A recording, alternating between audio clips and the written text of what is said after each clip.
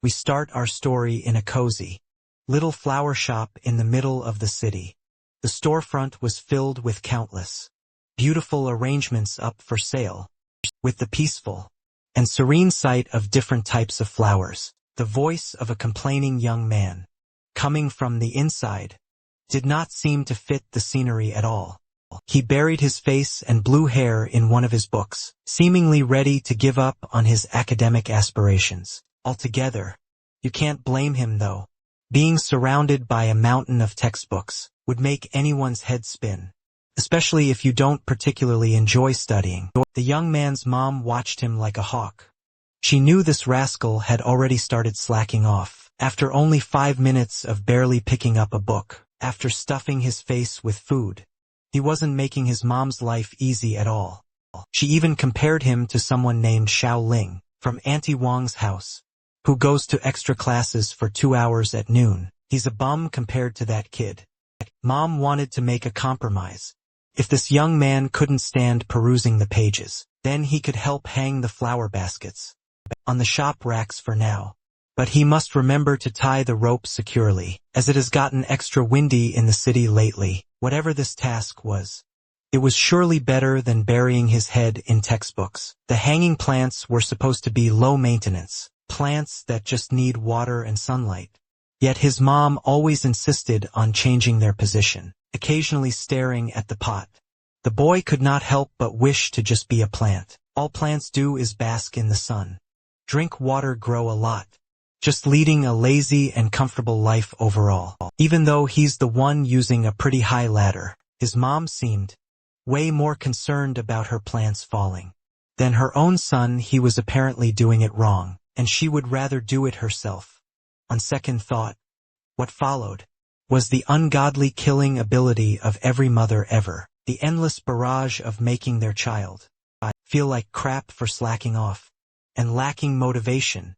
She insisted that even if this kid turned into a plant, he would still probably be a bum. The business of the city was quite a nice change of pace from the chaos of the flower shop, brought upon by the terror mom, being scolded by his mom again and again, and always gave the young man such severe headaches. He's currently walking through the streets, yawning lazily, while half-heartedly reading another book. He really cannot comprehend where his mom gets all these words from. When she gets on a roll, she talks like a machine gun that cannot be stopped at all. Or since she runs a plant shop, maybe a pea shooter was a more apt description. While he was busy imagining his mom as a plant versus Zombie's character, something drastic, brought upon by the changing winds of the city, was about to happen. A potted plant that looked to be one of those odd Venus flytrap things was knocked down by the wind, and was now heading for his head.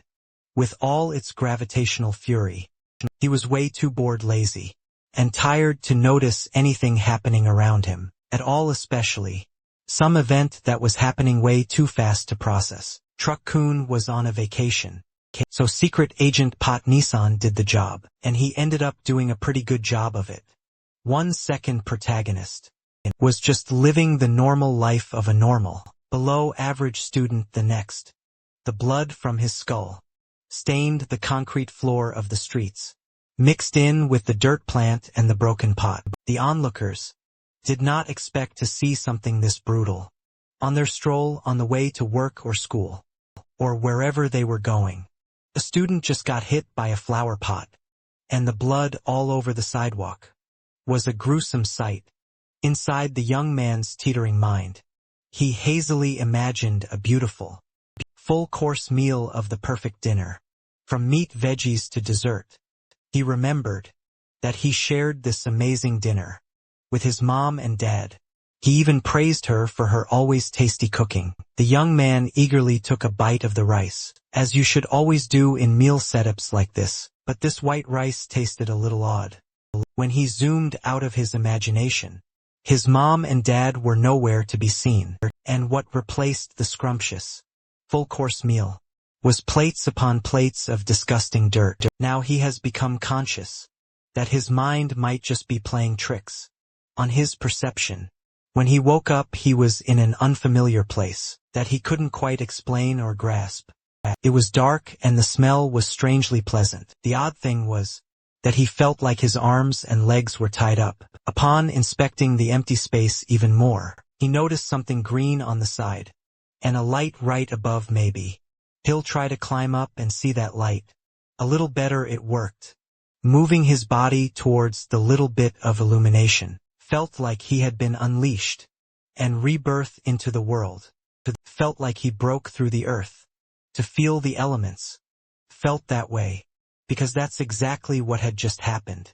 A small budding plant had broken through the soil, to bask in the intimate glow of the sunlight. Up above. He wanted to wipe the metaphorical sweat off his brows, but he did not feel any eyebrows. Still, finally crawling out of that darkness felt quite nice, now that he was starting to think about it. Something about this setup was extremely odd. Looking to the side, he knows that he wanted to move an arm to touch his face and forehead, but what his vision was giving him was a piece of leaf attached to a lanky stem. Now that he was looking at his whole body, it's fair to say that he looked and felt a lot different from his previous appearance. Not only that, but he was also in the middle of magical foliage, in the middle of nowhere surrounded by mountain ranges. He was not expecting all of these at all.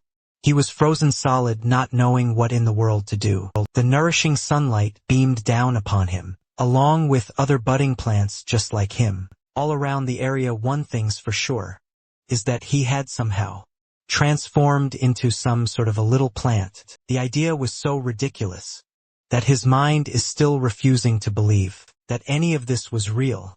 Perhaps he was just tripping, trying to recall what led to this situation. He remembers eating lunch and going to school, then getting hit by a flower pot, falling from an ungodly height. It felt ironic as he was just complaining about tending to his mom's hanging flower pots. He can only hope that he did not die such a shameful death in the middle of the midday crowd. It would just be too embarrassing at that point.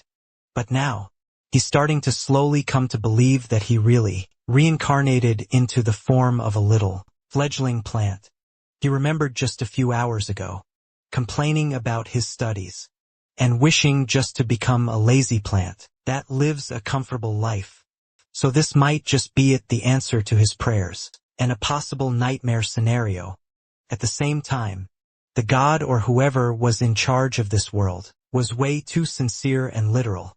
Just because he casually said some nonsense to procrastinate, the deity took it seriously. Now he can only cry and beg to get back to his previous life and form. As he was getting the dramatics out of the way, he remembered something crucial that might just be a game changer in this scenario. In web novels and manhwas, the main character who undergoes rebirth usually gets their own system and follows the path of becoming a god with overpowered abilities. But if that was the case here, then where's his op system? Why didn't he receive at least a notification sound? He screamed and screamed for the system to appear, to no avail. All the other plants from the same batch as him looked at him like a weirdo. A week later, he just quietly accepted the possibility that there might not be a system. After pouring his heart and soul into calling for it non-stop, he might just be an ordinary plant, damned to live an ordinary life. The good news was that he's not just a piece of grass. The bad news is he used to be a strapping young man, reborn as a weird-looking flower. Thankfully, he spawned in a nice piece of black soil, rich in nutrients, pleasant fragrances, and an oddly good taste. He feels like he can grow well in this environment. What sucks is that it's just a bit crowded in here, just like the gifted class he was in the previous world, where everyone is trying to get ahead. Today was the day that some unpleasant development happened. The sunlight has vanished. It was not cloudy or anything. The skies were as clear as they could be. The problem was that the flowers growing alongside him had left him in the dirt. They've grown to the point of smothering the land and covering the skies. It's just unfair. When all of them are plants, that should just be chilling. For some reason, this just kept reminding him of the familiar scene back in his school. where everyone was just so eager to impress. This time he won't let these show-offs take his sunlight. He will push his way through, and not let these flowers interrupt his sunbathing time. When he finally muscled through with great effort, he opened his eyes to the bright world that he had grown to love in the past week. His mood was immediately lifted, now that he could finally see and feel the sunlight on his skin, or petals and leaves and everything in his plant parts. Today was a day of unusual occurrence. Now that he had peered over everyone to bask in the sun, he saw some type of animal getting closer and closer to the flower bed. This dum-dum saw a majestic alpaca coming through and started calling it a wild horse. In his past life, Mom and Dad were always so busy with work that they never took him to the zoo, even once. Well, this would be his first time seeing a mythical creature. It did not disappoint. The so-called wild horse is pretty cute in its own right, but he stopped in his tracks. Now that he remembered one simple fact: these things eat grass. There might be a world where the four-legged beast was coming closer and closer to take a bite out of him. Once the alpaca opened its mouth, and its spittle flew all over the place. His nightmare scenario might just be happening right about now. He tried to cover himself desperately, not wanting to die yet, when the beast's tongue started coiling around, the stems firmly rooted in the area. It had miraculously missed him. The majestic alpaca just stared at him with seemingly knowing eyes, as it casually nodded on the flowers. When it started turning around, he was left as the lonesome flower in the once thriving flower bed. Thankfully, this four-legged beast only took one bite, and it seems like he was not the alpaca's type of lunch. But before completely turning and walking away, the animal wanted to give one last gift to our poor protagonist: a steaming pile of rock-hard and gray doo-doo. He was speechless. He internally asked himself, what in the world is happening? He stared at the pile of rich stool, then turned his attention to the enriching soil, in which his roots were tethered. Bullets of sweat started dotting his face, as he slowly came to realize the implication of this animal's normal, but still disgusting behavior. When he finally came to terms with it, he felt the world literally go dull and gray, and just like the color of the pile of crap, where the nutrients of the rich, black soil were coming from. Even though he had become a plant processing, the fact that he had grown as a flower in horse crap was still a bit too much to handle. He couldn't believe he even thought that this very black soil tasted delicious, tender and palatable. One couldn't stop oneself from throwing up. In this situation, meanwhile, the remaining flowers that survived, a few inches from him, had been blooming in bliss and happiness under the sun. Of course, Bro had blossomed too. But there's a new development in his anatomy. There are tooth-like things in the center of his pistil, and all the flowers around him occasionally shoot him a ghostly expression. Because of it, they didn't even bother to hide the look of their collective disgust for our plant boy. Then out of nowhere, a massive mirror just spawned right in front of him. It was a scene right out of those novels and manhwas that he reads. What he saw in the reflection was quite odd and disheartening. This is how he looks now. He has become a blooming big mouth flower. For some reason he remembered his previous life, when the only semblance of fun he could have had was the occasional playing of video games with friends. Still back in those days, he was never good at games. He distinctly remembers dying to a Venus flytrap repeatedly. It seems like there are unfortunate things everywhere and anywhere. No wonder everyone was giving him weird looks in this isolated flower bed.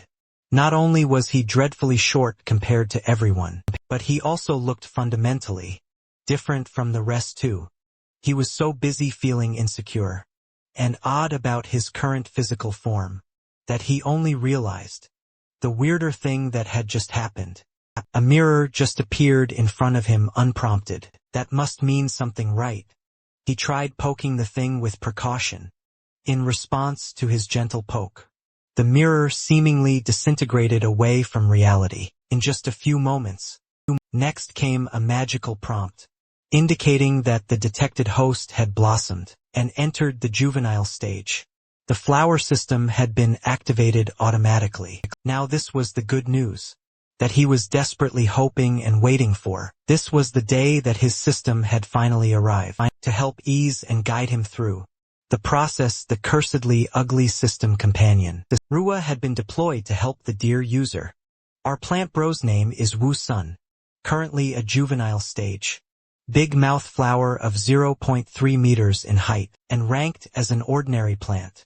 He has no special genes, no defensive skills, no special skills, and with a single attacking skill called swallowing, reading.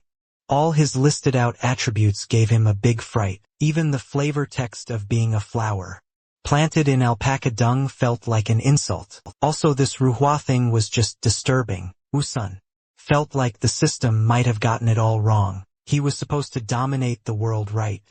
While he was yapping and complaining about the unfairness of this newfound system, notifications about him as the host, gaining 1.1 evolution points for 1 minute of sunbathing, and 1 point for absorbing soil minerals, continuously flooded down.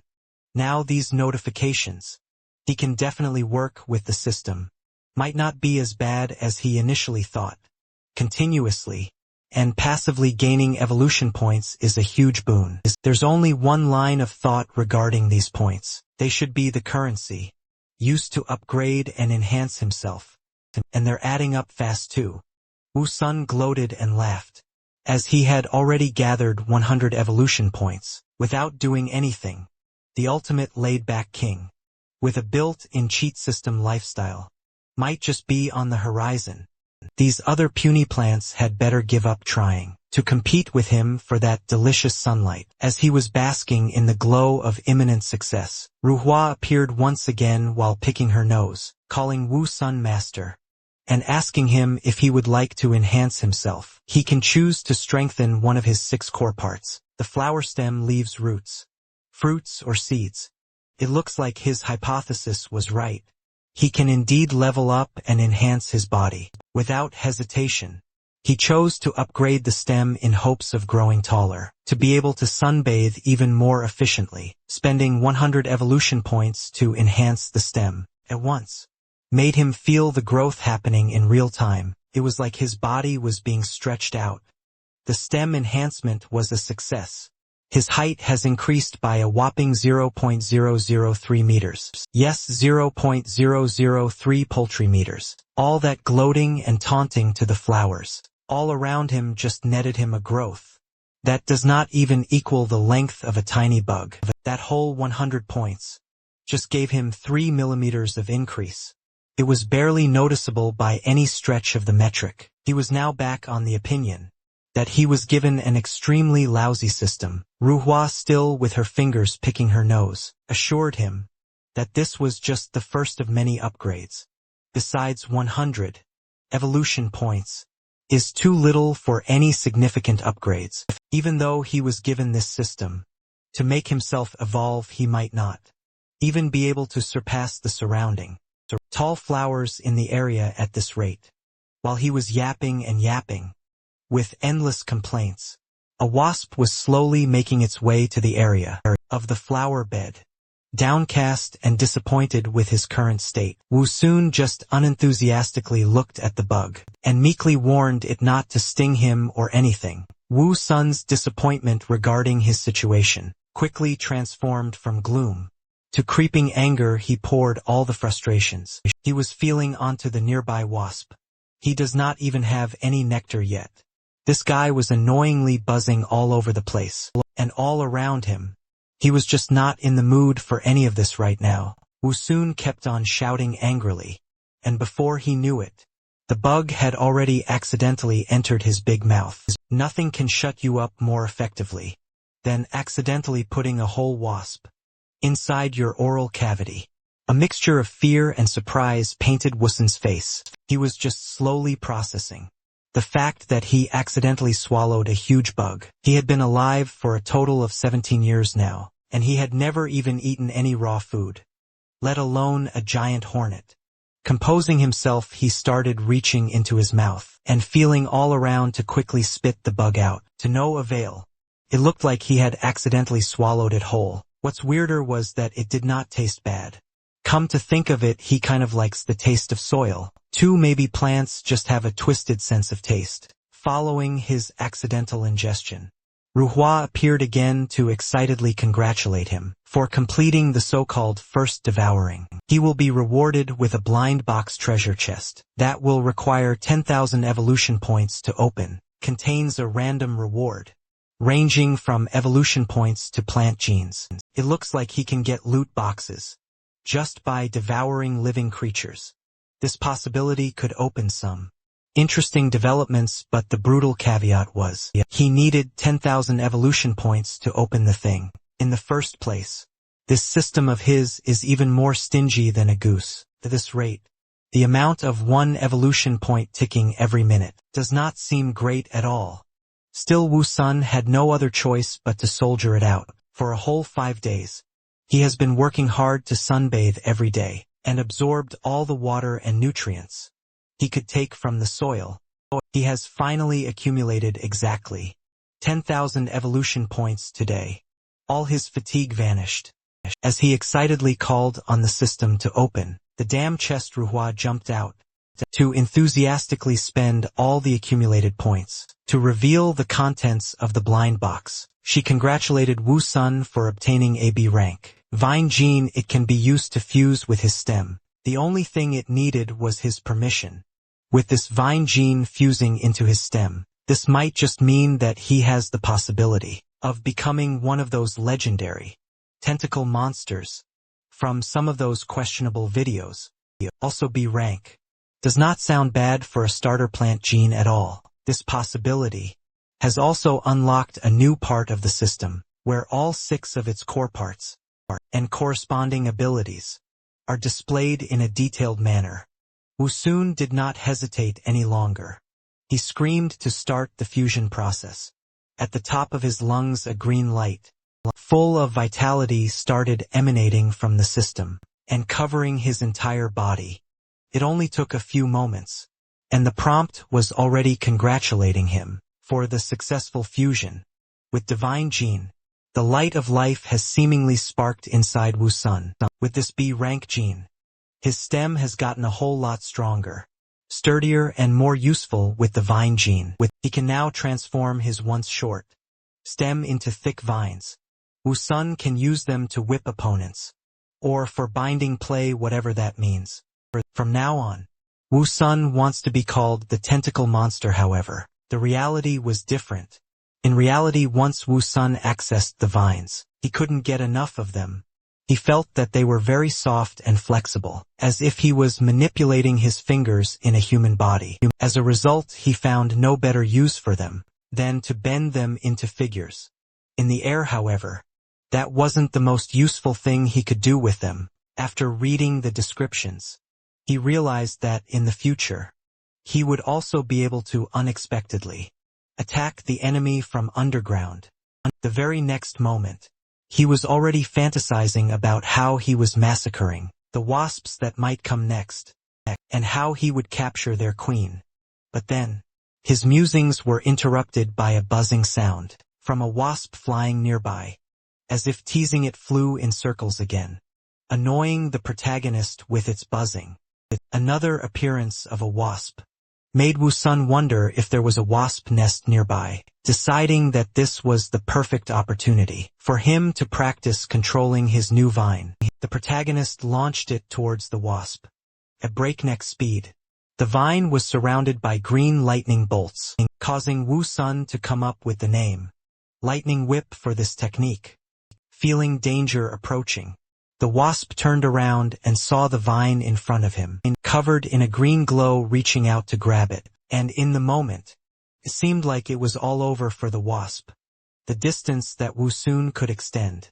His whips had reached its maximum, and as a result, no matter how hard he tried, he was unable to reach it.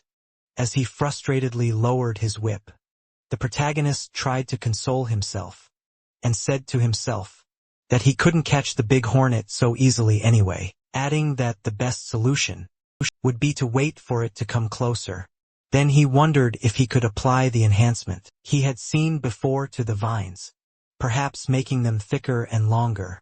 The wasp, meanwhile, hovered in the air and looked at Wu Sun with a haughty smile, as if trying to say that he was a loser who was not capable of anything. This arrogant behavior hurt the protagonist, but he continued to endure and did not show any signs, because he knew that if he could endure it now, the wasp would definitely relax and come closer, and even then he would be able to take full revenge for his humiliation. When the moment seemed to have arrived, and the wasp was close enough to be reached, Wu soon shouted loudly that this time he wouldn't let it go.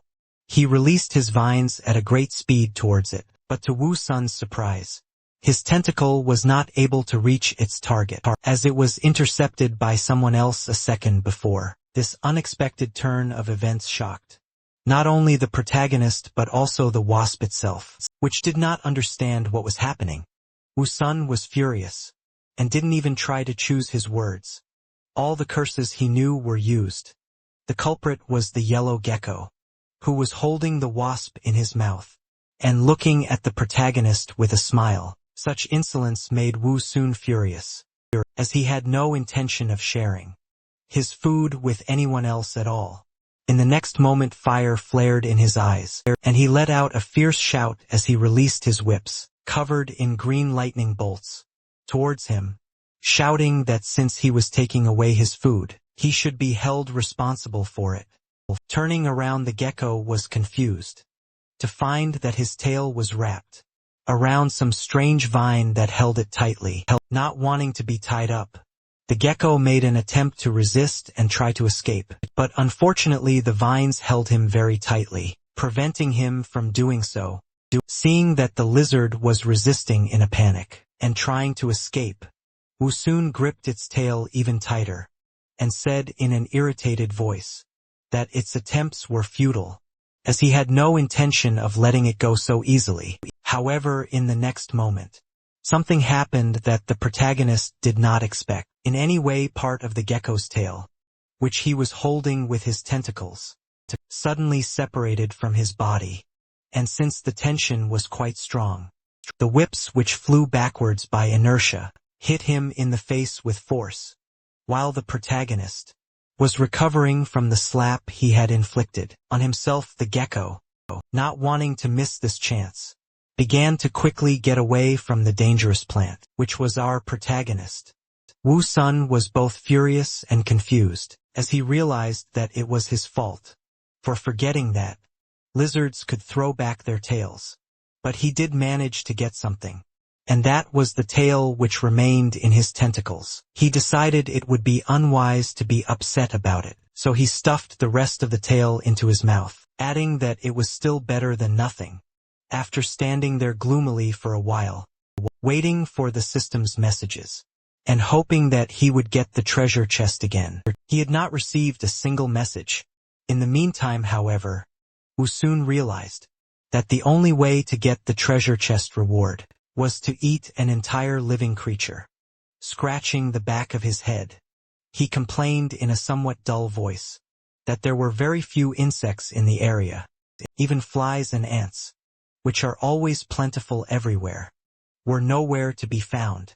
A week later, an innocent beetle running by was grabbed by a green tentacle that suddenly appeared out of nowhere, and the next moment, it went straight into the mouth of the protagonist, who opened it wide and ruthlessly ate the beetle, while the emotions of the flowers in the background changed from bewilderment to admiration. The next moment, a golden chest appeared in front of Wu Sun, accompanied by the voice of the system, which congratulated the protagonist for eating the dung beetle and obtaining the chest as a result, and informed him that 10,000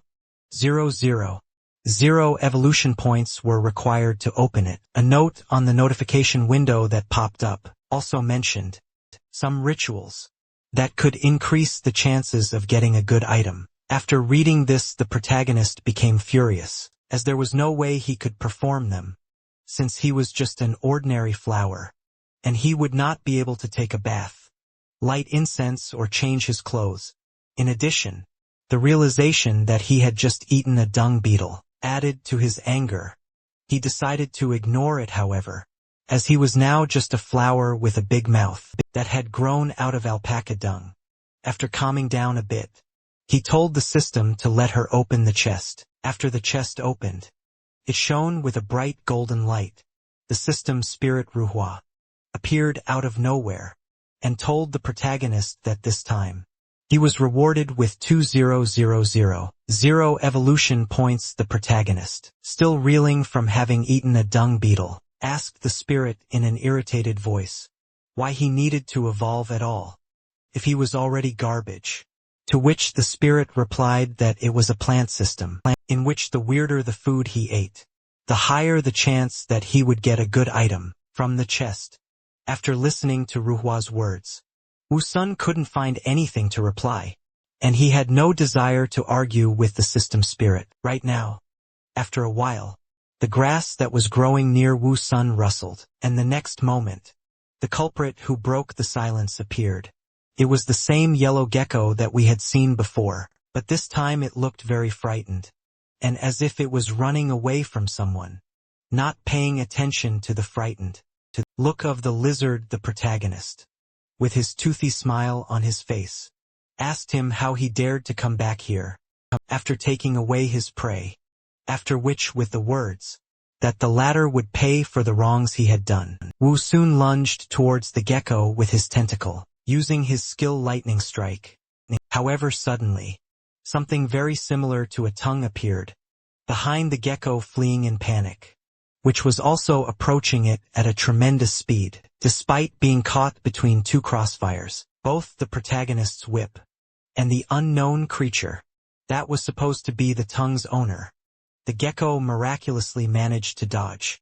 However, the lizard was no longer important to Wu-sun, as he was now more concerned with the creature that the gecko was fleeing from, in panic, and the one who was the owner of the tongue. With his eyes wide open, the protagonist watched as the creature retracted its long tongue back. After that, a head covered in spikes appeared. As it turned out, in front of him was a huge frog, whose skin was covered with spikes, while its eyes glowed threateningly with a red light. The frog pushed off the ground and jumped into the air, heading straight for our protagonist, who was frozen in place, unable to move. Having recovered from the shock, he desperately wondered why he was attacked by such a big frog. He had no time to despair, however, as his life hung in the balance. In addition, he was also caught up in the fact that the frog had abandoned its pursuit of the gecko and turned its attention to him, thinking that he was easy prey. The next moment he was out of his daze, and he swung his tentacle with all his might at the huge frog, shouting furiously for it to get out of here. It flipped in the air and fell to the ground with a thud. But the next moment it was standing on the ground. But in the next moment, it was already standing on its feet, staring at Wu-sun angrily, with its red eyes that clearly showed its rage. Deciding not to wait for the frog to fully recover and attack him, the protagonist decided to attack first, swinging at it with his tentacle, which would act as a whip in this attack. As planned, the whip attack hit the target. However, it did not do the expected damage. After receiving the blow, the frog only squinted its eyes. In the next moment, the toad fiercely grabbed the tentacle of Wu-sun, who did not anticipate this outcome and did not have time to return it to him. The protagonist, meanwhile, was trying with all his might not to be dragged away by the frog, which had already begun to forcefully pull on his tentacle, and was pondering how the frog was able to repel his attack so easily. To his senses it felt like he had hit a rock, but he had no more time to ponder, as the next moment the frog stuck out its huge tongue and wrapped it around his stem. This action from the frog left Wu-sun confused, as he didn't quite understand what it was going to do now, but in the next moment, everything became very clear. After all, the frog grabbed the stem of the main character and began to tear it out of the ground, along with the roots, Realizing that now his beautiful new life could end, Wu soon panicked and started to scream loudly, and tried to resist. After the frog had firmly grasped his stem, with his tongue he began to pull with force, and our flower began to slowly separate from the ground, and when his stubs began to break off, he cried out, "It hurts." It hurt so much that he felt like his body was about to be torn apart. He now had a pressing question. Do plants feel pain like animals? He continued to cling to the ground with his roots, with tears in his eyes. Now he understood how all those poor plants, flowers and grass felt, on which he had taken out all his anger in his past life. Now it seemed to him that the pain he was feeling was God's punishment for the pain he had once inflicted on the plants. The frog was inexorably pulling him harder and harder, ripping him out along with a piece of earth. Wu soon realized that it seemed like it was all over for him now, as he would most likely die if he was uprooted from the ground. He could already see the cold breath of death at the back of his head. He didn't think he would feel it again so soon. But when there was no more hope, he noticed something, or rather someone, and he was surprised and frightened. A yellow gecko, already familiar to us, appeared on the branch above the frog. He did not understand what the little lizard was going to do, whether he wanted to avenge his lost tail, or to help him with the frog. The gecko, in order not to lose his advantage of surprise, and not to alert the frog with his finger, showed our flower to be silent, and not to draw attention to him. Wu Sun was very surprised at this turn of events. How did the gecko know such gestures? And why did he look so smart? What kind of world had he gotten into, that all the beasts here were so smart and cunning? This could be a problem for him in the future if he lived to see it. The gecko didn't wait long, and jumped at the frog from the branch. He landed right on its head, between its ugly yellow eyes, and before the frog woke up from the surprise, and had time to throw him off, he aimed his toothy mouth right at its eye. After his bite, dark blood gushed from the frog's eye. The frog would have howled from the pain if it could, but as it only made an incomprehensible sound, and jumped up on the spot, it was forced to retract its tongue back, letting go of our toothy flower. The frog fell on its back, going to crush the pesky gecko, but it failed as it jumped off in time. But as long as the frog left the flower alone, this was his chance. Wu Sun sighed from fatigue, and realizing how close he was to death. But he didn't have much time. Therefore, he immediately began to prepare for the attack, and raised his battle whip. He wrapped it around the wounded frog, and bound it tightly before it could even quack. Then he was going to throw it away with force, and plow the ground in the clearing with it, which he eventually did. After that, he began to spin the frog, throwing it against the ground, and then spinning it again. This made it dizzy and its tongue fell out. But the frog had another trick up her sleeve, that she was saving especially for situations like this. She let some slippery and smelly liquid out of her skin, and when it hit the whip, the frog just slipped off it and flopped to the ground. Our flower did not have time to react in time from such a surprise, and was a little confused. He thought that the frog is already in his hands, and it cannot escape. However, thanks to its trick, it has already successfully jumped away from this unfortunate flower, which brought it so much pain and trouble.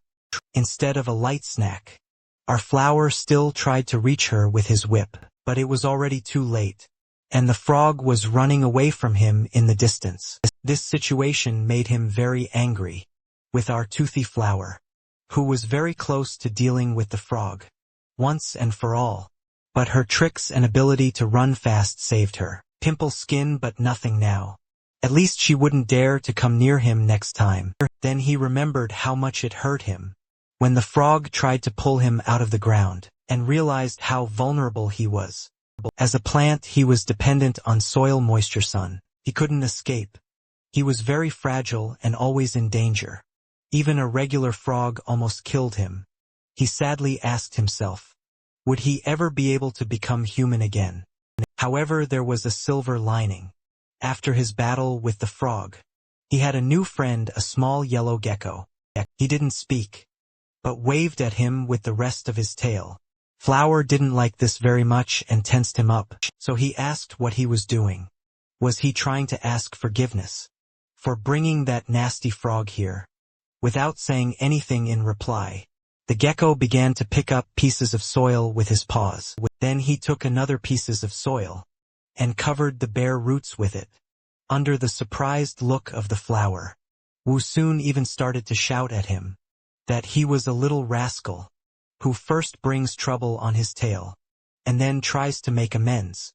But when he felt relief from the moisture and shade on his roots, he was a little more sympathetic to him, and even said with a toothy grin that, since he had helped him with the frog and the soil, he would not be angry with him. Gecko seemed very glad that he wasn't being chased away. The gecko continued to rake the soil around the roots of the flower, and our hero was quite surprised that the gecko seemed to understand his words. He wondered if it was normal for the gecko to understand his words, if he knew how to use the environment to fight his enemies, if he knew how to use the soil to fertilize the plants. If that was the case, then the other question was, what language was he speaking now? Was it a human language or the language of flowers, or maybe animals? When the gecko finished fertilizing the flower, he turned around and was about to go about his business, but our hero decided to see if he understood him. So he shouted to him that since he was leaving, at least let him say goodbye properly. But it seemed that the gecko did not pay attention to his words and continued his movement, and he sighed disappointedly, and he thought he had really found a friend to talk to. And as it turned out, the gecko didn't go far, and stopped at the edge of their clearing of grass, and paused for a moment. Then, noticing movement in the grass, he caught a bug with his long and sticky tongue, and then, with a satisfied smile, like a dog who carries a ball to his master, he started to return to the flower. Gecko ran up to the flower and poked him in the cheek with his tongue, who did not understand what was happening and why he was poking him with his nasty tongue. He started to tell him that it is disgusting when someone pokes you with his slobbery tongue. But then the gecko showed him a bug on his tongue, which he apparently wanted to give him. He was making incomprehensible noises and pointing his finger at the bug, as if offering to take it. Our flower was hungry enough, and realizing what the gecko was offering him, he opened his mouth pointing at it. But what was wrong in their pantomime? And they did not fully understand each other, because the gecko did not give him the bug. So the flower asked, what does he want? Was he afraid he would eat the bug along with its tongue? And it seemed to be true, because the gecko nodded happily in response. He thought that such a smart lizard could not be fooled, even if he wanted to, but he knew how to solve their situation. So he suggested that the gecko put the bug on the ground in front of him, and then he would deal with it, since he didn't trust him. However, the gecko understood everything in his own way, and seemed to have decided that the flower could be trusted, after all. And now he came closer with the bug on his tongue. Our flower didn't know how to react to all this, but his second confusion was not long, because he knew well the saying, when they give you take, if they hit you run. So he grabbed the bug with his whip and threw it into his toothy mouth. He hoped it would help him evolve. Surprisingly, it did. Right after he swallowed the bug, the spirit of Ruhua and information, windows appeared in front of him, congratulating him on getting the next random treasure chest. Thanks to eating a live bug, he again needed to accumulate 10,000 evolution points to open the chest also. After a certain number of open crates, he would be able to get an additional reward. There was also a funny note that warned that, before opening a treasure chest, it was worth taking a bath, changing clothes, lighting incense and praying to all known gods. This was supposed to increase the probability of rare items falling out. But it's not certain also. After all the notifications, the system would ask him if he wanted to open the chest, since he had enough points. Ruhua looked at the yellow gecko with interest. Our hero, upon seeing his gaze, explained that it was his new friend, whom he met during the battle with the uninvited guest. Then Wu Sun turned to his new friend and asked if he wanted to help him open the treasure chest as a reward for his help. Gecko simply stared at him questioningly in response. This behavior did not please Ruhua, who was sitting on the chest with a frown. Our flower realized that he was wrong again and overestimated the level of intelligence of the gecko, and decided to simplify everything for him as much as possible and choose one of the two phrases: open the chest and do not open the chest. And who would have thought? The joyful gecko made a sound similar to open. Our hero was pleased with the progress in their communication, and turning to his system spirit, Ruhua told him to open the chest, since that's what even the lizard said. An information box appeared, congratulating him on obtaining a B-level vine gene that could be integrated into the stem, and asking if he wanted to use it. Now also under the illustration of the vine, its properties and benefits to the plant were explained. But since he already had one vine integrated, the system offered him two options for gene fusion. The first option was to upgrade and strengthen the existing vine. The second was to add another additional vine, and further the skill was offered to choose one of the options for its development. Our hero was very happy about the opportunity to develop, and was not shy to tell everyone around him about it. He stroked his already tame gecko and praised it, because thanks to it he got a good level item. But now he was faced with a difficult choice: which way to go? To strengthen his vine or to get an additional one? As he pondered, he recalled the details of his fight with the frog, and realized that he had almost been uprooted because he didn't have enough vines. That was why he had chosen the second option. Hearing his answer, Ruhua pulled out his magic fairy wand and announced that there would now be a fusion of his stem with the new gene. Our hero was engulfed in streams of green energy, and the next system window appeared, where our flower was congratulated on the integration of another gene that allowed him to turn his stems into whips to fight his enemies. Could also now officially refer to itself as a tentacle monster, true with only 2 tentacles. But that didn't matter. Wusun was expecting something more, and he began to resent the thin and short whip he had been given. Wasn't there something bigger and prettier? And Ruhua replied that not everything is so fast, and there are no shortcuts. He has already accumulated a lot of evolution points, and he is sure that our flower will become longer and thicker in the near future, just like everyone dreams of. Wusun was annoyed by such worthless whines he got from the system, so he asked the system spirit if the system couldn't be more serious and give him normal improvements instead of this mockery. But Ruhua's system spirit was determined to convince his little master that the system is always completely serious, and this is the way of gradual evolution. Our protagonist realized that there was no point in arguing with him, and he was just too lazy to deal with him. So he simply told him to disappear from his sight and stop annoying him. After getting rid of the annoying system spirit, he turned his attention to his new friend and decided to offer him a mutually beneficial deal, since he had helped the gecko escape from the big frog, and the gecko had offered him food in gratitude. It meant that the little creatures knew how to be grateful, and he planned to use that to his own advantage. Wusun offered the gecko a deal, saying that in the future, if there was any threat, he could just come to him and he would protect him. In exchange for just one condition: he would have to catch a bug for him every day. He thought to himself that this would be a brilliant move, since he couldn't move, and his whips had a limited radius. But with a mobile partner to help him catch bugs, he could level up very quickly. The gecko didn't seem to be at all thrilled with this offer, and looked at him incredulously. Wusun began to reason that bringing him bugs would not only benefit him, but also the gecko, because then he would be able to provide more security, thanks to the fact that he would be stronger himself. The gecko seemed to be satisfied with this explanation, and no longer looked at him so disgruntled. He seemed to agree to his terms. Wu soon exhaled a sigh of relief and assured him that, since they had agreed, he would not let him down. Then, he asked the gecko if he could call him Little Yellow. He didn't seem at all thrilled at this idea.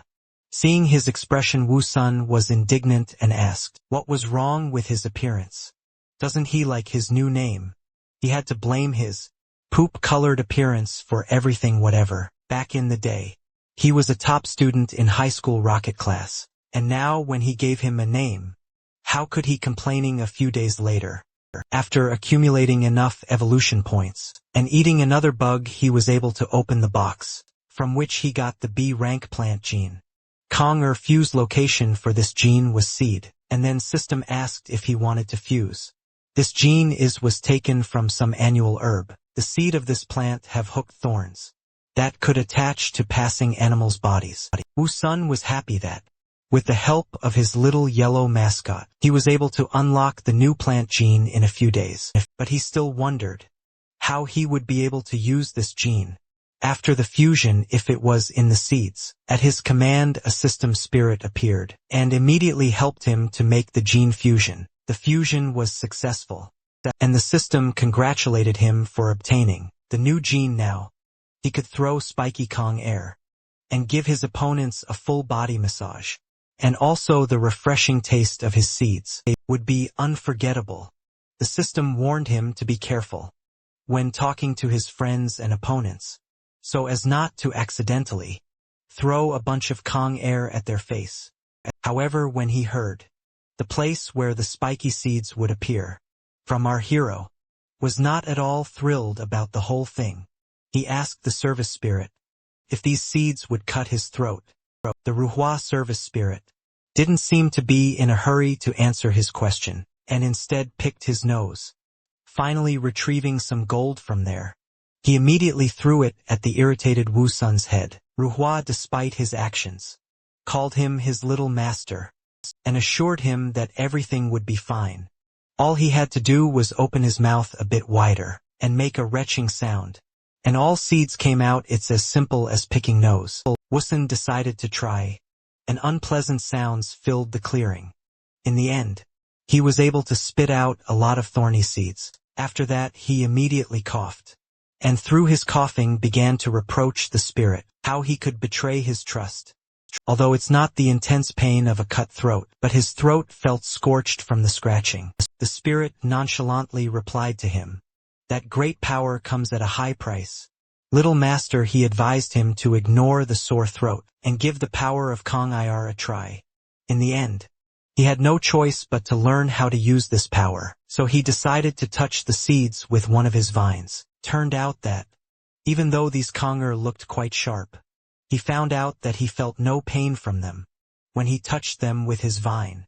Surprisingly, it doesn't hurt, and that was because his vines became tough and thick after upgrading, and in that case, he could afford to let his creativity run wild and realize some of his bold ideas. He'd already figured out how to amuse himself with the seeds. To do this, he gave the gecko a dry leaf and asked him to stand away.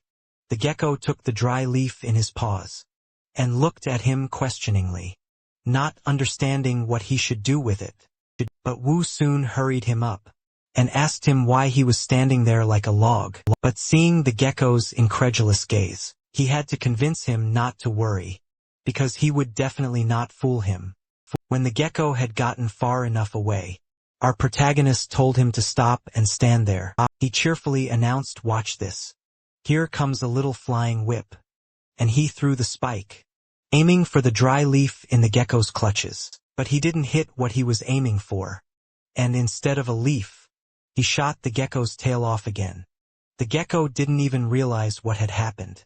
The gecko only noticed that something was wrong when pieces of its tail began to wriggle behind him. Wu soon realized that he had done something wrong and apologized, assuring the poor gecko that it was not on purpose. But his apology couldn't bring the poor thing's tail back, and he was showing it very clearly with his look. His look pissed off our hero, who shouted furiously to him, "What's with that contemptuous look? How he dare to look down like that on his big brother. Then he immediately decided to correct himself and try again, being sure that it was only an accidental mistake. And now he would succeed. And to everyone's surprise, he hit the leaf but not the one he was aiming at. Gecko realized that he was hopeless, and it was only a matter of time before something else got shot off. It turned out that all the thorny seeds he had thrown were nowhere near the target, and had hit all the bushes with the accuracy of a sniper, leaving them no chance. For such outstanding services, Wu Sun definitely deserved to be rewarded with the lizard body outlining master medal. But he did not give up, reassuring himself that just today, his accuracy was a bit off. But that was okay because with diligent practice, he will surely improve his throwing skills and become a ninja master at accuracy. A few more days passed like that. Gecko continued to hunt bugs, terrorizing the local arthropod fauna, and judging by the number of insects in his mouth, he was very successful at it. Having finished the hunt, he began to make a hole in the withered tree, inside the trunk of which rainwater was collecting, and when the hole was ready and dirty, water was pouring out of it. The gecko began to pour it into a bowl. The poor fellow was sweating from the continuous work, but still he hurried to his friend Flower. While the gecko was working hard, our Flower was just basking in the sun and eating remaining bugs, talking about his hard life, and complaining that Little Yellow was delayed. He was hungry, and didn't understand why he still felt hungry after being a plant. But as soon as he heard a noise from the bushes, he immediately put all his thoughts aside. When he saw a gecko with a bowl in his paws, he thought that as soon as he spoke of the devil, he would immediately appear. But all his resentment was taken away when the gecko gave him a bowl of water, and even filled his mouth with water, and showered him with an improvised rain. Wu Sun praised Little Yellow, telling him that he is smart, learns quickly, and even knows how to use a bowl for water. But it seems that all his cleverness did not extend to how to transport the bugs, because he kept them in his salivating mouth, and when he spit them out on the ground, in front of our Flower, they were completely covered with his unpleasant liquid. So Wu Sun advised him to find some tree bark next time he catches bugs, and put them there. It would be much more hygienic than that. But this time he was hungry enough to ignore a little thing like this, and started eating the bugs. After devouring a few bugs, the ugly system spirit reappeared in front of him, and congratulated him on getting another chest for eating green-headed fly. This chest needed 10,000 evolution points to open as always, and Ruhua asked him if he wanted to open it now. But Wusun decided to save it for later. Right now he didn't want new upgrades, since he hadn't learned how to use Konger properly yet, and on top of that, the ground under the scorching sun had become too dry, so he had to ask Little Yellow to fetch some water to help him grow more vigorously. Sipping water and juggling his thorny seeds, Wu Sun enjoyed his life and even said that this is the laid-back life he wanted. And it feels good to have someone who feeds him. After finishing his water, he decided to try his hand at throwing spiky kangaroos again, but even though this time, the gecko held 3 leaves at once, he still didn't hit even one. Even the massive volley that followed didn't help. And he didn't hit once again. Just reaffirmed the title of the most accurate marksman in the Wild West, and he didn't hit even once. But that didn't seem to spoil his mood, because he had enough time and bug snacks to keep practicing.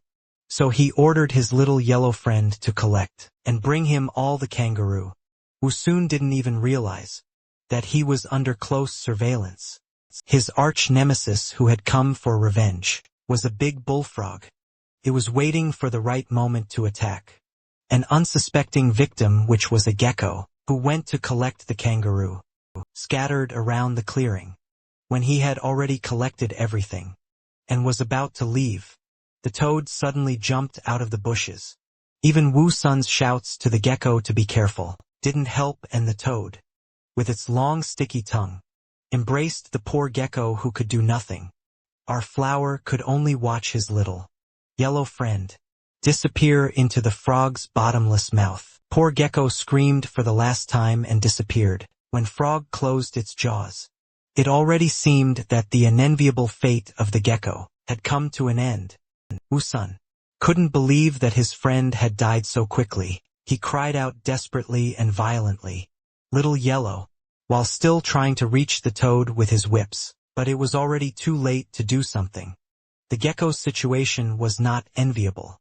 He was still alive but inside the toad. He wouldn't be able to stay that way for long. The poor thing was trapped inside the giant's stomach, which was clenching every now and then. But he still hadn't released the spiny seeds from his paws, and that gave him hope of escape. Showing all his ingenuity, he took a few thorns in his paws and began to actively stab the toad from the inside. With them, the toad's eyes widened with pain. The first time it had eaten its victim, it was struggling so hard in its stomach, couldn't take the pain any longer, and began to prepare to spit out its spiny lunch. The toad spat out the entire contents of its stomach, along with the gecko in streams of vile slime. Woo-sun had already said goodbye to his friend, and was surprised to see him again. He didn't understand why the frog spat him out. Was he as unpleasant to taste as his poop-colored appearance? With one swipe of its paw, the toad threw its stinky and prickly prey away from its tongue. Woo-sun, seeing all this, remembered how he had once seen an online video of a toad swallowing a farting bug and then spitting it out. So when toads eat something poisonous, they regurgitate their stomach to clean it. In the end, he happily concluded that it was because Little Yellow was holding the Kong air in his paws. So he hurried the gecko back to him with the prickly seeds. But because he was holding the seeds in his front paws, his speed was very slow, and the toad had already managed to gulp back its stomach. And the toad's eyes lit up with rage and annoyance at the fact that its prey was leaving right under its nose. The toad couldn't just let it go and jumped again, with its mouth wide open, about to swallow the unfortunate gecko again. But because of this jump, it got within range of our flower's whips, and he spread his whips and asked the toad how she dared to come again. Doesn't she remember how it ended last time? This time having two whips at once. He would not let her leave alive. The toad appeared to be ready for the first attack, and dodged it. It even managed to grab one of the whips, just like last time, and tried to reach her tongue into the flower, to finally pluck it out of the ground. Well, something didn't go according to plan. After all, the flower's vines were now too long, longer than the toad's tongue, and it just couldn't reach for him. Woo-sun only laughed at her pathetic attempts, and asked her what she was hoping for, trying the same move against him second time. Hadn't she noticed the change? Our flower's vines were now longer, thicker and stronger, and were already beginning to entangle the helpless toad. After tying her up tighter, he began to pull her towards him. The poor thing resisted as much as it could, and struggled with all its might.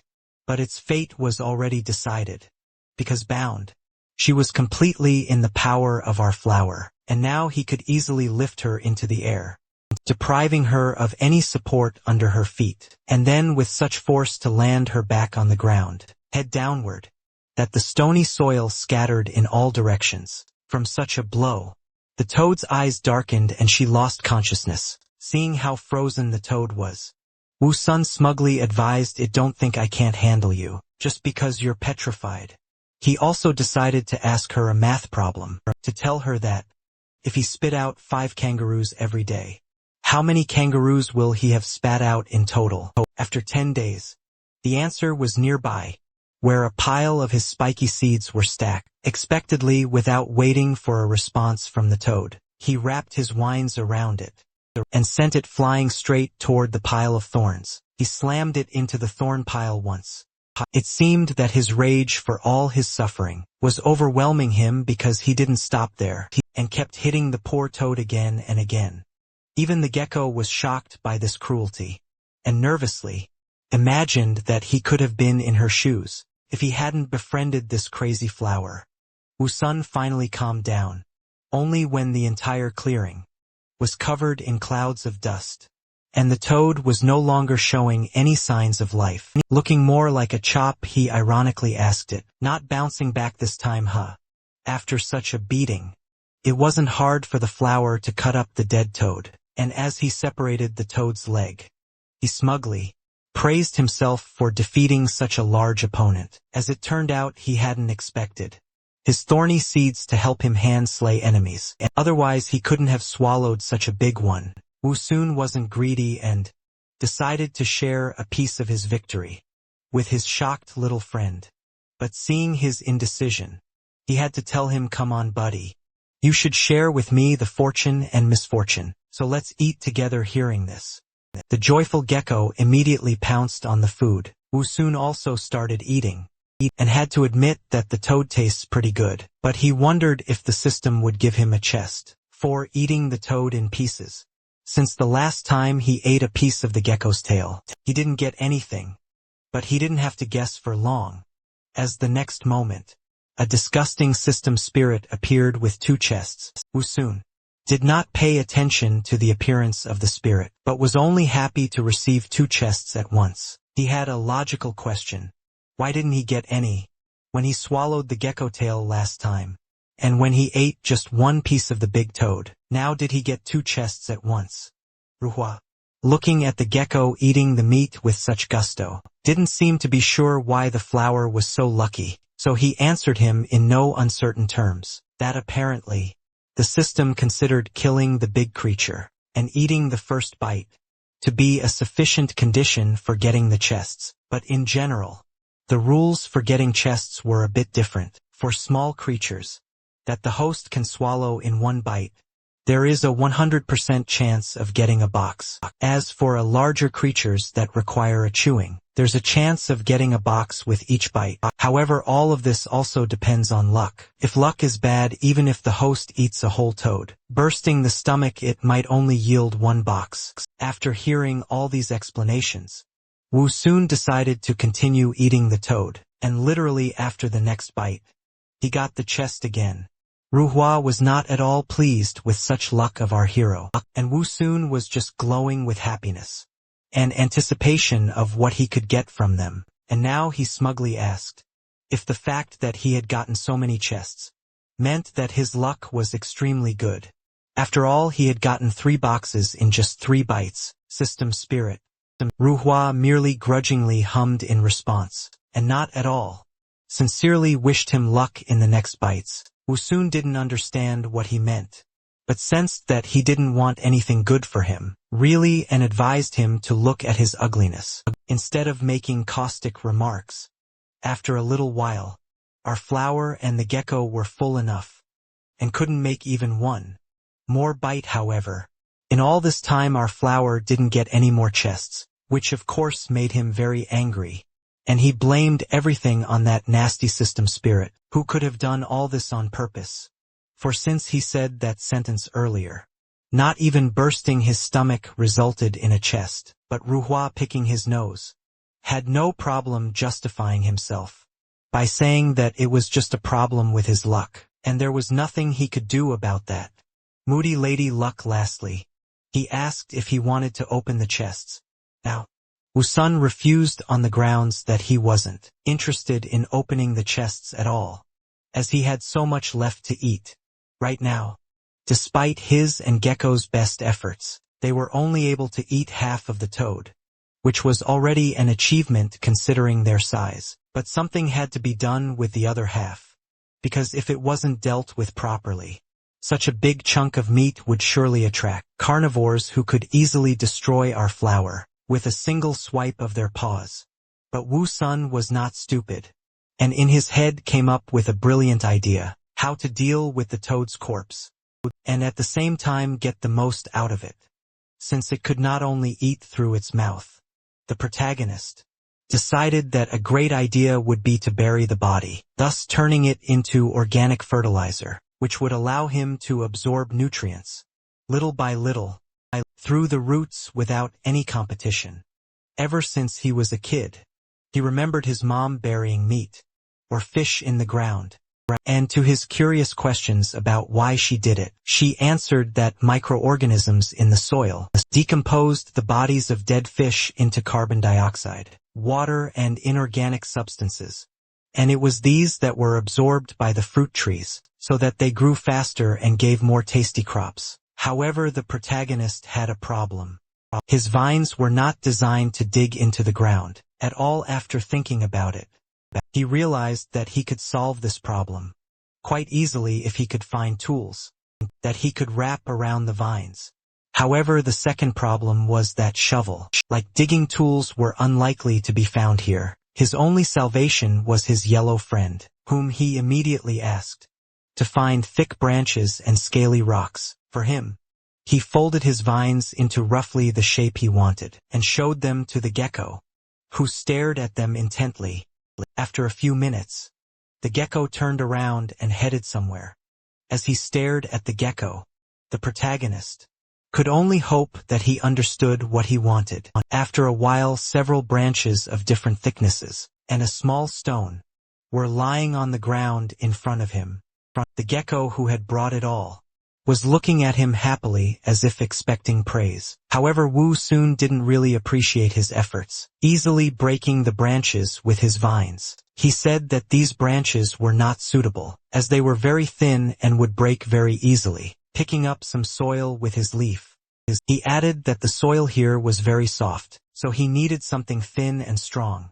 Hearing this, and silently staring at the broken branches, after a moment of silence, staring at the broken branches, Gecko seemed to understand, nodded his head and rushed off. However, he did not manage to bring the necessary tools. For the first time he brought a leaf or a lump of soil, which was obviously not solid at all. Even though he was tired, he brought a huge log that Wu Sun didn't know what to do with, because he could hardly move it. However, this was not what he needed, and he even thought that he had overestimated the IQ of his yellow friend. Suddenly, however, two objects fell to the ground in front of him, a sharpened bone as well as a broken arrowhead. His eyes immediately widened with surprise. After grabbing the arrow, he couldn't be happy with it, because even though it was broken and rusty, it was still what he needed. It was also made of iron, which could mean that there were other intelligent beings in this continent who knew how to use tools. Grabbing the bone and arrowhead with his vines, he immediately got into a threatening fighting stance, saying that these two sharp objects could be good weapons for him, and if he was attacked by a toad again, he would be able to slit its belly easily. Praising the gecko for finding what he needed, he tossed him the bone, and added that they had some work to do. They started digging together. After a while, a rather large hole appeared in the ground. Wiping sweat with a vine, Wu soon turned to the same tired gecko, and said that it was time to drag the frog's body into the hole. The gecko immediately started dragging it. After putting it in the hole and covering it with soil, he jumped on it a little to trample it completely, sniffing the air, and noting that the smell of blood was gone. So the predators had no reason to come here anymore. He wondered why he, being a plant, could smell the odors as he began to absorb water, sunlight, and nutrients again. He noted that nothing had changed yet. However, he realized that he had rushed things, as the microorganisms needed time to decompose, the frog's body accepting that this method was not as fast as absorbing it directly. He remembered the 3 chests he had been able to obtain earlier, that he had not yet opened. Calling the system spirit, he told him that he would like to open them. The system spirit immediately appeared, and told him that since there were 3 chests, he had given them their serial numbers, and asked which one he wanted to open first. Turning to the gecko, the protagonist asked him which one he would like to open.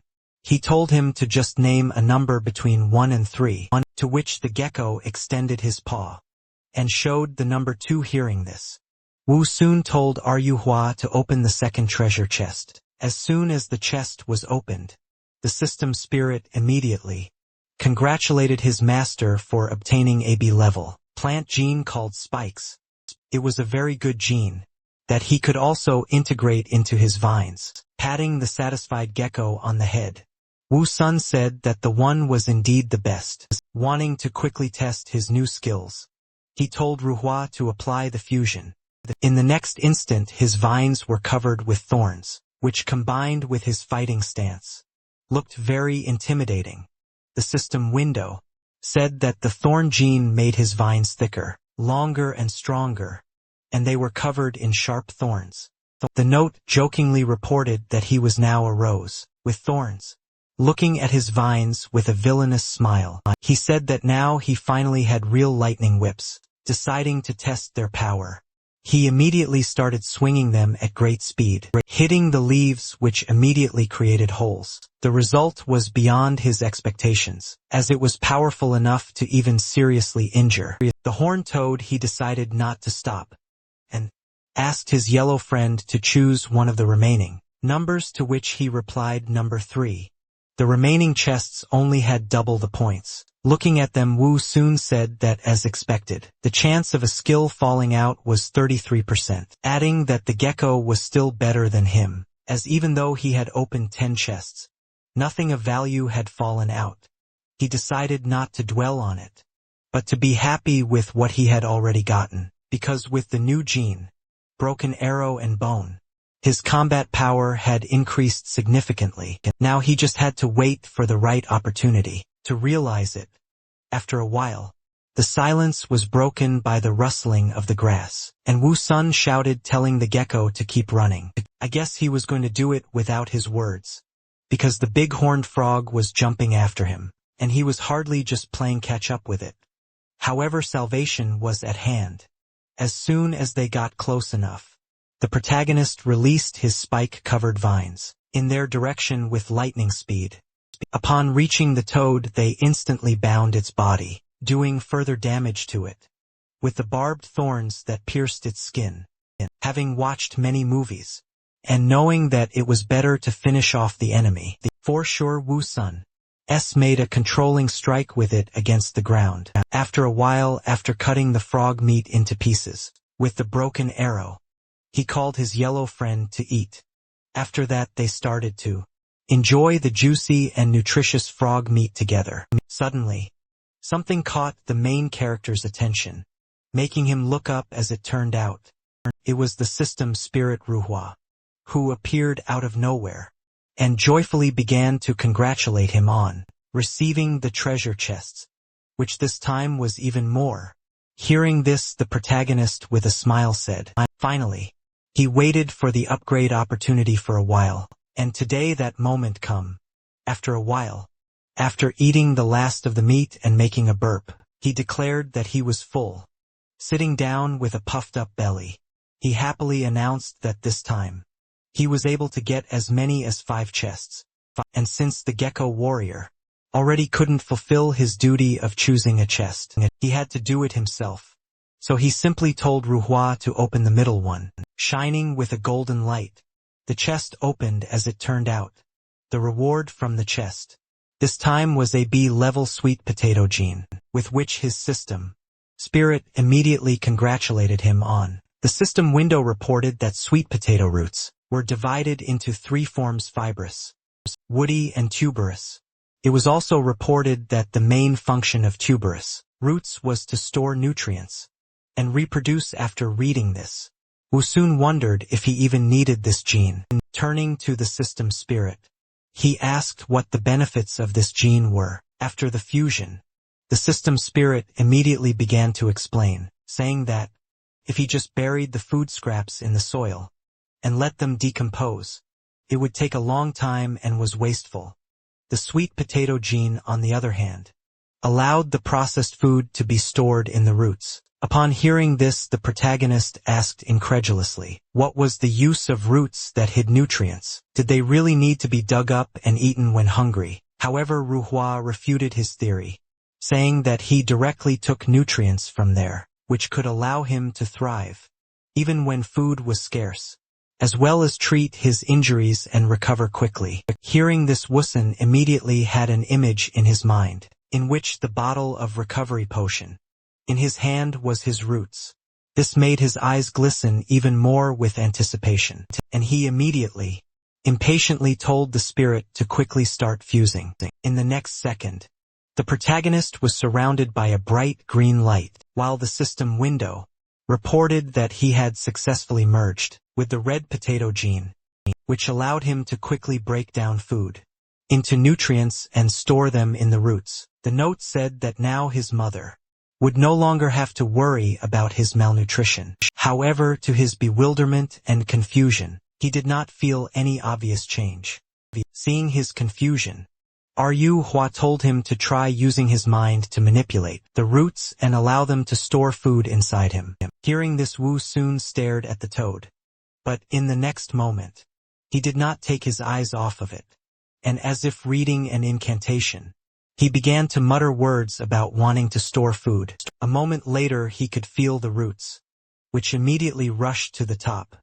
After breaking through from the ground, they immediately began to braid the frog's body. Seeing this, the protagonist could not help but rejoice that everything worked, and also so quickly.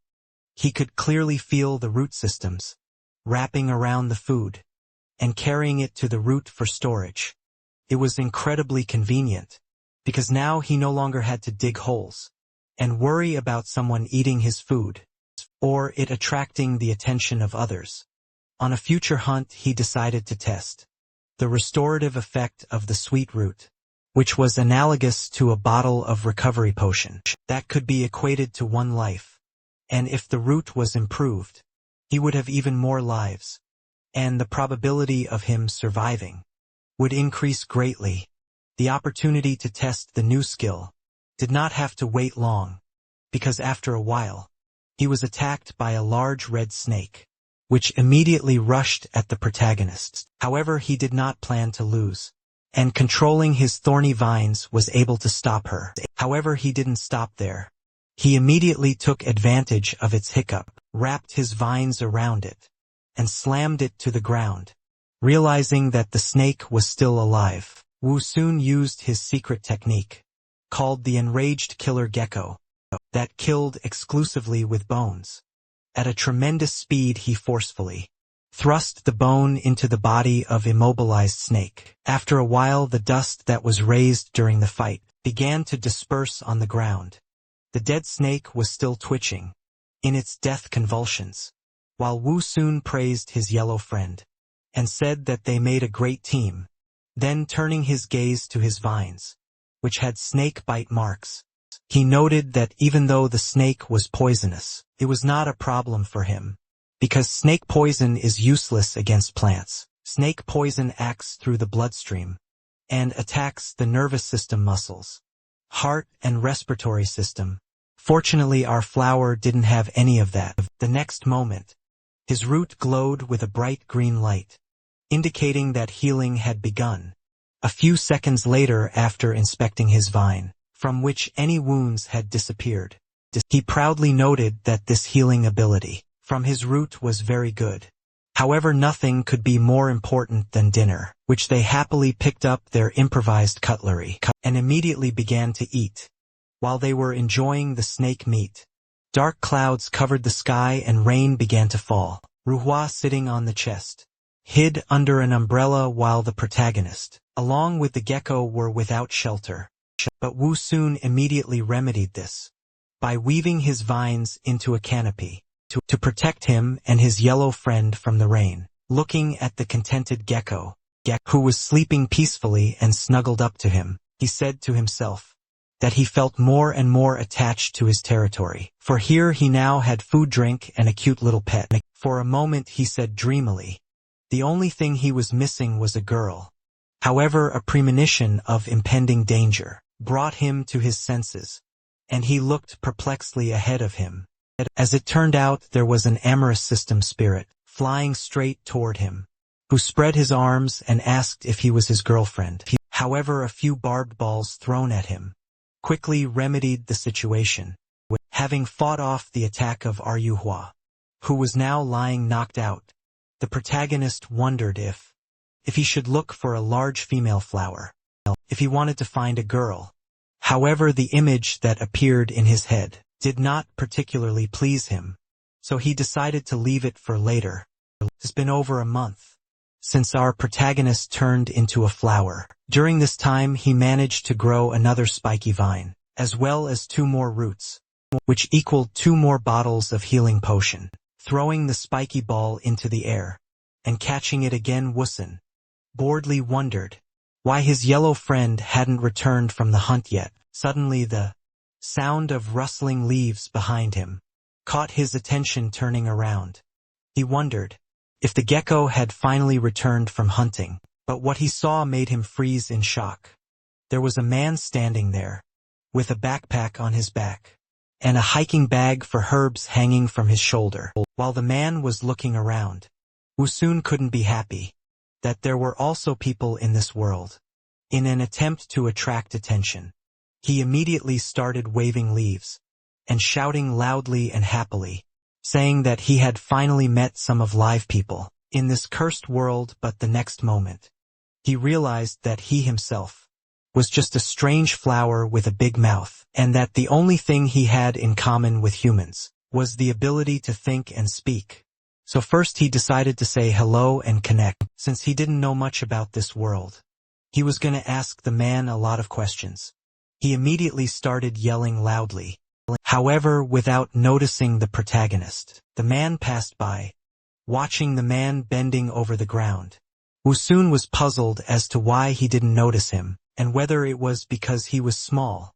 But what interested him even more was what he was doing. Now, suddenly there was the sound of roots being pulled from the ground. With a smile that seemed devilish to the protagonist, the man happily said that he didn't expect there to be such a precious toxin cleansing plant.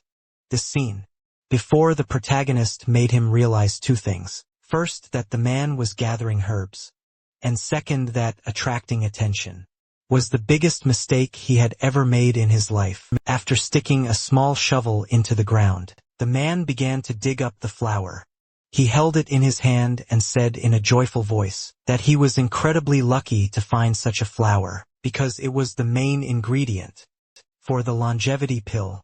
The protagonist, on the other hand, was watching all of this with apprehension. Turning his gaze to himself, he panicked and said to himself that he was now the only flower in the area, and he hoped that perhaps he would not pluck it and use it to make medicine. However, his hopes were not to be realized. Putting the flower in his bag, the man looked around and thought that there must be other valuable herbs in the area. After the man's words, Woosun's eyes widened in horror, and the hope he had vanished in an instant, for he realized that this was his end. As expected, the man discovered him rather quickly, while smiling his devilish smile. However, he did not immediately tear it off. Pensive, he wondered why he didn't have any information about this flower. Taking out a book, he decided to check if there were any entries about this flower in it, but to his disappointment, he couldn't find anything. This interested him greatly, and the manic smile of a discoverer appeared on his face. Thinking that he had discovered a new medicinal herb, the man holding a shovel in his hand, which to the protagonist was tantamount to a murder weapon, reached out to Woosun, intending to dig it up and study it later. Our flower was frozen in fear, and could only stare at the hand reaching for him, and mentally shouted at him not to touch him with his filthy hands. Luckily, his survival instincts kicked in, and he unknowingly struck the man with a thorny vine, which the man's hand stumbled on. When he felt the pain, he immediately cried out painfully, and yanked his hand away sharply. Looking at the torn glove on his hand, he wondered why the strange flower had so many thorns. However, their presence only made him more interested, and he decided to continue, but now to be more careful. His hand, accompanied by a devilish smile, reached for the protagonist again. Only this time, Woosun really realized that this was his end, because even with his thorny vine, he was only able to cause minimal damage. With a look of horror on his face, he resigned himself to the fact that he was powerless against absolute power. The man's hand was about to grab him, but suddenly he was distracted by a noise behind him, causing him to turn around. A silhouette was approaching them. Recognizing his partner, The man asked him why he had returned so quickly. He was carrying a large pink egg in his hands. When the man saw him, he was surprised, and asked him how he could do it so quickly. However, to his bewilderment, the man said nothing and ran past him, as if he was in a hurry. When he turned around, he shouted in panic that he should run away too, because the dragoness had noticed that he had stolen the egg. These words shocked and horrified him, and sweat immediately broke out on his face, while the guy with the egg, in a panic, continued to run away. His partner looked up into the sky, and saw a large silhouette that was approaching them at a great speed. It was none other than a huge dragon, whose mood was as horrible as its appearance. However, even after seeing dragon, the man did not leave the desire to dig up the strange flower, but his friend called him crazy, and shouted that it was not the time for that. The protagonist was also not very happy about this, and irritably thought to himself why he did not just get out of here. Despite the extreme situation and his friends shouting, he was still hesitant. But even this greedy guy valued his miserable life, so he followed his friend and turned around, and said that he would definitely come back as soon as he had a chance. Hearing these words, Wu Sun finally became furious, as he couldn't risk his life and let them turn back later and finish what they wanted. Therefore his only option was to fight. And luckily at that moment, he had every chance to win. For he wasn't the only one hostile against them. He had a dragon on his side, with fierce shouts that they should pay the price, so that they would not dare to return again. He released his spiky vines in their direction, which in the next moment bound the legs of the fleeing guys, preventing them from moving. When they felt it, they looked down in bewilderment, trying to understand what had happened. They were indignant, for the thorny vines held their legs tightly. Not understanding how this could happen, they forcefully tried to break through. Even though the main character was not quite ordinary, he was still only a small flower for now, and so the strength of the two men was too huge for him. However, even though he was almost ripped out of the ground, he didn't plan to give up. With a fierce shout, he continued to hold their legs. Luckily, his strength was enough, and the two men fell face down on the ground. With a clatter, a large pink egg fell out of his hands and rolled into the bushes. At the same time, the enraged dragon, glaring with its red eyes, was about to catch up with them. The brunette was puzzled as to what had stopped him, while the other was more concerned with where the egg had gone. However, they didn't have time to think about it, because the next moment, the guy raised his head and shouted shrilly that the dragon was already over their heads, shouting words of help. They ran away with all their might, despite it was already useless to try to do anything. In the next instant, the dragon's huge clawed paws reached for them. Dragon mercilessly grabbed the guys, who were screaming in fear, and roared at them in such a way that his intentions were very clear at once. However, even though he was in the dragon's clutches, the blonde-haired boy, though confused and shitting his pants, was still not going to give up. Smiling and reaching for his sword, he said in a determined voice that he would fight to the last moment. Then he swung his sword, striking the huge reptile's paw. When it felt the pain, it let out a piercing scream. In the next moment, the brunette felt that the dragon's paw was no longer holding him. But this wasn't good news. In the next moment, he and his partner began to rapidly approach the ground, threatening to crash to death. However, Dragoness did not stop there. Being in a rage, she was not going to give them such an easy death. So in the next instant, she opened her jaws and rushed towards them. At a great speed, a few seconds later, the screams disappeared. It was said that those guys were never seen again after that. Looking at the dust that had already begun to settle, as if unable to believe it, the protagonist wondered if those two people were dead. The realization that he had committed an indirect, but still a murder made his body sweat, and he began to tremble. His reaction was quite normal, since for a boy of his age, murder was something very scary. However, he realized that he had no other choice, because if they had escaped, they would surely come back, and he would be the one to die. Wu Sun decided not to dwell on it, and thought that he had done it purely in self-defense and survival, so it was not his fault. However, in the next moment, another possible problem came to him: the dragon egg that had been lost in a hurry by those two guys, and which was currently lying nearby, making it likely that the dragoness would surely return later and kill everyone who would be nearby. Just then he sensed an approaching danger behind him, causing him to turn around sharply. As expected, it was a dragoness flying low over the ground, but luckily she never noticed the egg or him. As it flew past him, it began to shrink, turning into a small black dot, which Wu soon looked at with fear. Until the last, the dragoness seemed to have disappeared, and he could finally relax. But no. His attention was immediately drawn to the pink egg sticking out of the bushes. However, as for the person who received the dragon egg, he didn't look too happy about it. He started shouting after the dragoness, irritated, asking why she didn't take her baby with her, and if she didn't need it. But as expected, his shouting had no effect. Wiping the sweat from his forehead, he said that it was probably the first time she was becoming a mother. But even that didn't explain her neglect of her egg. Retracting his thorns on the vines to avoid damaging the egg, the protagonist reached for it. However, the distance was too great for him to reach. Fortunately, his yellow gecko friend soon appeared, casually, returning from somewhere with a bowl in his hands. As he came closer, he looked at the protagonist in bewilderment, then turned his gaze to the egg. Seeing the free labor force, the protagonist turned to the gecko, who was still not understanding what was going on, and told him to try to push the egg to him. With zeal he began to push it, but no matter how hard he tried, he couldn't even get it to budge.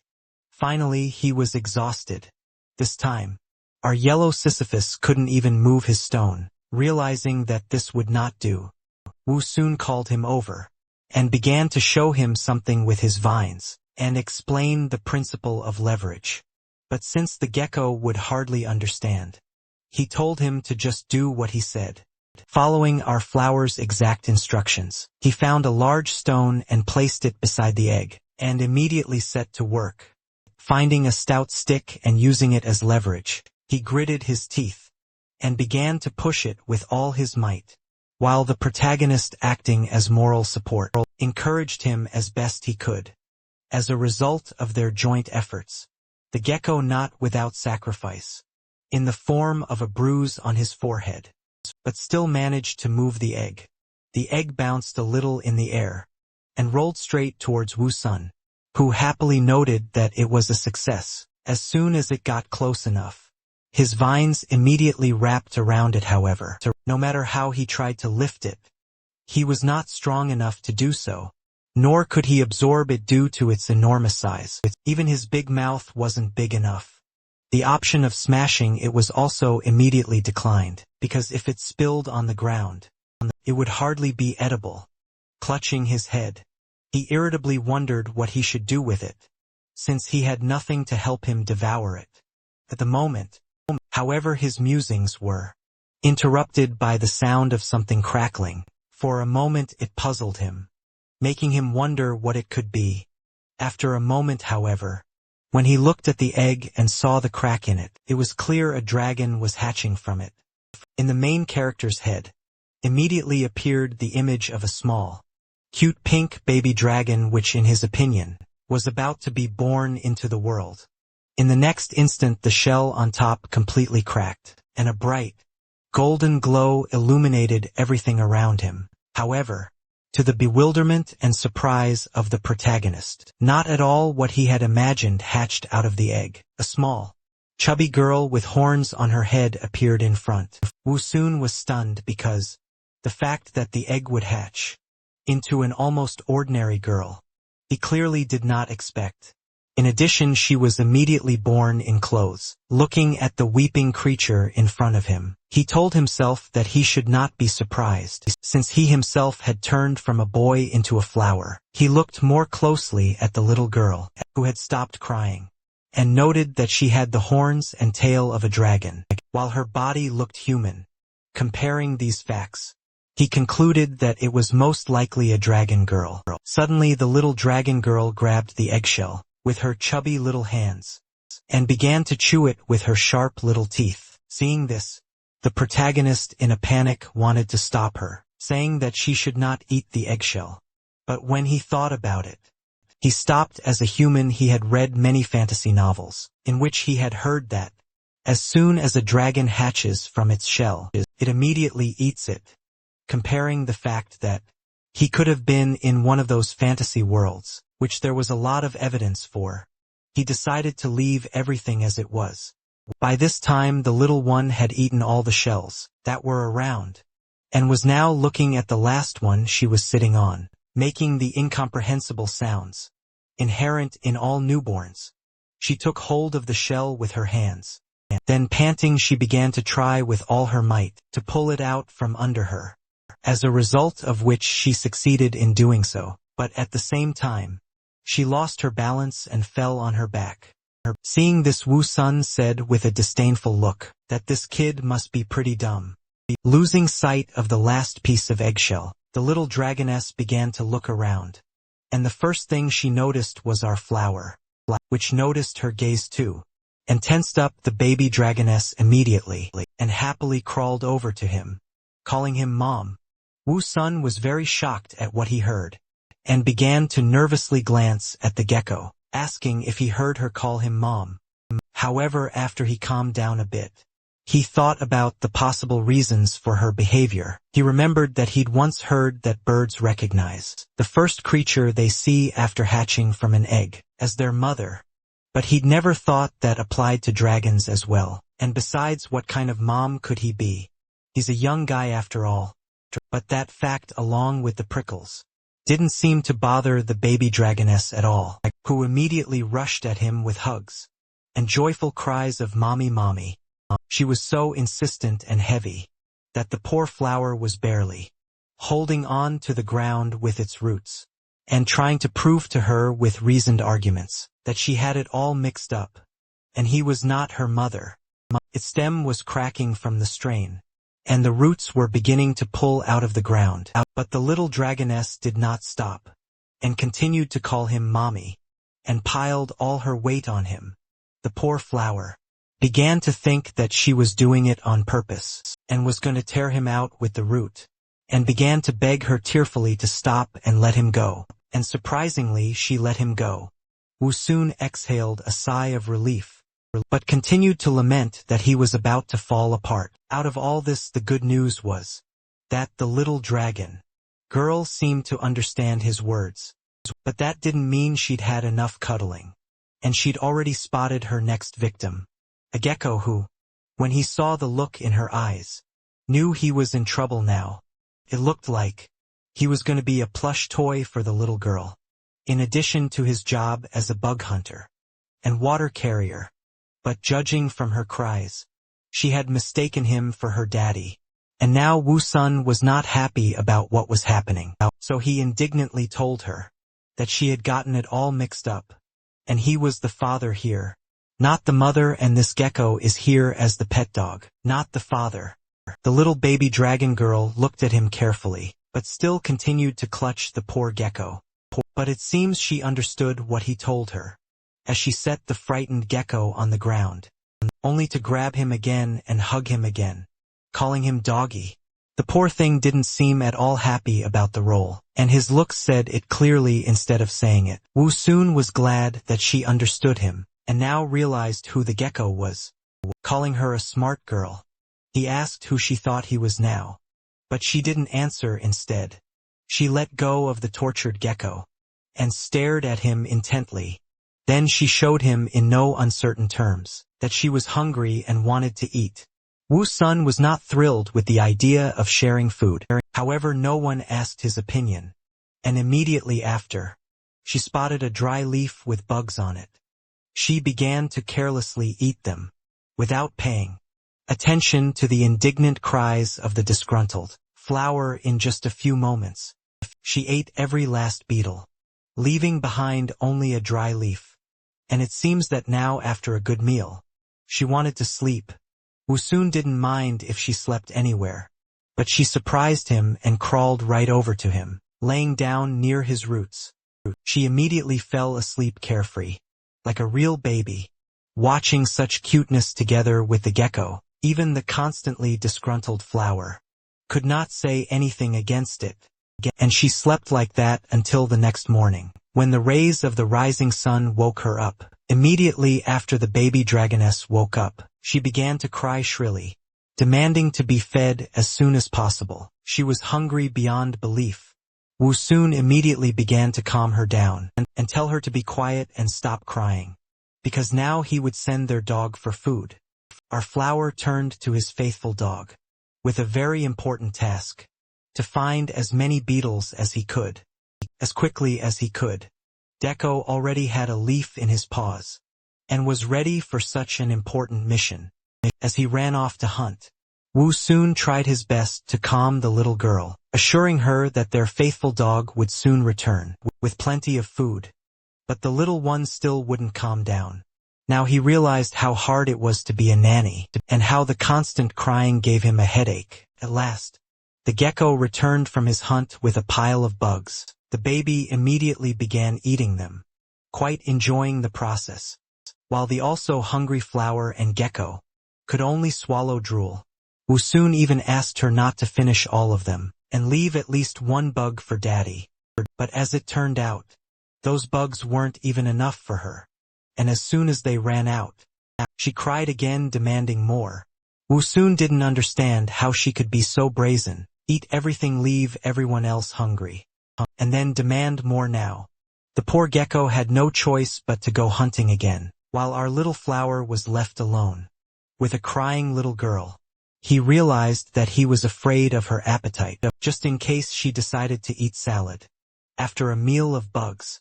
After a while, the gecko returned again with a bunch of various bugs. Woosun had already lost a good amount of weight, and now took one beetle with trembling leaves, and was about to eat it. The haggard gecko did the same, as he received nothing for his efforts. But looking among themselves, they realized that if they ate them, the little one would definitely not have enough. They couldn't even afford to eat, no matter what they deserved. They agreed that it was the fate of parents to take care of their little girl and give her everything. However, their tired and exhausted faces disagreed with them. Watching her eat one bug after another, Woosun was at a loss as to whether she was a dragon, or a bird, or something in between. He wondered how fast she could grow on a diet of bugs. He realized with horror that as she grew, she would eat more and more. The poor gecko would be tired to death, running around looking for bugs, and him being chained to one place couldn't help him in any way. Something had to be done, and surprisingly, it was the gecko who came up with an idea to solve their food problem. He suggested a big-toed fishing game, where he would be the bait. Woosun didn't want to agree to this at first, because it was too dangerous, and he didn't want to lose his dog. But the gecko persistently convinced him that everything would be fine, as long as he had some thorny seeds with him to help him. Taking a few thorns with him, he confidently went hunting, ignoring the flower's warnings to be careful and not to show off. Woosun looked at the bug-eating little girl and thought about what a difficult task it was to raise a child. Now he finally understood the hard work of his mother, who raised him by herself. Her dishes was always the most delicious in the world. For him, after a while, the gecko returned, and not by himself. He barely escaped from his pursuers. Our flower was surprised that he came back so soon, and he brought not a toad, but aggressive and dangerous wasps. A whole swarm of wasps that buzzed frighteningly in pursuit of the intruder. Turned out that the gecko had figured out an ingenious way to get a bunch of food quickly, and threw barbs into the wasp's nest, causing them to chase after him. He was lucky, that he was able to get to his defender in time. Otherwise his skin would have been like a sieve. Now it was Wu Sun's turn to show the wasps what his improved barbed whips could do. The wasps seemed to be serious and rushed to attack without delay. However, Wu Sun had already prepared a surprise for them and met them with a hail of spiky Kong-ers. Days of practice had not gone to waste, and now he could hit one wasp after another. With enviable accuracy the wasps fell to the ground, and there was already a heap of them. But this did not stop the wasps, and despite the death of their fellow wasps, they rushed forward gradually. Wu Sun ran out of all the barbed ammunition that he had been accumulating for weeks.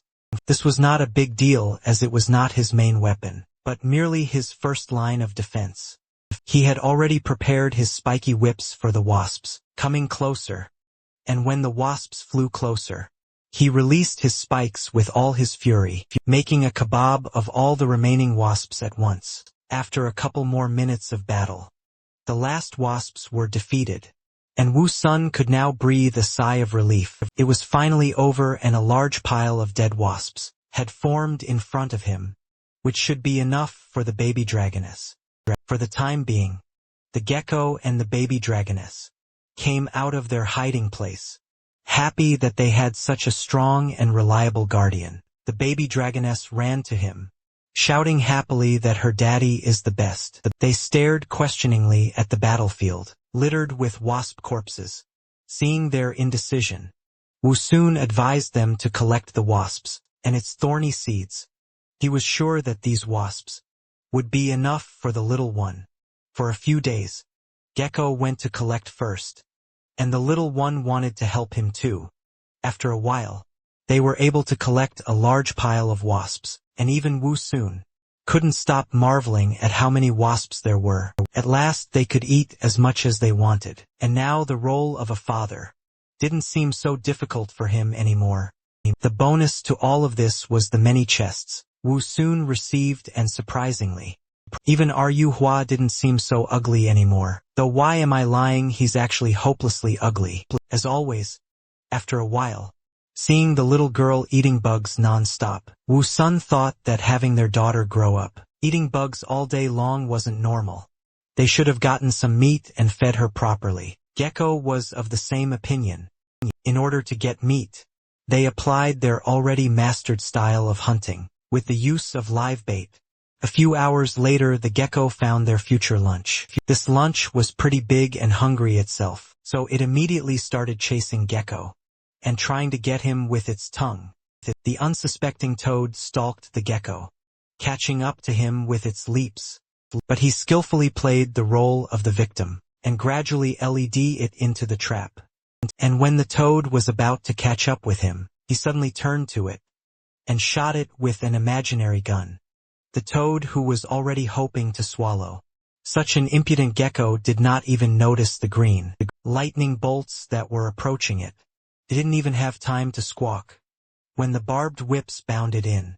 A dead grip, and with one swift sweep of another whip, Wu Sun ended her suffering, and black toad blood splattered in all directions, and her dead body hung helplessly among the thorns. With a few quick movements of the whips, the toad carcass fell to the ground with a thud. Wu Sun was happy that he had defeated the toad so easily, and now they would have a meat for dinner instead of the bugs. The new, suffocating power of his whips also delighted him, as it would allow him to defeat opponents more serious than toads and snakes.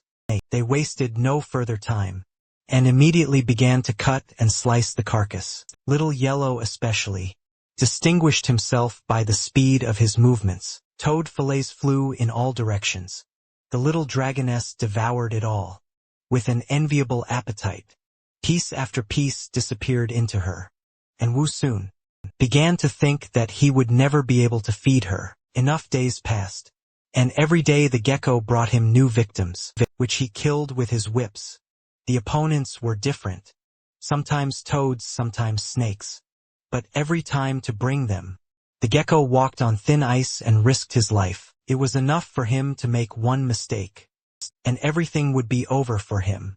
This fact bothered our hero very much, and he did not want this to continue. In addition, the little girl was growing very fast, and in a month, reached the size of a 5-year-old child.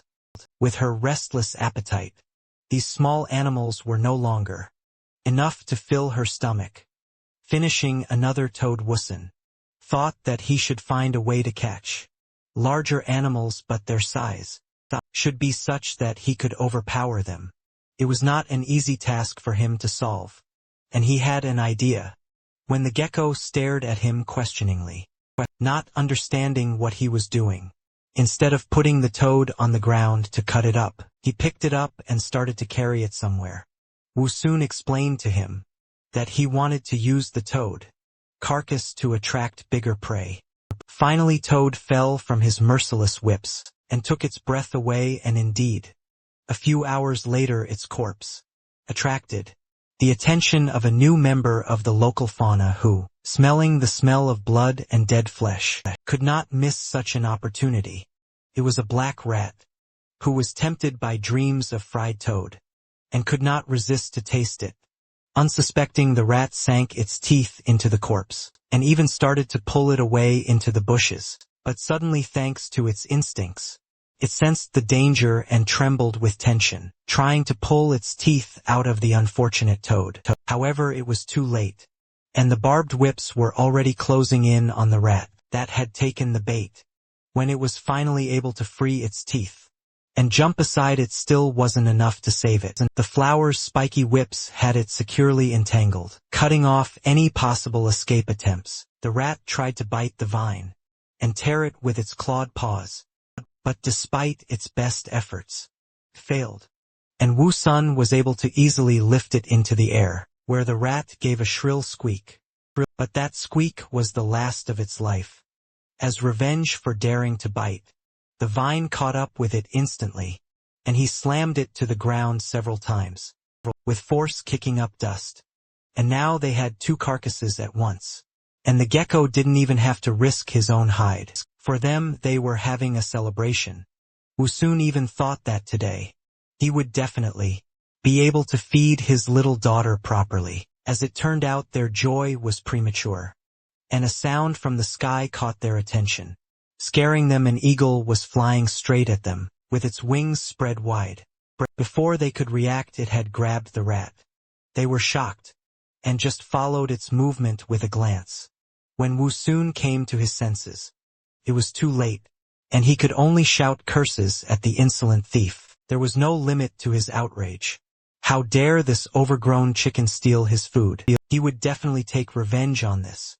Wu soon couldn't contain his anger, and he wasn't going to forgive this insolent, overgrown chicken for stealing his prey.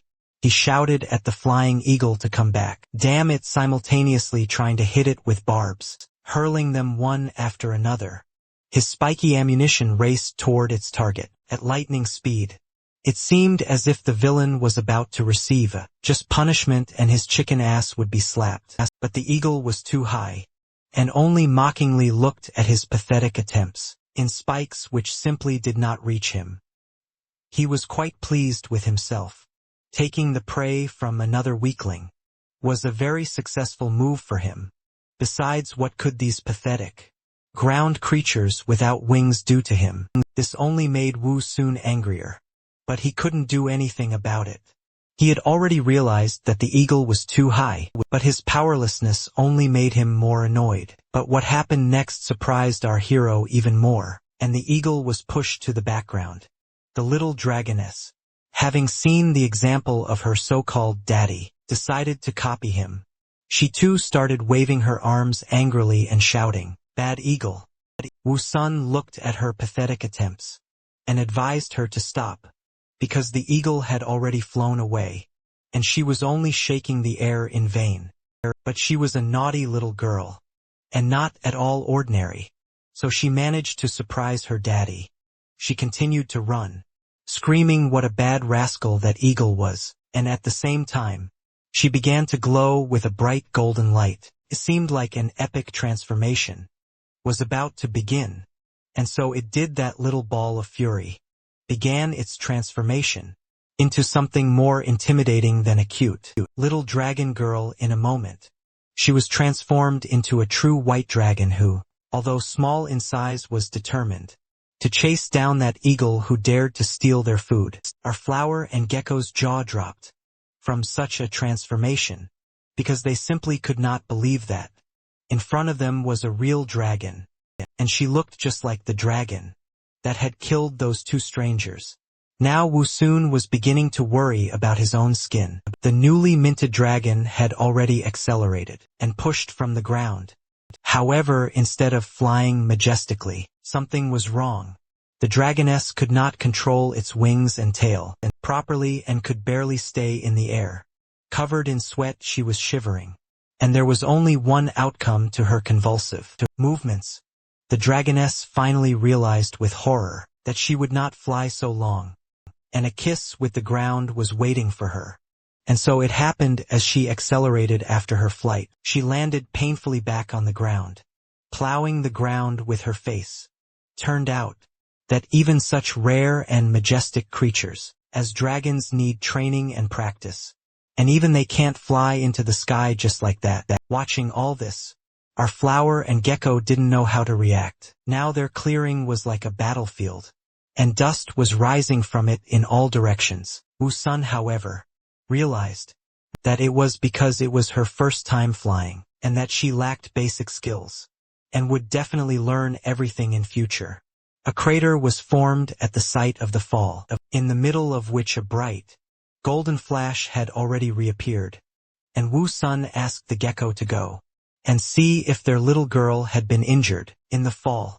However, the gecko had no sooner moved than the sound of crying filled their clearing. The little girl was crying as hard as she could, and was already on her way to Daddy. All the simple dreams of the poor girl had been shattered, and now she had to be calmed down immediately, because now the little girl was running around the clearing, with screams and crying, complaining to her daddy how much it hurts her. Our flower didn't even know what to do, and how to calm his little girl, as he had no experience in such matters. Finally, he came to his senses and began to calm his daughter, asking her to stop crying, and promising that he would help her to punish that nasty eagle. But all in due time, and she will have to wait a little. But she still did not calm down and continued to cry. Finally deciding that calming her down was useless, Wusun decided to find out what kind of dragon she was, and remembering her appearance after her transformation, he assumed that she was similar to Yingluan from the classic of mountains and seas. Looking at her, he realized that she would grow up very quickly, so he needed to give her a name soon, because he couldn't call her his daughter all the time, and always refer to her that way. He had to think of a suitable name for her, and based on her dragon-like appearance, he decided to call her Yun. Now that she had a name, it was worth focusing on more important things, remembering how birds train their chicks to fly, and show them their own example. He wondered what he should do with his little girl. And while little Yun can't fly properly, she needs to train, but the question was how to help her, because he himself is just an ugly flower, with a bad temper and a big mouth. Hell, he can't even move. How can he teach her how to fly, if he can't show her anything? But first, he decided to ask her if she liked her new name, Yun. To do so, he started from afar, and solemnly announced to his daughter that she had grown up, and it was time for her to have her own name.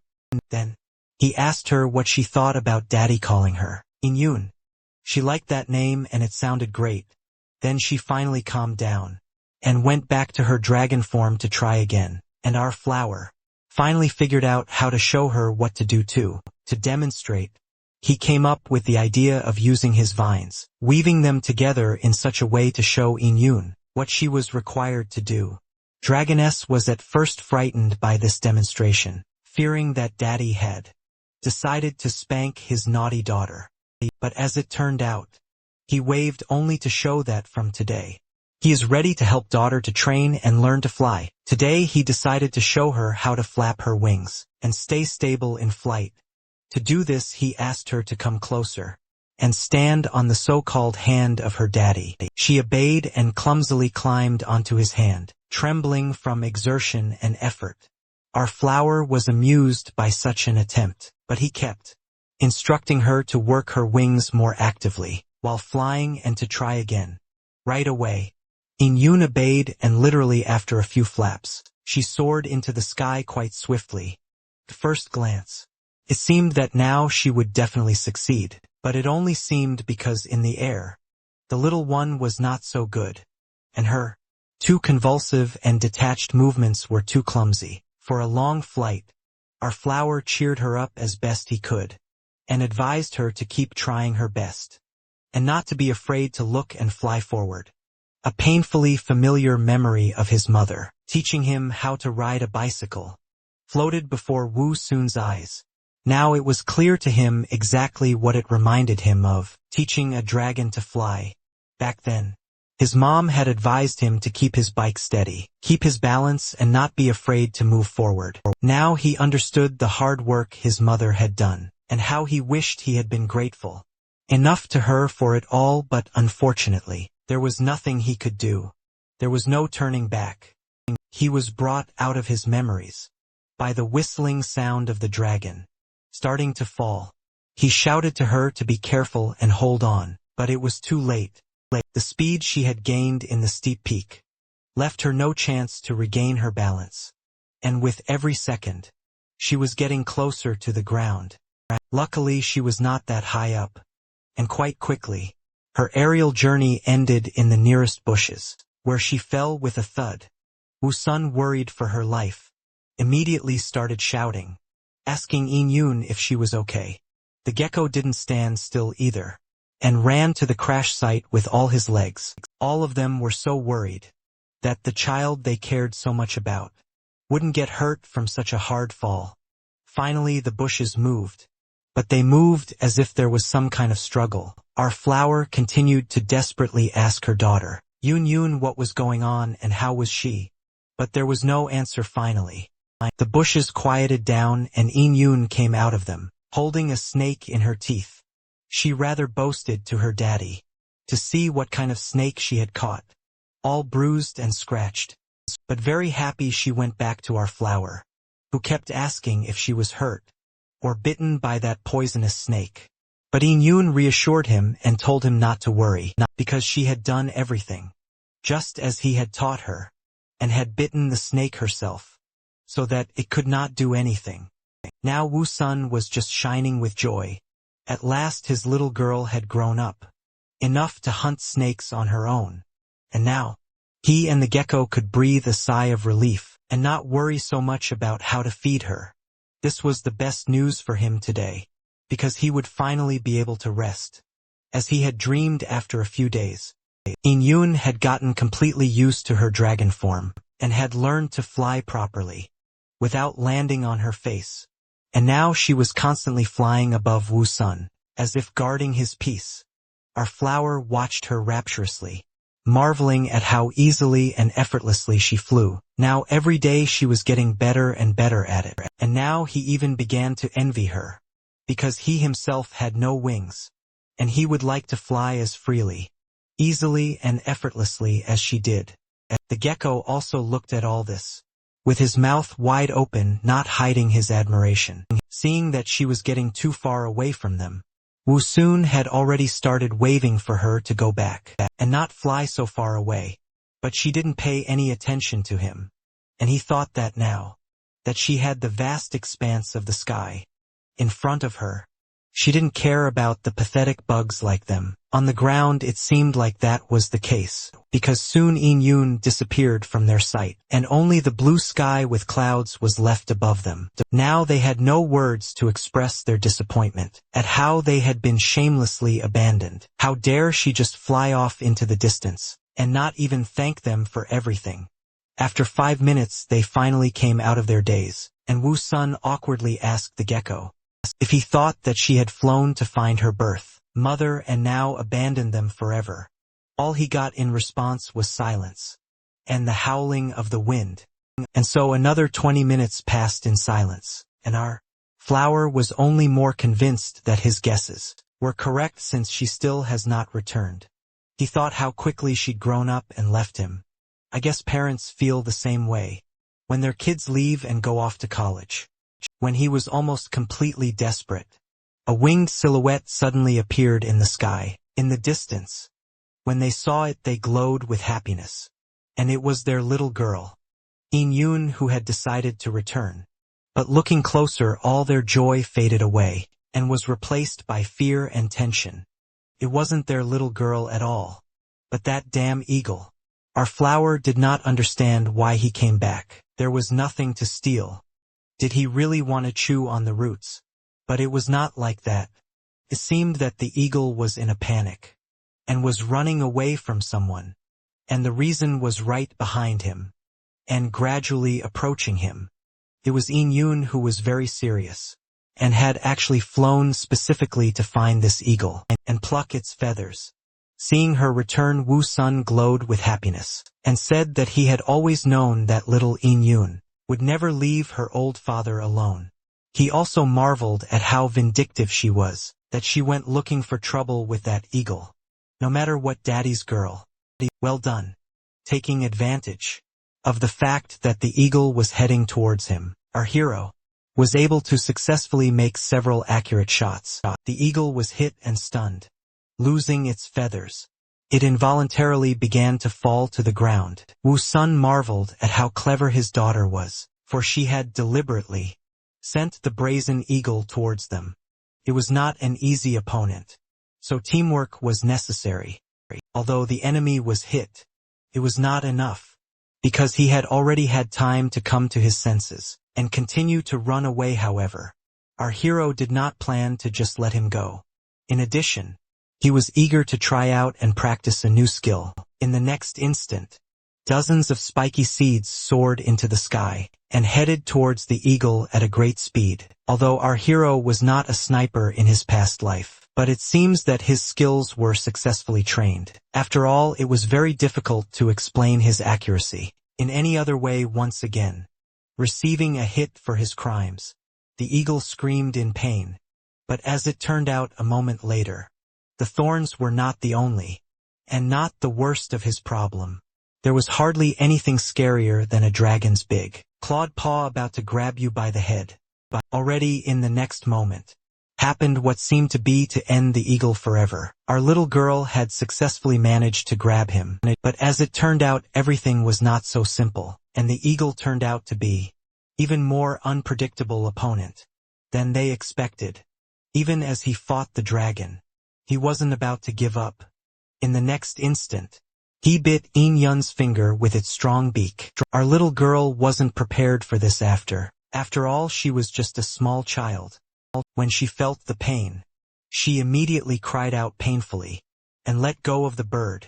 The eagle was surprised that his resistance had worked. Before he could recover from the shock, he began to fall to the ground, losing his feathers. In any other case, he would probably have recovered in time to take off. But this time everything was much more difficult, because at the bottom of the eagle was waiting for the barbed whips of our hero, which immediately rushed straight to him. Although our little girl did not manage to completely defeat the eagle, there was no point in worrying about it. After all, Daddy was there to solve his daughter's problems. The eagle, who at some point already believed in his salvation, at the sight of barbed whips, realized that he was a fool. After all, there was nothing scarier than an angry father. In the next instant, Woo-sun was already shouting fiercely that it was for daring to peck his daughter, stamping the eagle into the ground. From the force with which he hit it, and the explosion that occurred, it was safe to say that our hero was indeed very angry. As soon as the dust from the impact began to settle, our hero saw the eagle lying motionless on the ground, which appeared to be dead. Since victory was theirs, In-yoon rushed towards our flower with a bright smile. She was very happy that she was also able to contribute, and happily declared that she already can, and knew how to hunt. Woo-sun himself was very proud and happy for his daughter. Patting her head, he said that she had really grown up, and could hunt on her own.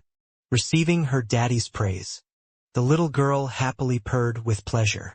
Since they had managed to defeat a difficult enemy, Woo-sun decided to celebrate. Hearing this, The gecko and the little dragoness were very happy, as it was the first time they were going to taste poultry meat, and it surely would be very delicious. Time flew by, and a whole month had passed since the eagle hunt. Every time he looked at how much and what kind of prey In Yoon brought, Woo Sun could not help but be convinced that his daughter had grown a lot. She was now looks like a 10-year-old child. But as it turned out, she liked her dragon appearance better. In addition, now she went hunting every day. So the gecko no longer had to risk his life and be the bait, bringing in her prey once again. The little girl proudly reported on her progress, not holding back on the praise.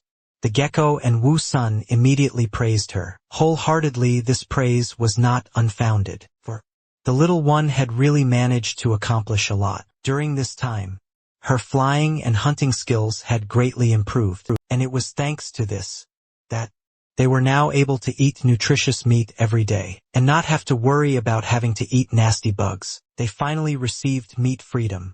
As Woo Sun handed Yoon another piece of meat, she worriedly asked why he didn't eat it himself. Our hero replied that this piece for her, and she shouldn't worry about it, as he was already full.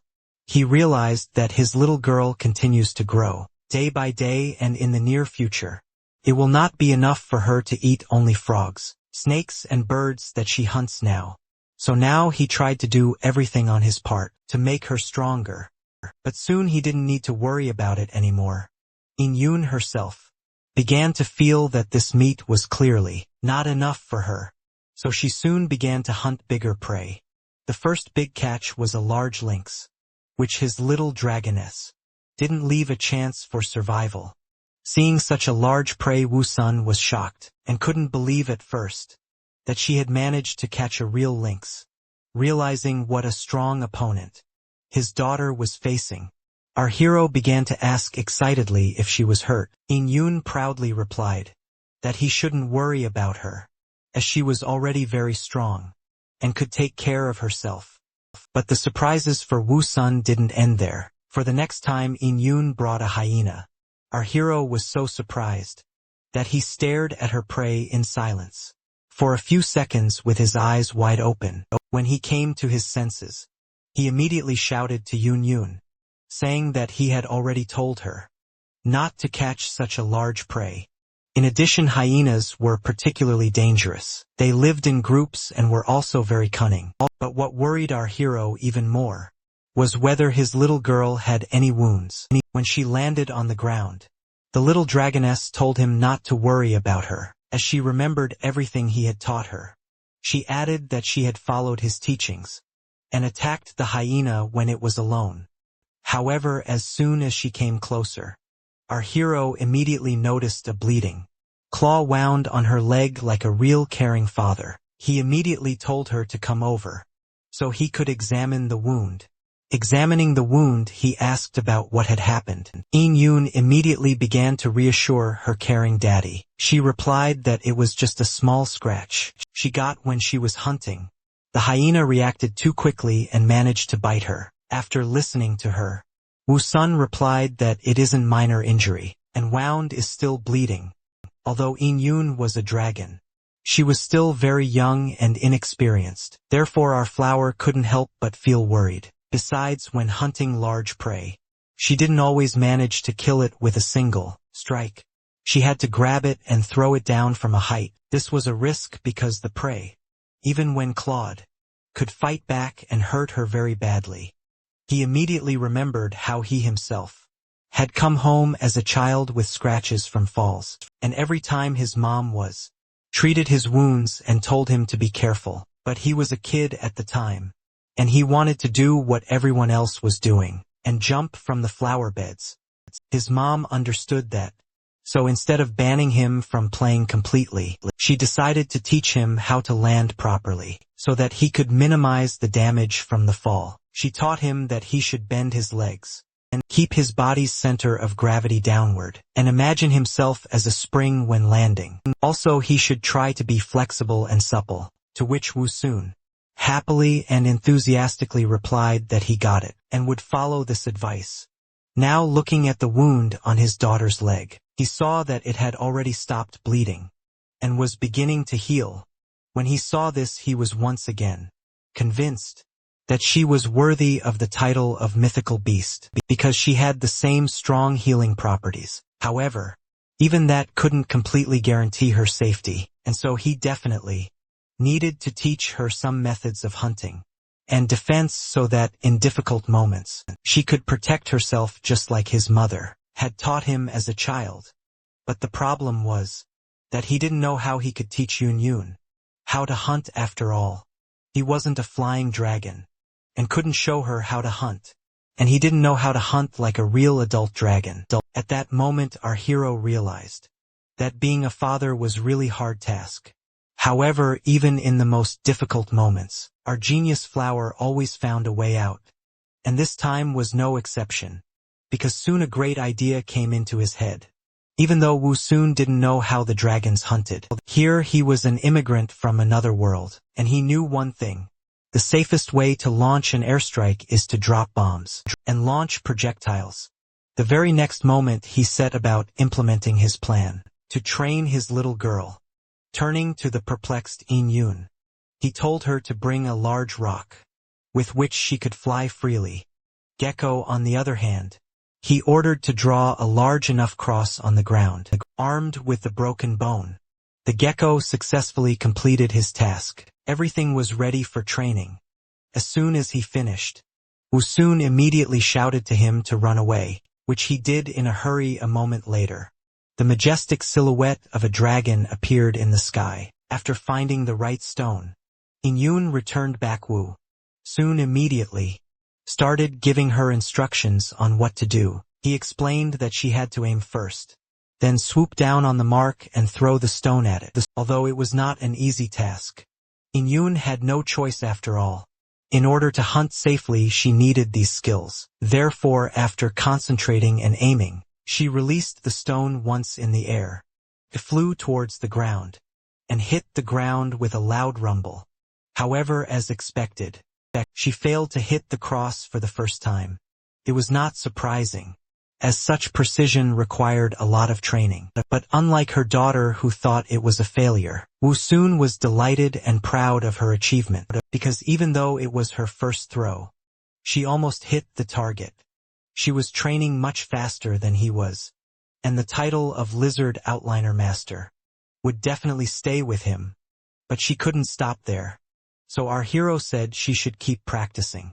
And first she'd have to learn how to hit fixed targets, and then move on to moving targets. And when she can hit every target without a problem, she'll be considered a godly pitcher. Half a month later, a pack of hyenas snoozed peacefully in the desert landscape, unsuspecting of anything, and they were dozing for a reason. The nibbled remains of a carcass nearby told that they had had a big meal. Not long ago, one of the hyenas was yawning sweetly, and life suited it just fine until the moment everything changed and a whistling sound from above made the hyena raise its head up, its instincts telling it that it was in danger. But when it saw the boulder flying directly at it, the hyena was stunned and didn't understand what was happening or what to do. It is not every day that hyenas are hit in the head by boulders, and its reaction was expected. In a moment the hyena was finished, and only blood spattered from under the stone. The rest of the pack of hyenas immediately ran away, raising dust. The unlucky one, who had been hit on the head with a stone, finally lost his spirit. His carcass was immediately grabbed by large, white claws and dragged upwards. It was little Yun, who had grown a lot in the past half a month. Children always grow fast, but dragons were much faster right now. She was happy with how she had done, how epic she had crushed that hyena with a rock, all thanks to her daddy, who had advised her on such a really effective hunting method. Using this stealthy attack method, Yun didn't have to worry about scaring the hyena pack early, and she could catch the hyena that she liked without worrying of being bitten. As she was heading back to her daddy with her prey, something on the ground caught her attention, and she wondered what it was. Just beneath her lay the scattered remains of two skeletons, and their humble belongings that the wild beasts were not interested in. unlike their flesh amidst all of this. A sword with a golden hilt stood out in particular. Yun herself didn't quite understand what it was, but its shiny appearance did not leave her indifferent. As we all know, dragons love golden trinkets. Looking closer, she assumed it must be a human weapon, a sword her daddy had once told her about. She also remembered that her daddy was always playing with that broken arrow, and he would surely love it if she brought him something like that sword. So putting all her doubts aside, she decided to pick it up and give it to her daddy, to make him happy. Swooping down, she grabbed the sword and flew home, carrying the sword and the hyena carcass at the same time. Was not an easy task, but she managed. And the carcass fell not somewhere in the field, but right next to our flower, who immediately appreciated her good work. A direct hit to the head, instantly fatal. The once little Yun was now truly a godlike pitcher. This was especially impressive to the gecko, who couldn't wait to taste the hyena. Finally, the gigantic Yun figure itself landed not far away, and once again Wu Sun couldn't stop marveling at how fast the little dragoness was growing. In less than 3 months, she had already become so big, and not just in dragon form, but in a human-like form as well. Enveloped in a golden glow, she began to transform into a young girl. Already the light was bright and nothing could be seen. A glance at the form of this light was enough for our flower to make his eyes widen with embarrassment. But he was unable to look away. Moreover, in her human form, she had already become a tall, beautiful and sexy young lady, the appearance of which left no one in this clearing, and not only indifferent. It was hard to describe how harmoniously the features of a draconic and a human girl were combined in her. She was simply perfect. And as soon as the transformation was complete, she immediately rushed to her beloved daddy with a hug, shouting happily, "Daddy, I'm back." As she hugged and shook her so-called daddy, she kept repeating how effective the hunting method he had taught her had been. In her opinion, she had the best daddy in the world.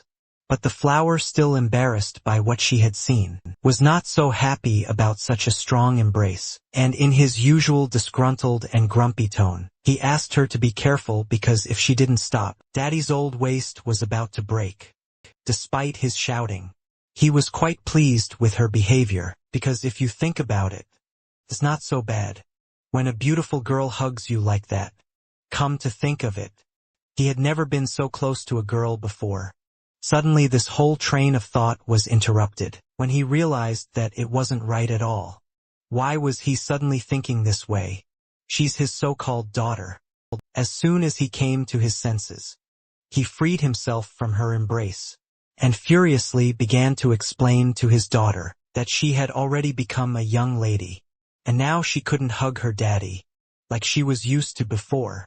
Yun herself didn't understand what had happened and what she had done wrong, so she asked why she couldn't hug her beloved daddy. He himself was not an expert in this matter, as well as in most other matters that concerned fatherhood, but still, he tried to explain to her that when daughters grow up, they avoid their fathers, just as sons, when they grow up, avoid their mothers in certain cases and circumstances. Hearing this, she, of course, didn't understand anything, and with eyes full of tears, asked Daddy why he was suddenly so furious, if Yun herself hadn't done anything wrong.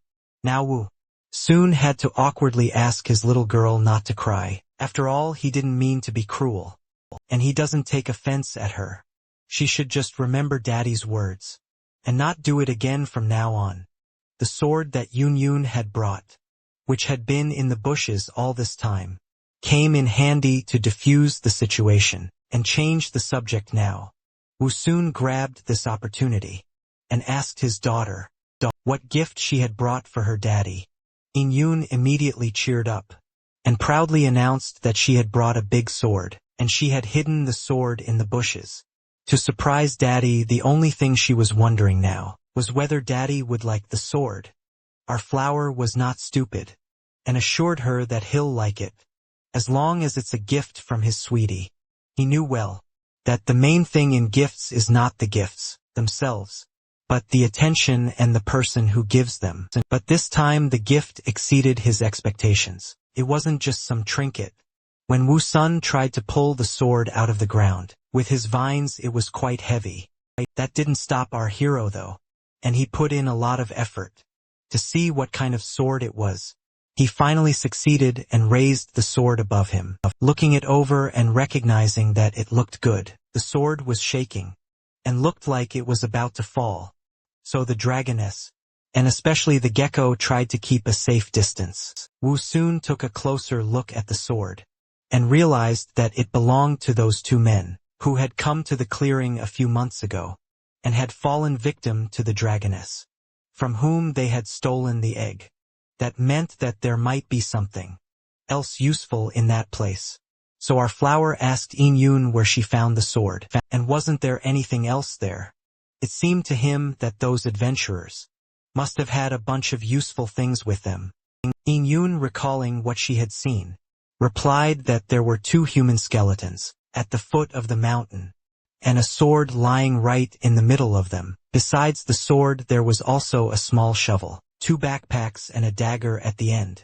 And she wondered if Daddy wanted her to bring him all those things. After thinking about it, Wu soon decided that he only wanted the shovel and the dagger and he didn't need the rest of the junk. In Yun was happy to help and promised to bring everything tomorrow. After the hunt in all of this, only one thing gloomed: the beautiful sunny day for our hero. Those two skeletons were probably the ones who stole the egg from the dragoness, and he himself had a hand in killing them. The thought that because of him, living people had died did not give him any peace. But watching In Yun running merrily through the clearing with the gecko, he came to the conclusion that he had no other choice, as the danger threatened not only himself, but also his so-called daughter. Who knows what those people planned to do with the egg? After they stole it, In Yun was probably in danger. She could be eaten or let her hatch and then enslaved. Any of the possible outcomes was sad for her, so all of his actions were right. People just didn't leave him any other option. And if he could choose again, he would still take them out without regrets. However, he still had to decide what to do with the sword. That was too heavy for him, and kept falling out of his vines. Our flower was getting tired after just a few swings of this heavy sword, and this was even though he was using two vines at once to hold it and swing it. Last time even a simple operation, like pulling a man's leg, had barely worked for him, with his vines snapping at the seams and nearly tearing. Now he just needed to make his vine stronger, so that he could swing it without any problems, using only one vine. Deciding that the best solution would be to practice, he went about his training, trying to raise his sword again. Meanwhile, In Yun and the gecko were already enjoying their lunch, and didn't understand why our flower didn't eat with them. Was he not hungry? But Wu soon assured them that he would eat later, because now Daddy needed some more training. After a few days of training, he was ready to show what he could do. And saying cheers, he quickly swung his sword, which he could now safely hold, with a single vine in one motion. Another hyena brought by In Yun was decapitated. Now hyena-sized creatures were no longer scary to him. Even without In Yun, the sword was a significant advantage in a fight with any opponent. Wu Sun had a whole cheerleader squad, including two cheerleaders, In Yun and Gecko.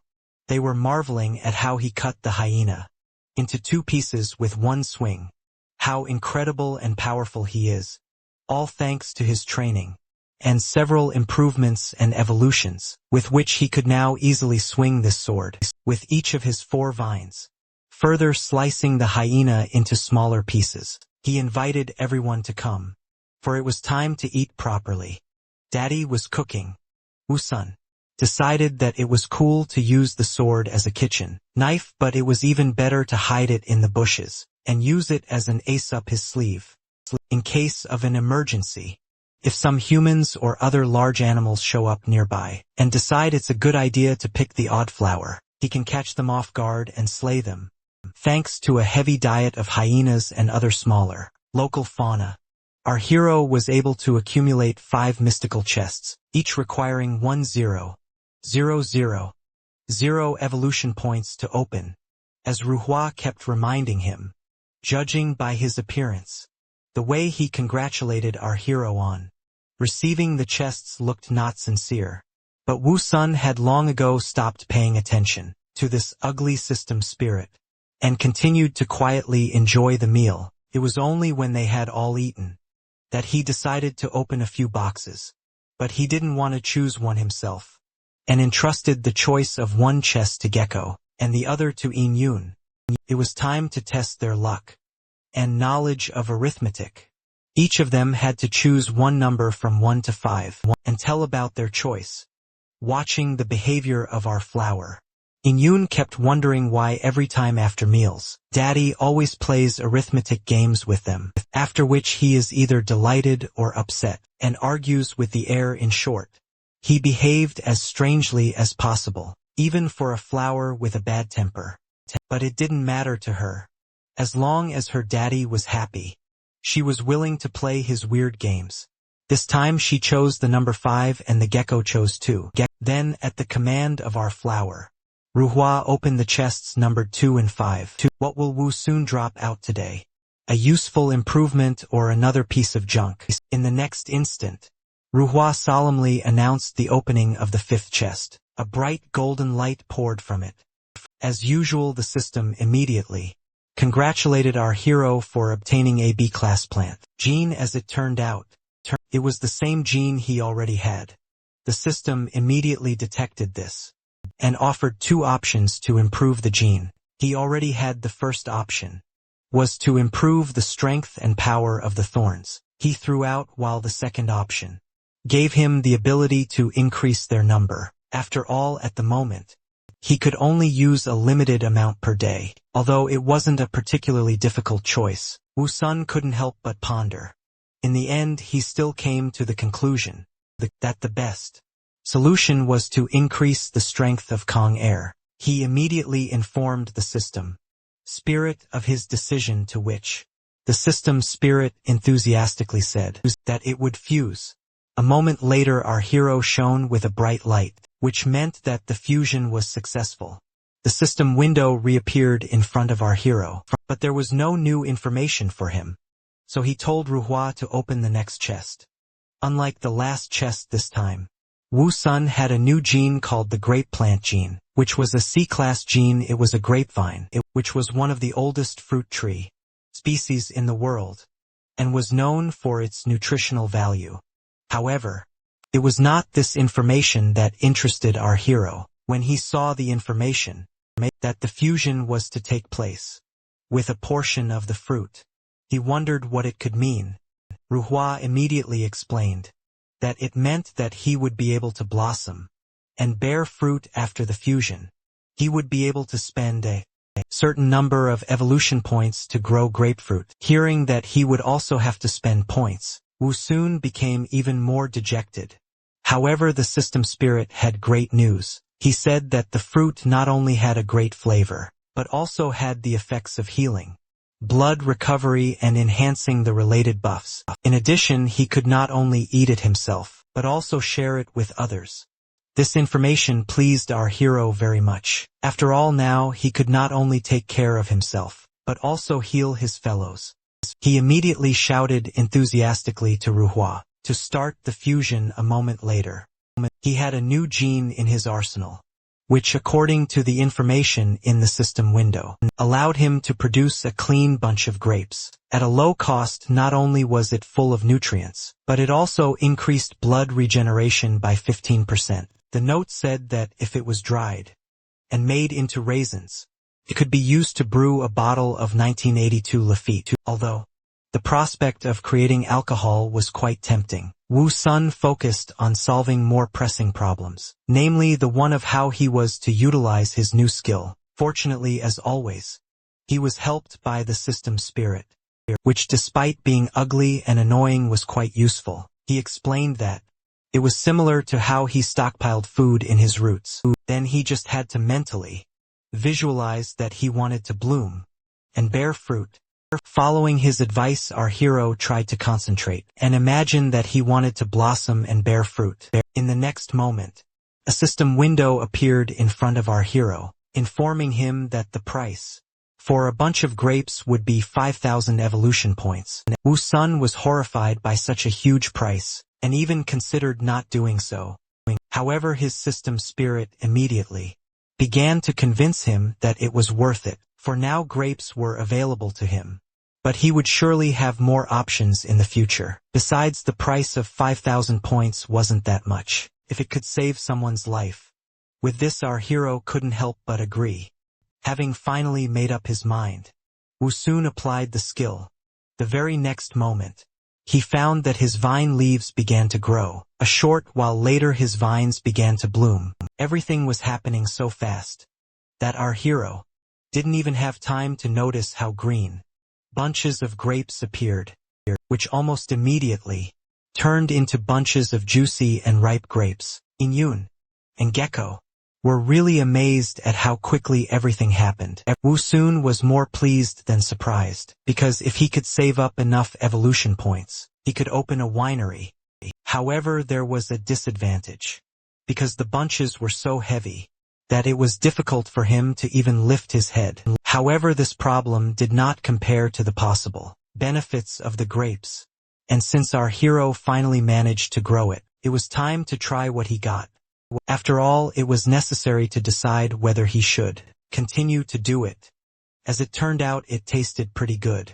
So he immediately offered it to Yun and Gecko. As expected, they also liked the flavor very much. You could tell from their faces that they could keep eating it forever.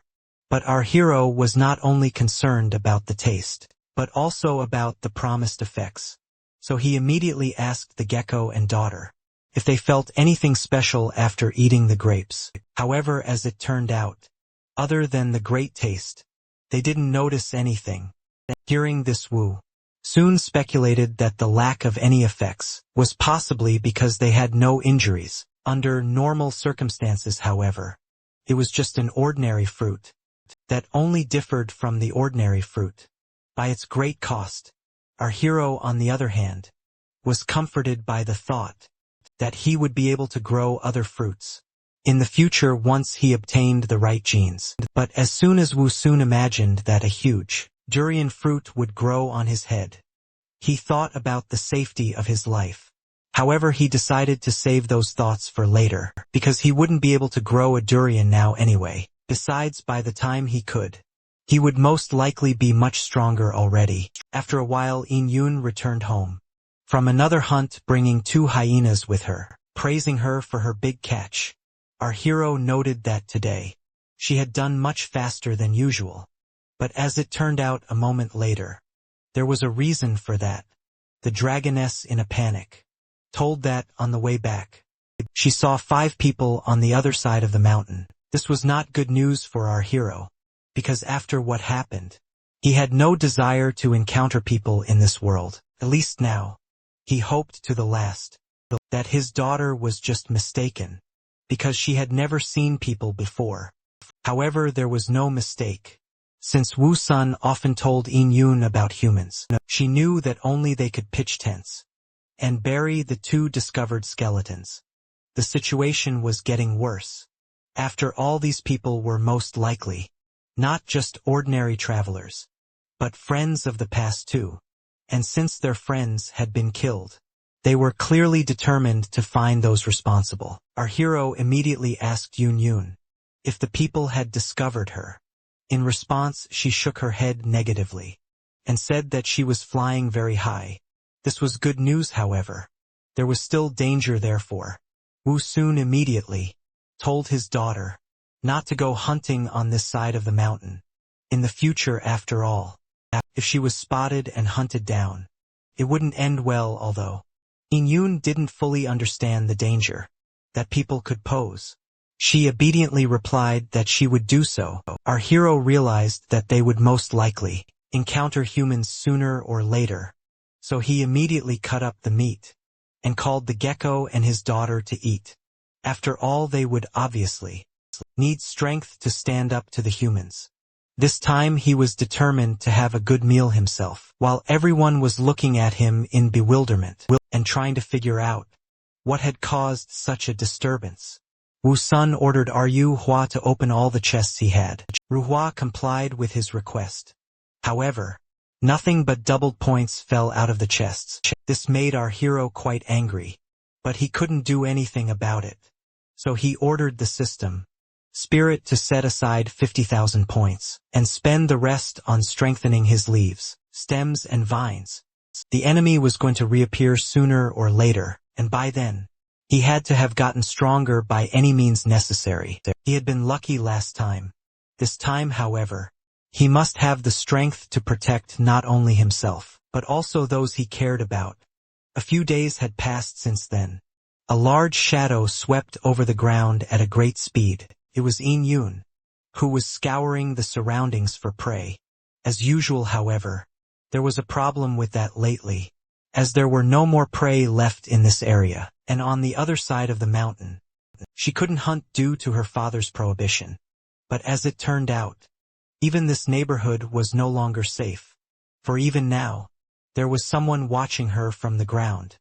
It was two men, who were watching the dragon flying in the sky, from the bushes, realizing that it was still quite young. They were already beginning to imagine how much money they would receive. All they had to do was wait for the young and inexperienced dragon to fly closer. A moment later, the arrow shot through the air and into the sky. After reaching its target, it stabbed into the wing of the unsuspecting Yin Yun, who let out a painful cry at the same moment. Even though she was a dragon, even an arrow could still cause her very serious damage. Fortunately, she didn't get confused, like when she fought with the eagle, and didn't fall to the ground. Her eyes immediately started looking for the offenders. When she saw the group of armed men, she was puzzled, as she couldn't understand how they had gotten here.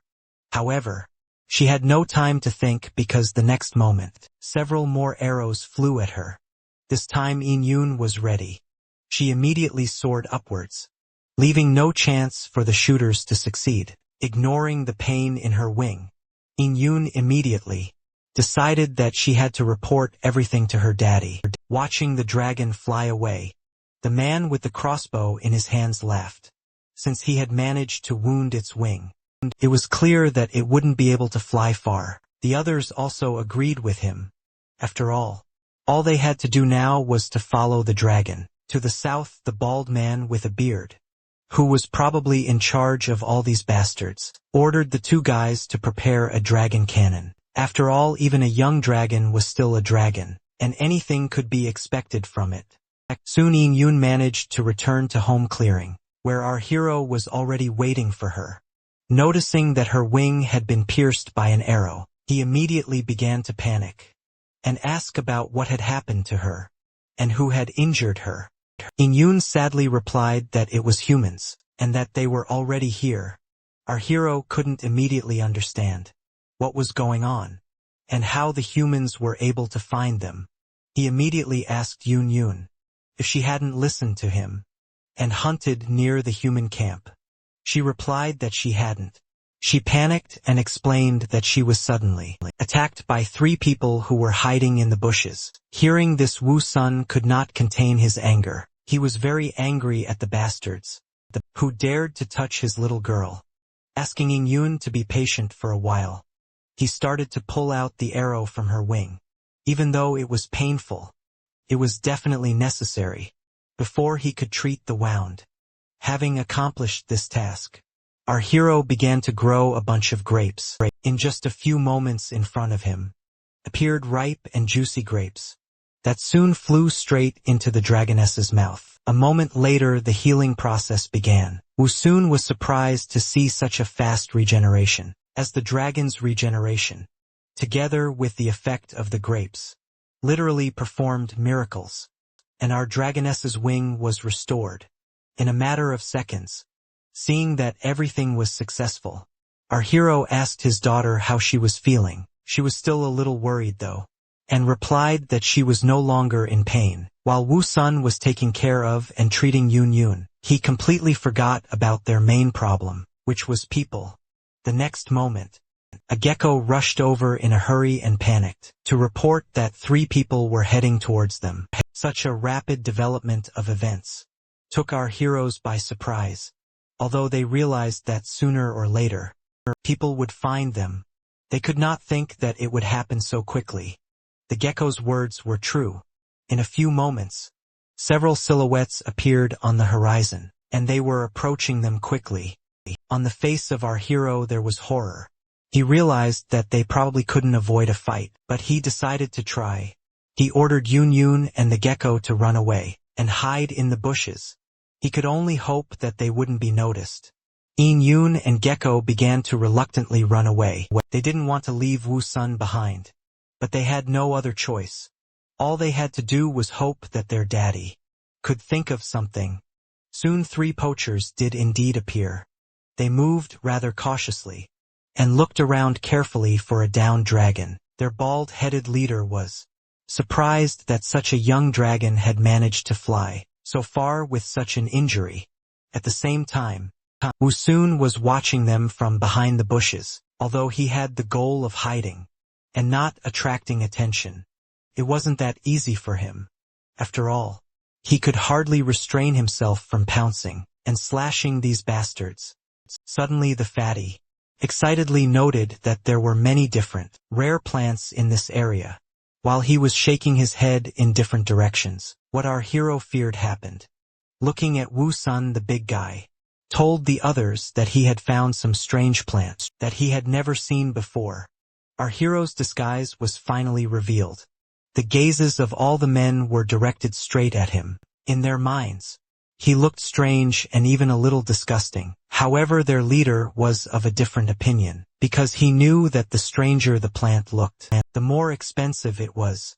Wu Sun listened to their conversation with an annoyed look, although he was just a simple, ugly flower with a big mouth.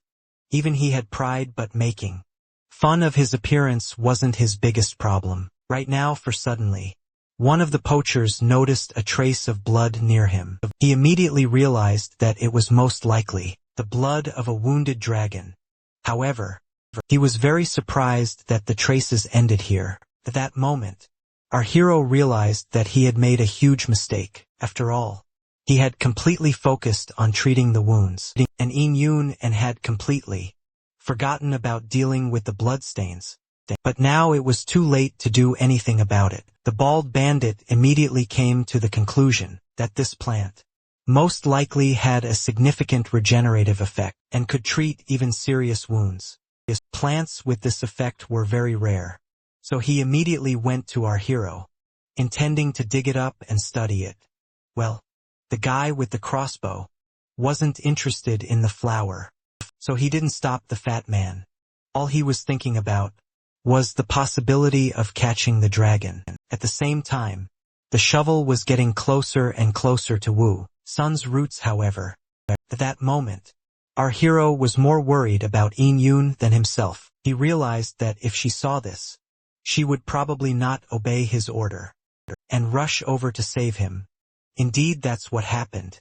In the next instant, someone started shouting at the bandits to stop. It was Yun with furious shouts. She began to quickly approach the bewildered poachers. Wu Sun's worst assumptions had actually happened. Upon seeing our dragoness, the bandit leader became perplexed. He didn't understand where the girl could have come from. However, as soon as she came closer and covered the flower, everything became clear. She was no ordinary girl at all. Dragon horns, tail, clawed hands. The poachers immediately realized that the transformed dragon was indeed standing in front of them. It was a turn of events that suited the bastards just fine. After all, dragons that could transform were very rare. Besides, she was still very young, which meant that she could definitely become a strong riding pet. Perhaps some would say that dragons were the most evil and scary creatures. However, this is far from true. After all, the scariest creatures are humans, who are ruled by money and selfishness. At that moment, Yun was truly convinced of the truth of her father's words. Without wasting a second, the poachers immediately rushed towards her. The little girl still hadn't recovered yet. The stares the bandits were giving her really scared her. It seemed to be the end. Heroes always show up at the last moment. That's what happened this time. At the last moment, spiky vines blocked the way for the bastards. They scratched and stabbed their hands. The fatty immediately cried out in sharp pain. He didn't even realize where the thorns had suddenly appeared from.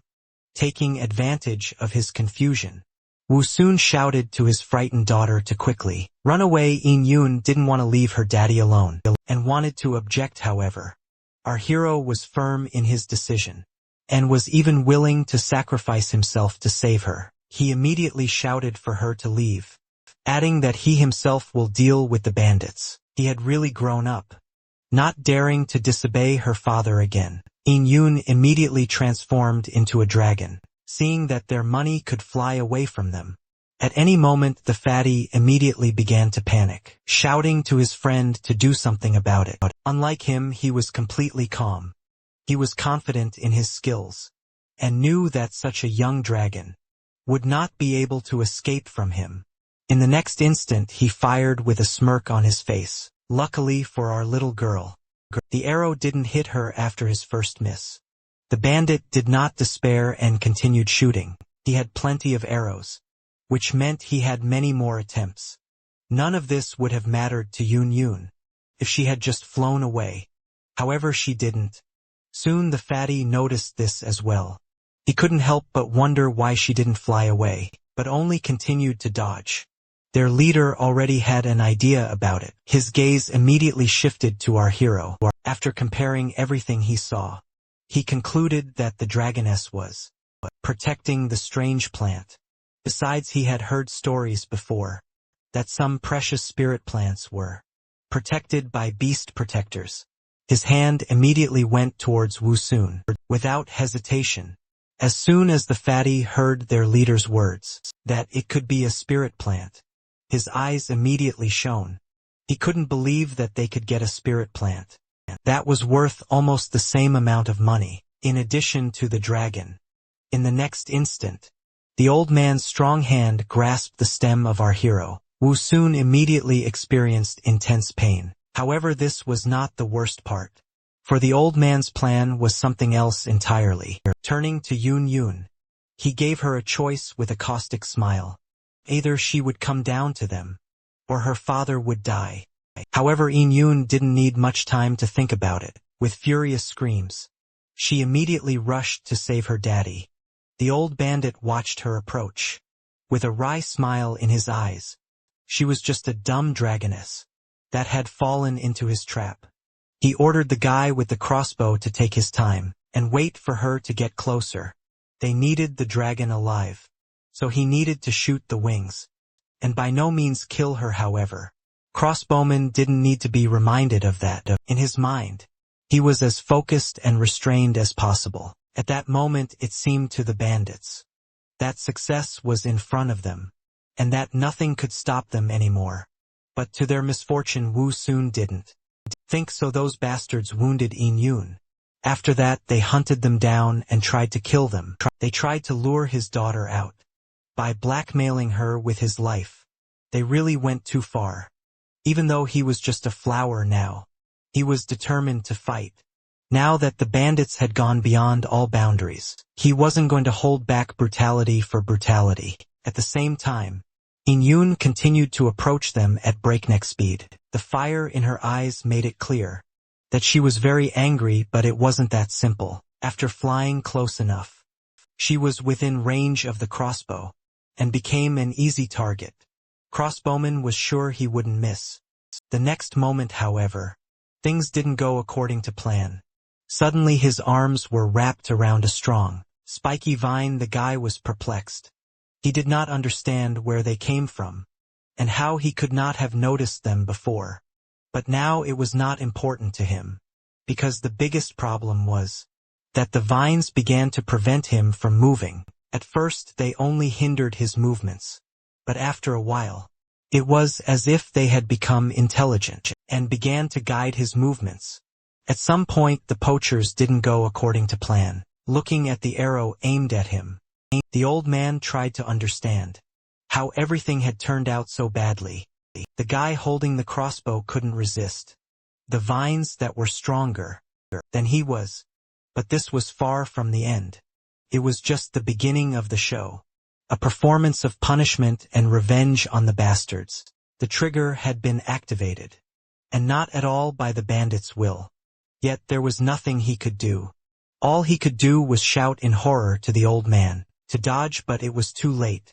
There was no chance that human instincts would be enough to dodge a speeding arrow. Judging by the look of horror on the old man's face, he realized it himself. What happened was what was supposed to happen. The released arrow pierced through the old man's chest. However, the bandits never realized who was the real culprit of all this. The guy with the crossbow couldn't believe what had happened. Before his eyes, his leader had fallen dead to the ground. And the worst part was that it seemed to be his fault. Seeing what had happened, the fat man began to swing his sword, and angrily asked what he was doing. But the guy himself would have wanted to know how it happened. All he felt was two vines grabbing his hands, and then the irreparable happened. But even that was far from over. And so, shaking with fear, the bandit realized to his horror that something else was approaching him. With horror on his face, he turned around. It was the same vicious vines that had caused him to kill the leader. Once he wouldn't have given them any thought. But now the mere sight of them terrified him. The fat man who was watching this was also frightened. Although he had seen many different and unusual plants, this was the first time he had seen a living vine. But the one who had a real problem was his friend. After all, the spiky vines of our hero had already managed to reach his neck. More and more vines began to appear from the ground, which bound the guy more and more tightly. Unable to resist such a force, he fell to the ground exhaustedly. While he was screaming and writhing in pain, Wu soon said in a cold voice that, although he couldn't throw him off the ground, as Yun Yun would, he could still strangle him without any problem. The guy's skin went goosebumps. Adding to the fear was the fact that he didn't realize who the owner of the voice was. Suddenly a broken arrow appeared in front of him. Wu soon intended to let him experience his own weapon. He asked the guy if he recognized this broken arrow. However, it was useless for him to ask such questions. All his thoughts were filled with fear, and all he thought about was who that terrifying voice belonged to. Without waiting for an answer from the mad bandit, our hero shouted in a furious voice that it was the arrow he had shot at his daughter's wing, and which was still stained with her blood. At that moment, Wu Sun's heart was filled with rage. He was like a demon. The very next moment, the same arrow had already stabbed into the guy's stomach. It finally returned to its true owner, who for some reason he wasn't quite happy about it. Following this came the heartbreaking scream of the bandit. But our hero did not pay attention to it. He dared to harm his daughter, so there was no forgiveness for him. Soon it was all over. The lifeless body of the guy was left lying on the ground, but it was only over for one bandit. For the other, it was just beginning. The fat man who'd been watching the whole time had a look of horror on his face. He couldn't believe that their perfect plan had been ruined because of some plant. It seemed to him that he was facing a devil that could devour him. At any moment, the idea of digging up a strange flower didn't seem good to him anymore. He found it hard to believe that a flower could do that, but his dead accomplices were good proof of it. But the next moment something even stranger happened. Suddenly the flower turned to him furiously. He called him a fatty, and asked why he wasn't avenging his friends. That was the last straw for him. He couldn't understand anything else. It was as if everything around him was just an illusion. Yes, it's definitely an illusion, and was the conclusion the fat man came to. In the course of his thoughts, to be more precise, he simply couldn't explain it any other way. Deciding that killing the flower would rid him of his illusions, he rushed at our hero in despair. In his opinion, it was the easiest way out. But a moment later, when his sword met with resistance, the fat man realized that this was not the case. He stared at the sword in bewilderment, trying to understand where it had come from. He never would have thought that a flower could be capable of using it. It made him even more certain that it was just an illusion. He swung at Wu Sun with even more fury, intending to end it all here and now.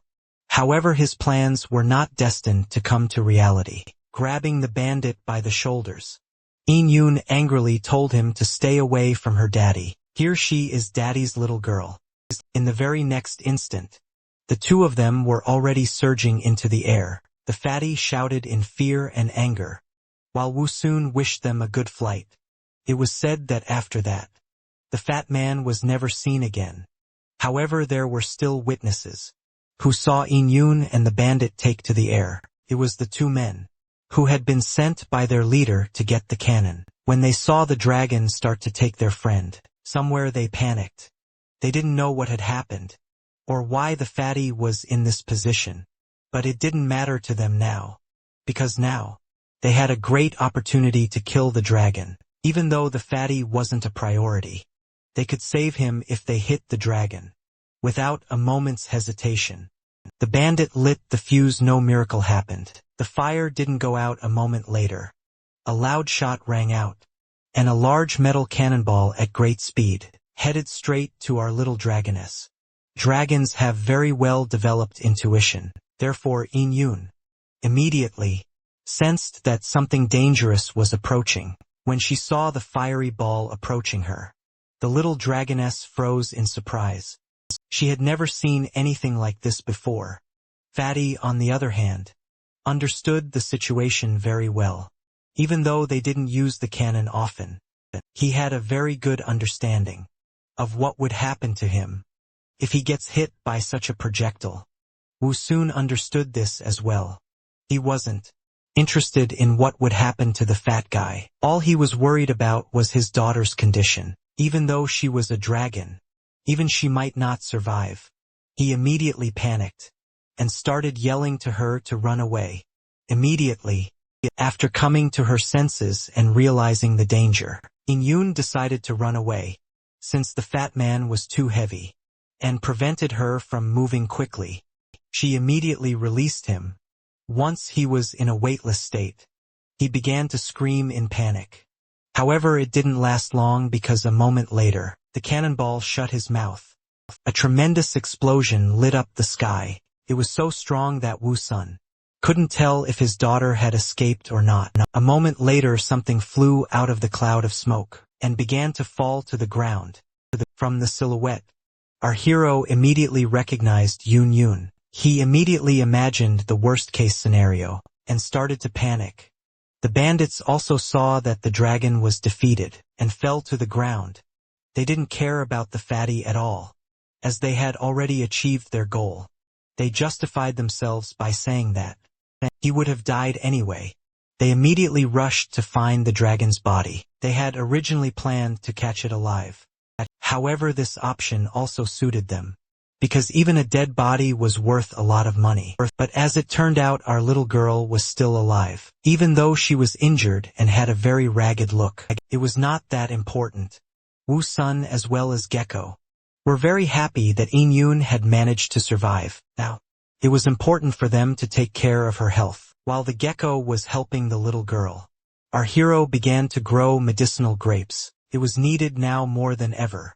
Once everything was ready, Wu Sun threw a single bunch into In Yoon's mouth. This was supposed to help her recover quickly. The wounds on her body began to heal little by little, but it wasn't enough. Our hero didn't have many evolution points left, and they were only enough for one bunch. Another, and the biggest problem, was the people who were still alive, and who could come here at any moment. The last bunch should have been enough for Yoon Yoon to be able to fly. Therefore, Wu Sun immediately ordered her to fly as far away as possible. The little dragoness didn't agree with this decision completely. After all, she wasn't going to leave her daddy alone. Seeing her worry, Wu Sun replied that she had nothing to worry about. He is just a plant, and would not attract the attention of the hunters, who only wanted a dragon.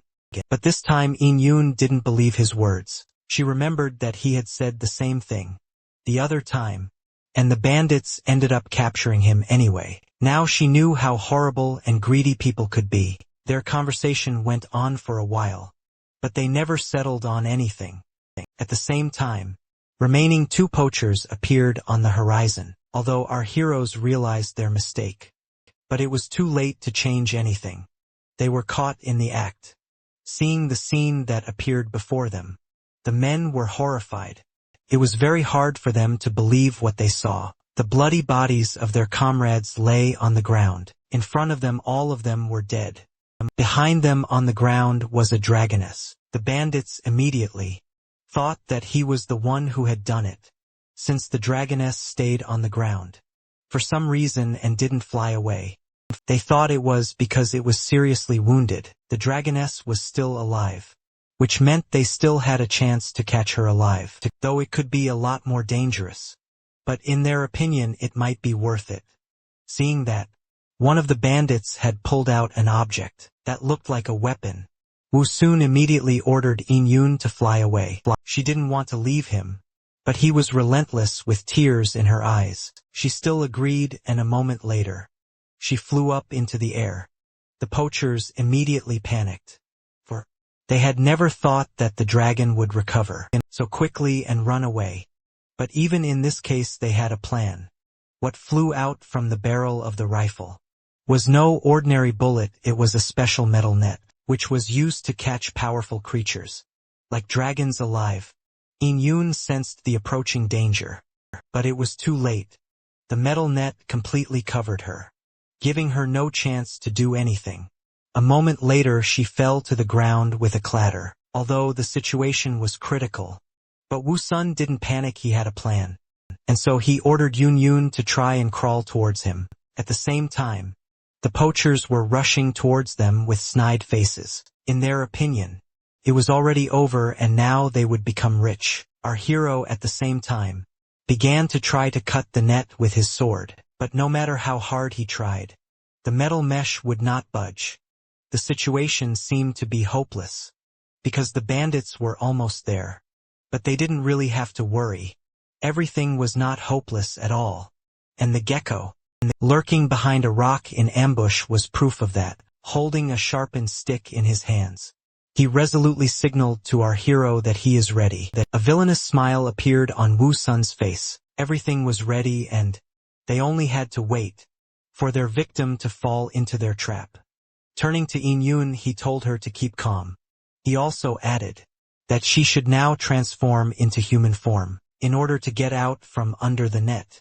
The bandits, on the other hand, rushed forward full of confidence. They didn't even realize that they were no longer hunters. They were prey. A bone spike pierced the man's foot along with his boot. Having accomplished his treacherous mission, our little yellow ninja hurried away. To avoid being smashed, the poachers didn't even bother to look under their feet, which was their critical mistake, for which they paid painfully. Now the poor guy could only hold on to his injured leg and scream, while his partner didn't understand what was going on, and how that guy could be so inattentive. While they were distracted, Wu Sun had an opportunity to help his daughter, but with his thorns instead of hands. He was afraid of hurting her, so he didn't dare to take the net off her. He only advised her to transform into her human form and take the chance. During her transformation, a wave of energy appeared, which simply threw the net off her. It was the first time the poachers had seen such a trick and didn't understand what had happened. Looking at the empty net lying aside, they didn't understand where the dragoness they had already caught had gone. The prey that already seemed to be in their hands was gone, but only to suddenly attack these failed hunters. From above, the dragoness was gone, but a girl appeared, a very angry and bloodthirsty girl. While still in flight, Yun Yun turned back into a dragon, and now she was going to kill those annoying people. The poacher himself didn't understand, since when dragons turned into girls and back again, but he didn't have to guess for long. With her powerful paws, In Yun threw the poacher to the ground, leaving him no chance to escape. She was very close to biting off his head, but he managed to dodge and she only clenched her teeth. The poor guy desperately begged his partner to save him, and he didn't leave him in trouble. A poacher with a large two-handed sword swung well, and was about to chop off Yin Yun's head. He was close, very close to success. But at the last moment, his sword was stopped by another sword. An expression of horror froze on the poacher's face. He didn't understand how could this poor flower could wield a sword so skillfully. Wu soon accomplished his mission, and distracted one poacher. Giving Yun Yun a chance to deal with the other one, she decided to use a proven method that her real mother had already used. Grabbing the roaring poacher tighter, she began to lift him higher and higher into the sky, and his companion too could not resist his opponent, who simply did not leave him no chance.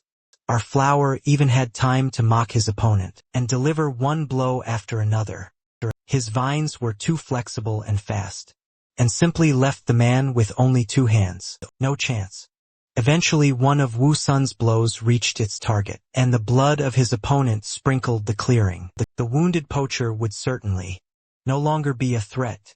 The poor man was now shivering in pain, and could barely stand on his feet. However, it turned out that he was more surprised, not by the fact that he was wounded, but by the fact that this damned flower could talk. The guy didn't seem to have a high level of intelligence, because he had made the wrong conclusions, and overestimated his strength, especially when he was going to tear that flower demon to pieces. The poacher rushed forward to deliver his strongest blow, but Wu soon had no problem repelling it, and even managed to resent that he wasn't a demon, but an ordinary guy who had been reborn into a flower, where the poacher lacked strength. He decided to use cunning, and after another unsuccessful attack with a sword, prepared a dagger behind his back. And he immediately threw it at the flower with a cry of "Die, monster!" Wu Sun was a bit unprepared for this turn of events, and said unhappily that his opponent had no goddamn military ethics, if he dared to make such a mean sneak attack. Still, our flower had no problem repelling the dagger with his other sword, and now his look was quite intimidating to the terrified poacher, who had already realized that he was dead. Not only this flower had a sword, but now he had two. The poor guy was about to run away, wetting his pants, especially when Wu Sun gently hinted that he had 4 vines instead of 2. He shouldn't have underestimated the plants. Having frightened and puzzled his enemy properly, our flower decided that it was time to finish, and took out of the bushes his next tool, a crossbow. That's where the 2 spare vines came in handy. With a vicious smile, he pointed his trump card up at this terrified enemy. The guy was terrified, and his eyes bulged, realizing that this was the end for him, because this damn flower surely could shoot as well as he could wield a sword. In the flower's opinion, those who dared to bomb Yin Yun had no right to live, and the shot from his crossbow was accurate, deadly accurate. The poor guy didn't even have time to scream before his body fell to the ground. In a dead weight, the arrow had hit him in the head, killing him instantly. The same fate befell the other poacher, who after a short flight in Yin Yun's clutches, was now testing the laws of physics on his own skin, checking whether the acceleration of free fall is really 9.8 meters per second. Unfortunately, a resounding smack on the ground put an end to his short-lived research, and only a cloud of dust rose into the air. When it dissipated, it was clear that the poor guy had not suffered for long either, and had also died in peace, as quickly as his comrade. Yin Yun immediately descended lower, and started flying in circles around Wu Sun, congratulating her daddy on his victory. Gecko also ran out from his hiding place in the bushes. To celebrate the victory, he kept shouting how powerful the boss and his daughter were. Wu Sun was also happy for the victory, but realized how close they were to defeat, and was having a hard time catching his breath. After the battle, he would gladly not participate in such battles anymore. When everyone had calmed down, our flower suggested cleaning up the battlefield and all the corpses so that the smell of blood wouldn't attract any more trouble. Predators, humans, dragons, and anything else could come to the smell of blood, so the corpses definitely needed to be removed. The only remaining question was how.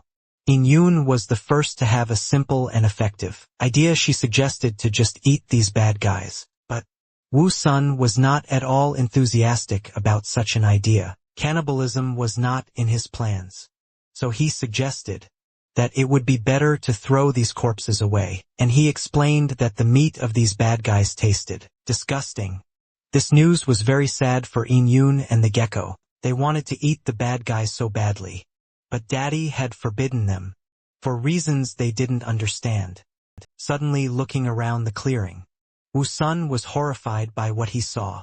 There were 3 attackers, and there were only 2 bodies in the clearing right now. And the body of that crazy old man had disappeared, leaving behind only a puddle of blood and a lonely arrow now. Woo-sun was as furious as always that things weren't going according to plan. The damn old man didn't want to die, and the arrow in his chest wasn't enough to finish him off. He took advantage of the fact that no one was paying attention to him and prepared his revenge. They say revenge is a dish best served cold, but this was not the case. The old man had loaded the bombard and was already lighting the fuse, shouting for the monsters to go to hell. He was going to use the bombard to blow all those little rascals to pieces. Everything was happening too fast, and our flower barely had time to react. However, not much depended on the speed of his reaction anyway. He could not run away yet. He was willing to sacrifice himself so that In-yoon and the gecko could escape. There were only a few seconds left before the fuse would burn out. The daughter didn't want to leave her daddy, but he insisted, and she finally agreed. And putting the gecko on her head, she soared high into the sky, where the bombardment couldn't reach her. But the crazy old man didn't even try. His main target was the hated flower. That nearly killed him. The cannonball fired from the bombardment was now flying straight at Woo-sun. He wasn't going to resign himself to fate so easily, and was going to fight even in this situation. In an attempt to stop the cannonball from flying at him, he threw the net in front of him that the bandits were trying to tie up In-yoon with, but the cannonball didn't even feel any resistance and simply tore the net out. All he could do was try to make the cannonball explode as far away from him as possible. With his vines to do this, he pointed all 4 vines towards the cannonball. At once now the life or death of our flower was decided. In the next few moments, the cannonball collided with the bundle of his thorny vines and exploded with a loud boom. His vines were immediately destroyed by fire and blast wave, which didn't stop there and reached the flower itself, sweeping it away with deadly flames. In-yoon and the gecko watched in horror. Their beloved daddy was on the verge of death. Even more than that, it seemed that the roasted remains of the flower were no longer viable. Tears of grief came from In-yoon, but they were quickly replaced by rage and a thirst for revenge. She knew very well who to aim it at. On that crazy old man who was now rejoicing that he had managed to kill at least one monster. In-yoon swooped down on him from above with her open, toothy mouth, determined to tear him to pieces. The old man was immediately frightened and hurriedly ran away, hoping to find shelter in the shade of the trees from the aerial attacks. He was sure that as long as he ran through the forest, the dragoness would not be able to catch him there. Indeed, when he hid in the forest, In-yoon couldn't see him, and it wouldn't be wise for her to make her way through the woods. But the dragoness was a smart girl who had learned well from her daddy, so she immediately noticed the bombard left behind and figured out how to use it, or rather how to use the remaining cannonballs. She didn't trifle and lifted a whole crate into the air. In-yoon wasn't going to let her father's killer escape so easily. He had to pay. The evil old man soon got tired of running and hid under a big tree trying to catch his breath. He was sure that he would be safe until he himself came out of the forest. But he was wrong, for soon a whistling sound from above caught his attention, and he was horrified to see dozens of cannonballs flying from the sky straight at him. He was not prepared for such a turn of events, and could not even imagine that such a thing was possible.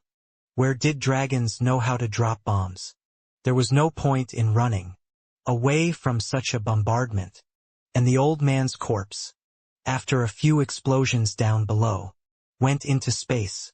And the forest itself had suffered a lot from the series of explosions that swept away everything in its path. But all of that was nothing compared to the loss of In-yoon, and the revenge that had been taken could not fill the void left by the death of her beloved daddy. She returned to her human form and bent over his remains. Along with the gecko, she kept making futile pleas. "Wake up, daddy. Wake up," but nothing helped. It seemed that everything was over, and there was no hope, and this wonderful world would never again hear the swearing and discontent of an ugly flower with a big mouth. Suddenly the sweet potato roots of Woo-sun, which were deep underground, glowed with a strange green light, and the remains of the flower itself as well. This puzzled In-yoon, who didn't understand what was going on.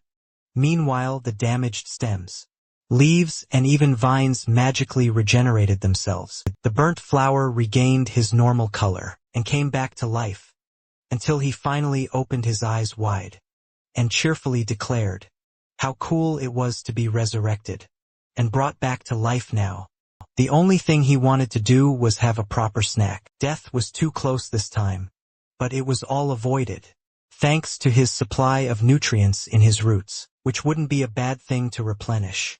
Now, In-yoon and the gecko immediately began to hug our flower. They were so happy that he had come back to life that it was hard to describe in words. After a long hug, In-yoon finally let go of Woo-sun, but immediately burst into tears because she thought she would never see her daddy again. And in all of this, she considered herself to be to blame, since she was the one who had attracted these bad guys. Here our flower couldn't stand it, and when his beloved daughter cried. So he hurried to assure her that it was not her fault, and everything ended up fine in the end. Those guys were just bad adventure hunters, who liked to run around looking for trouble, and they had found their clearing on their own. Without Yoon-yun's help, after calming his daughter down, he started to ask what was that explosion just now, and where did that old man run off to. Woo-sun, of course, didn't know what had happened while he was unconscious. Hearing about the old man, In-yoon got angry again, and said that she would never let him escape. So she blew him up with a bomb. And more than one looking around. Our flower saw the consequences of her actions. The forest was in ruins, and this masterpiece was the handiwork of his darling daughter. Ironically, the old man was killed by one of the bombs he brought with him. Hearing how his daughter dealt with the scoundrel, and seeing the consequences of her actions, our flower was simply delighted. He praised his daughter for being so clever to use cannonballs as bombs in an emergency, although he felt a little sorry for the innocent trees and the environment that had been damaged. Revenge was far more important. Now one had to get busy cleaning up the battlefield and the corpses so they wouldn't attract predators, and they also needed to scout around to see if anyone had heard the sounds of explosions and wanted to check it out. They didn't need any more uninvited guests right now. In-yoon readily agreed to do it. As she moved the corpses away, Woo-sun had a thought when they had killed 2. It meant bringing in 5. Now that 5 were dead, they would definitely send an even bigger and better equipped squad to look for them. They had to get out of here soon. Otherwise, our little flower would never get a peaceful rest. The number of humans would only get bigger and bigger, until one day he couldn't handle them, and he would be trampled and burned. And In-yoon would be put in a cage or killed as well. If he could walk, they would all get far away from here together. As it is, he's stuck in the ground with no way to take a step. Wouldn't there be some way to move? If there was a suitable flower pot somewhere, then In-yoon could carry him anywhere. Inspecting the battlefield, he stopped his gaze at the useless pile of scrap metal that the bombard had become. After all the gunpowder and cannonballs ran out, if only there was a way to get our flower out of the ground and into a suitable container. Finally, an ingenious though obvious idea struck Woo-sun. Looking closely at the barrel of the bombard, he realized that it was shaped very much like one of the flower pots he had seen in his mother's greenhouse. All he had to do was work a little on the barrel of the cannon to make one, and it would be a flower pot just like it. In Woosun's opinion, the idea was brilliant. The main thing was to climb into the muzzle of the cannon and cover his roots with earth, and then In-yoon could take him far away from here. There, in a new place, he would be able to find fertile soil with lush trees and a water source nearby. In such an ideal place he would, once again, ask In-yoon to transplant him into the open ground. From the pot, however, there was one thing about this plan that he was a little embarrassed to remember. When he was still a boy and tried to transplant flowers or other plants himself, they always died because of his wrong actions, and his mother always scolded him afterwards. Now he wasn't sure he could transplant himself, and the stakes were too high to be wrong. He was very worried that something would fail, and his vulnerable roots would dry out, or fail to take root in the new soil. While he was immersed in his thoughts and memories, In-yoon had done all the work, and successfully cleared the clearing, and reported back to Daddy that she was back, and everything was done. The bodies of the bad guys had been thrown far away from here, and now they were safe. But it was obvious that our flower wasn't in the mood, and In-yoon couldn't understand why. They had just defeated 5 enemies together. They should be happy and celebrate, not sad. There was no point in keeping the hidden threat that appeared after defeating the 5 adventurers. So our flower tried to explain in all colors that humans would not ignore such an incident and would send more people to find out what happened to their comrades. Therefore it wasn't safe to stay here now. Then the frightened In-yoon asked, what should they do? The solution was simple. They just needed to get far enough away from this place so that these people's comrades couldn't find them. Any more hiding was a risky and unreliable option, so Woo-sun didn't even consider it. After In-yoon heard his intentions, then she had a logical question. He is a plant that needs to be in the ground all the time. Where is he going to go, and most importantly, how? After all, he doesn't even have legs. But for our flower, the lack of legs was not a problem, and he had already thought of a plan of action. In-yoon only needed to take the cannon off the wooden cart and bring it closer so that Woo-sun could work with it. The daughter obeyed Daddy, but she still didn't understand what the cannon had to do with Daddy's departure. She kept wondering what he needed it for. Her imagination was running wild, and she imagined that our little flower had gone mad and was going to climb into the cannon and shoot himself instead of the cannonball, hoping to get far away unharmed. But even to her, such an idea seemed very doubtful. When she voiced her assumptions, Woo-sun only laughed at her. Sure, he admitted that his head was a bit round, but not to the extent of acting as a cannonball. He assured her that she had misunderstood, and that he needed the cannon for another purpose. But in order to understand what purpose, she should try to separate the cannon from the wooden carriage. In-yoon tried her best, but the cannon was very heavy, and was firmly attached to the wood, and would barely move from its place. No matter which side she pushed it from, she was getting desperate, and told Daddy that she couldn't do anything. But Woo-sun suggested she try a trick that was sure to separate the cannon from the carriage. All she had to do was to lift it all together into the air to a sufficient height, and drop it down from there. The cannon itself was made of iron, and would definitely not break, but the wooden carriage would surely shatter. In-yoon obeyed, and began to lift the cannon into the air. However, even so, it was very heavy. She clenched her teeth and pulled upwards, sweating as hard as ever. Finally, when there was no more strength left to hold the cannon, she let it go into free fall. As it hit the ground, the cannon's carriage shattered, and only the barrel remained. It was already much lighter, and now In-yoon easily pulled it closer to our flower, and asked with interest what next. And now Woo-sun had a cunning plan to turn the muzzle of the cannon into a first-class flower pot, and for this purpose, He had already prepared a whole arsenal of tools, which, for success, had to be stronger than the cannon itself. He began with manic persistence, like a monster with tentacles, to shred the cannon barrel so fast that only green sparks flew out.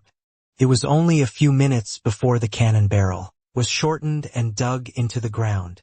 Wu Sun looked at the results of his work and was confident that, now that he had fixed the cannon barrel, it would not fall. This was the end of our flower's work part, and everything else was up to In Yun and the gecko. They absolutely did not understand what was going on, and asked for detailed instructions on what to do. Our flower began to explain that they need to carefully dig him out. He would do it himself, but he can't see his roots because of the leaves. But this idea seemed unfortunate to Yun Yun, who remembered well how our flower had resisted being dug out of the ground by bad people, and didn't understand how digging it up now would be any different from what it was then. How could her daddy come up with such a terrible idea? Had he had enough of living? Wu Sun sighed tiredly and asked, "And what does she mean he was tired of living?" She misunderstood. He is still young and full of energy, and he still has his whole life ahead of him. In fact, he just wants to be put in a flower pot, with the right soil, constant watering and fertilizer, and as long as those 3 points are followed, it will continue to grow and do well. Of course, in the open soil, more nutrients and space for the roots. But then the flower cannot be moved, and at this moment mobility comes first. It finally came clear to Yun Yun that Daddy was going to plant himself in the cannon, and thus be able to move around. Wu Sun praised Yun Yun and the gecko for their ingenuity, and told them to get to work and start digging from both sides, being careful not to hit the roots. They were excited to get to work. Too excited, even suspiciously excited, and it soon became clear why. They were so enthusiastic about this work that the dust rose high above the clearing, and only the glint of the shovels was visible. Wu Sun was horrified at how quickly and inaccurately they were digging, hitting his roots, chopping them and pulling them too hard. He even started begging them to stop and leave him alone, but they paid no attention to his cries. Finally the job was done, and our flower, leaning on its vines, began to climb out of the dug hole. Now all its roots and tubers were in full view, and looking at them, Gecko and Yun Yun marveled at how cool and amazing his roots were. But our flower didn't like it at all. He felt as if he was naked in the street, and everyone was laughing at him and pointing fingers at him.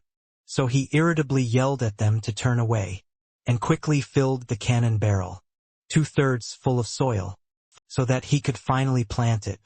They had no choice but to quickly turn away and agree to all the demands. They began to fill the soil into the cannon, but one important question came up. What does 2/3 mean? How much is that anyway? While they were trying to figure it out on their own, our flower was non-stop yelling at them and pushing them around.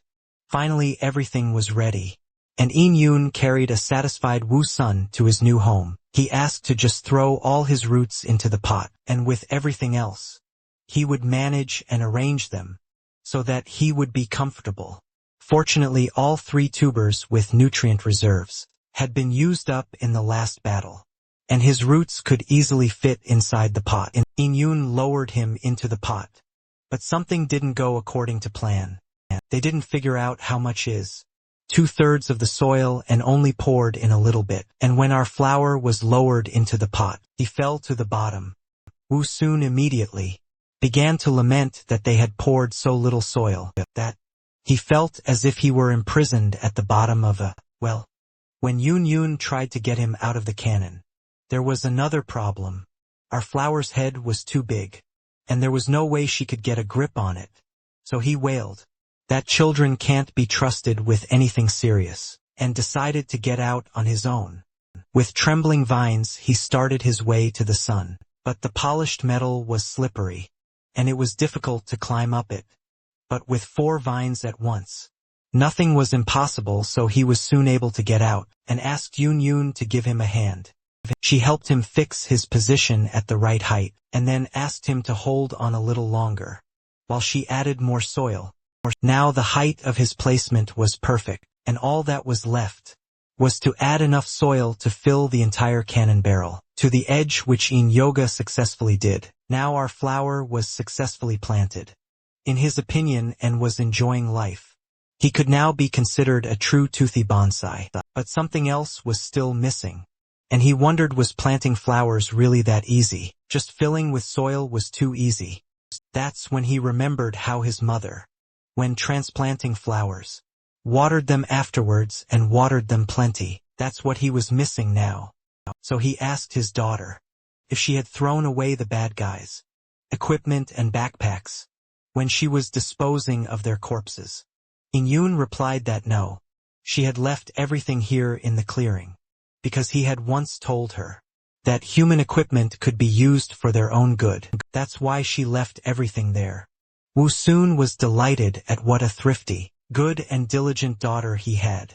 So he sent her off to find something that looked like a water bag, an object called a wineskin. These bad guys came from far away, so they must have it, and not just one. Yu was an obedient girl, and immediately went to look for it. Soon she returned with 2 leather wineskins. She was as happy as a child who couldn't wait to help Daddy. Wu Sun was also pleased with her findings, and asked her to hurry up and fill them with water from the nearby pond, so that the soil in the pot could be watered as soon as possible, and the roots could be filled with life-giving liquid. So he asked her to hurry up before her daddy withered. Without water, Yun transformed into a dragon and set off. She moved so fast that only a cloud of dust was left behind her. Seeing her go for water, the gecko also wanted to help, and brought his water leaf. But our flower had to disappoint him, and talk him out of such a useless idea, with such a small leaf.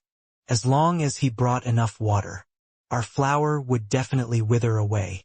Soon Yun returned, and the life-giving water poured into Wu Sun's pot, wetting his roots that were already starting to dry out. There was only one small problem, or rather a hole, the hole where the fuse was inserted, and our little flower was worried that such precious water wouldn't escape through it. But so far, according to the gecko's observations, all was well and dry. Soon those 2 tubs of water ran out, but the soil in the pot was still a little dry, so he had to ask Yun to fly for more water. After a few minutes, the water flowed into his pot again, and at this moment, Wu Sun seemed to be the happiest flower in the world. This time there was already enough water.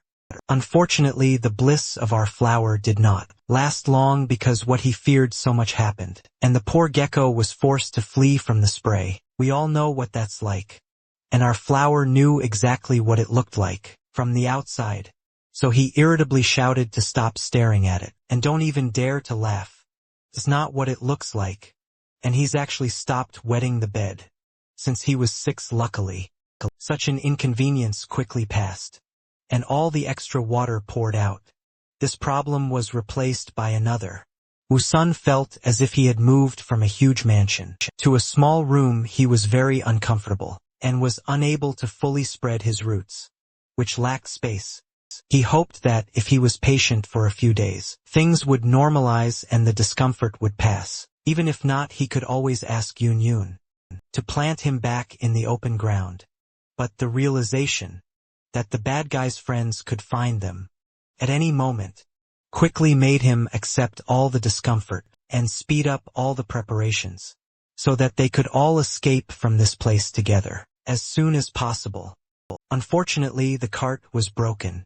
It was for the best though, because with the cart, they wouldn't be able to take advantage of Yun's flying skill. The best solution was to think of a way to hang Wu Sun and the cannon on Yun without preventing her from flying and looking at the backpack he had in his hands. A brilliant idea occurred to him: to use his vines as the straps of the backpack, to turn the cannon into a strange backpack that would be stable and wouldn't restrain Yun's movements in flight. All that remained was to figure out what to do with all the equipment and weapons that were being sculpted in the clearing. Right now they could be very useful in the future, because the more equipment you have, the more protection and preparedness for the most unpredictable situations. But everything in the backpack would not fit. Wu soon ordered Yun Yun to bring all the items that were left behind by the bad guys, so he could take everything with him on the journey. She was a little shocked at how he was going to take it all with him, but she obeyed anyway. There were a lot of items, just too many. However, this did not bother our flower, for he was as greedy as he was ugly.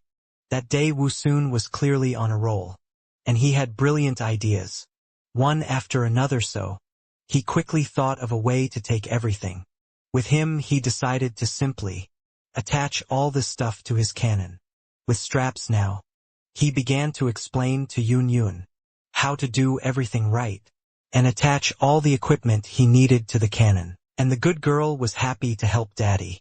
Now our little flower was no longer unarmed, and his heavily armed shadow towered over the clearing. There was room for everything, even a long sword and the crossbow and arrows too. Now Wu Sun felt that with all this equipment, he had become a heavily armed flower with a big mouth, and now all enemies should tremble at the sight of him. Now that Wu Sun was growing in the pot, these sensations transported him back in time. He felt like a monster from the game for some reason. Suddenly, his musings were interrupted by the sound of rumbling that came from Yin Yun's stomach. In all this time neither of them had eaten, so it was no surprise that the little dragoness was very hungry. Smiling awkwardly, she asked if the gecko and Wu Sun were hungry, then added that she was going to go hunting. This was just in time, since they had just experienced a big battle, and they all needed to recover their strength. But Wu Sun also warned Yin Yun about the possible danger, as they didn't know for sure if the bandits still had accomplices. Even though Yin Yun was a majestic dragon, she still obediently listened to her father's instructions. Therefore she replied that she wouldn't act carelessly. Looking after his daughter as she flew away, our hero said to himself that he should try to work even harder on himself. This battle perfectly showed that he was still very weak. He must continue to open chests and accumulate evolution points. As the experience of the last battle showed, the grapes played a key role and literally turned the course of the battle. The same was true for the healing sweet potato roots. In addition, 4 of its vines were used to weave a backpack, and only by growing a 5th vine could he deal with unforeseen troubles.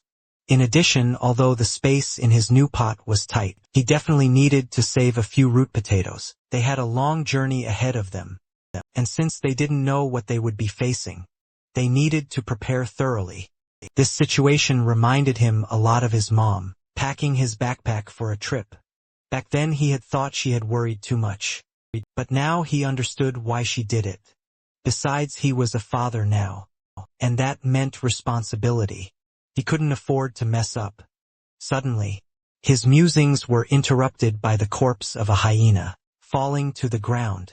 Yin Yun had already returned from the hunt, which meant it was time for a delicious lunch. After a while, the whole family gathered around the makeshift table to regain their strength for the first time today. They were finally able to eat in peace and chat happily. While everyone was eating, Ruhua was sunning himself on the chest as usual. Once everyone had eaten, Wu Sun said to give him the remaining pieces of meat. He was going to use them to replenish his supply of nutritious things in the roots.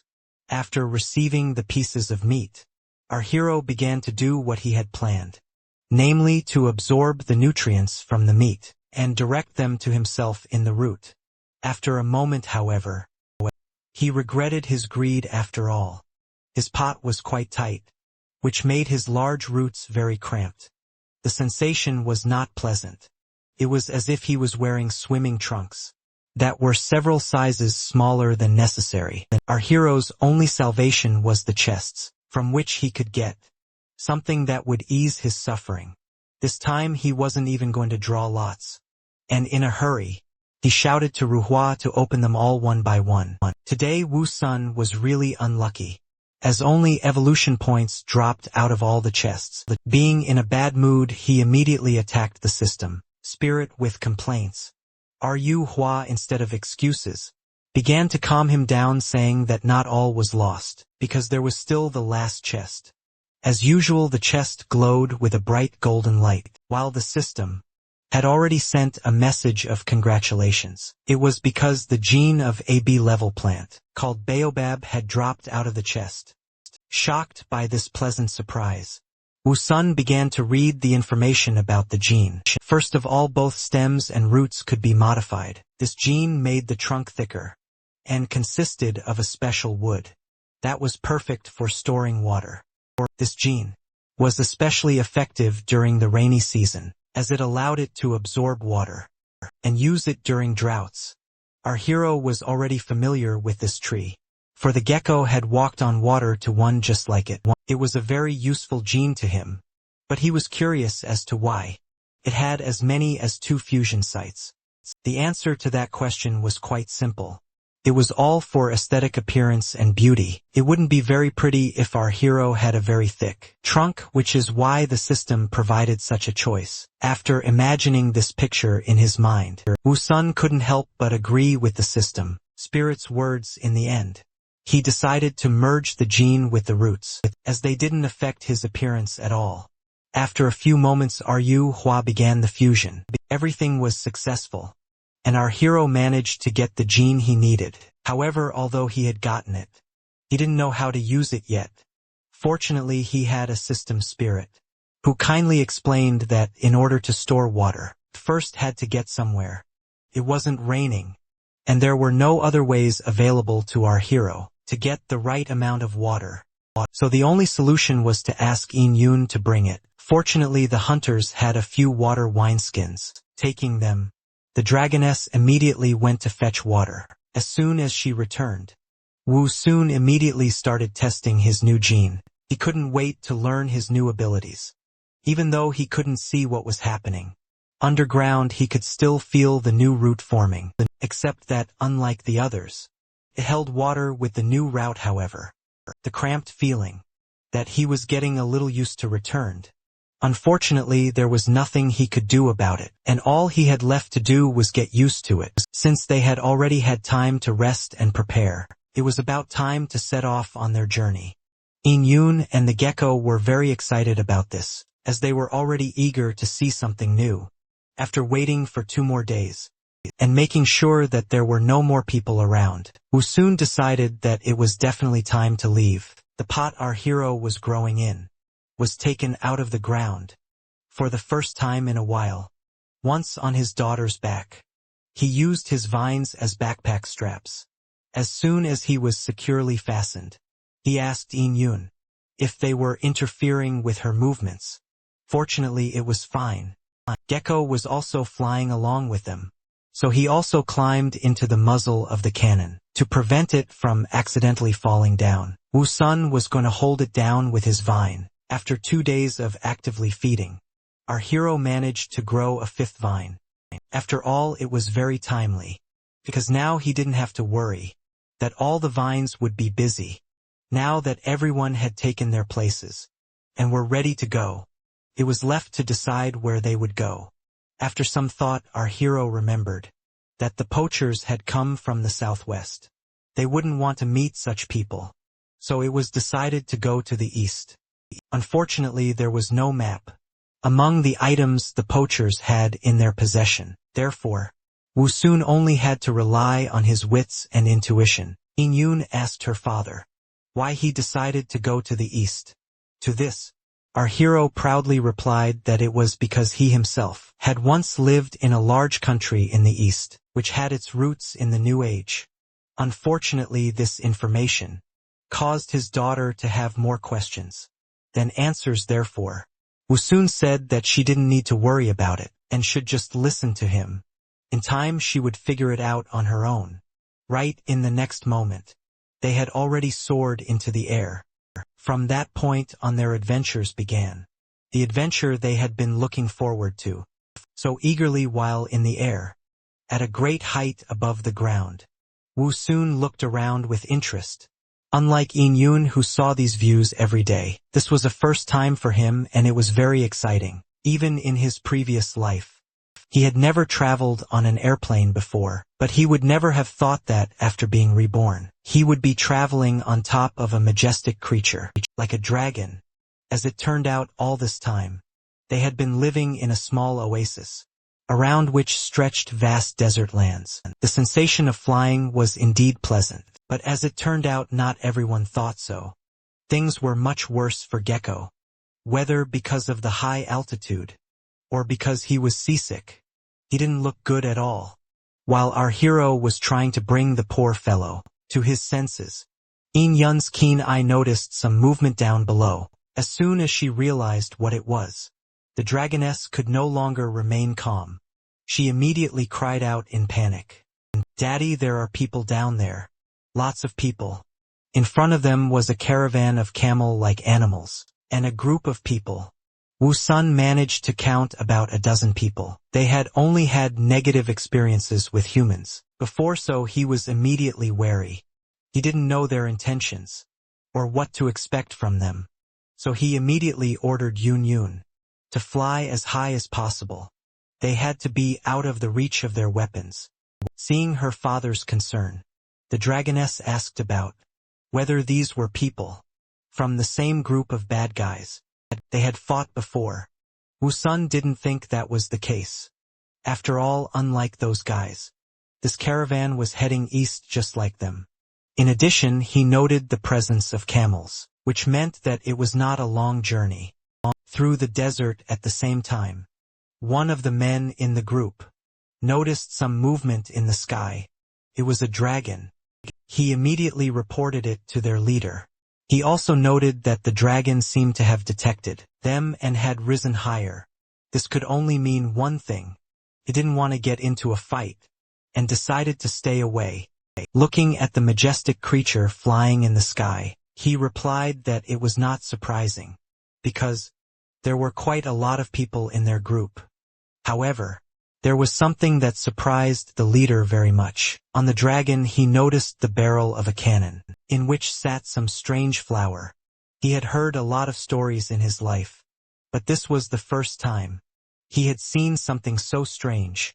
The guy who first noticed the dragon asked him enthusiastically if he wanted to shoot it. After all, they could surely get a lot of money for such a rare dragon. But to the guy's disappointment, the leader didn't agree. Their mission this time was not to hunt. Besides, this time, he didn't bring his dragon hunting equipment with him, and somehow he wouldn't be able to hit it from such a long distance. Otherwise, hearing the answer, there was nothing left for the guy but to sigh heavily and accept it. At the same time, our heroes flew past the caravan and approached some ruins.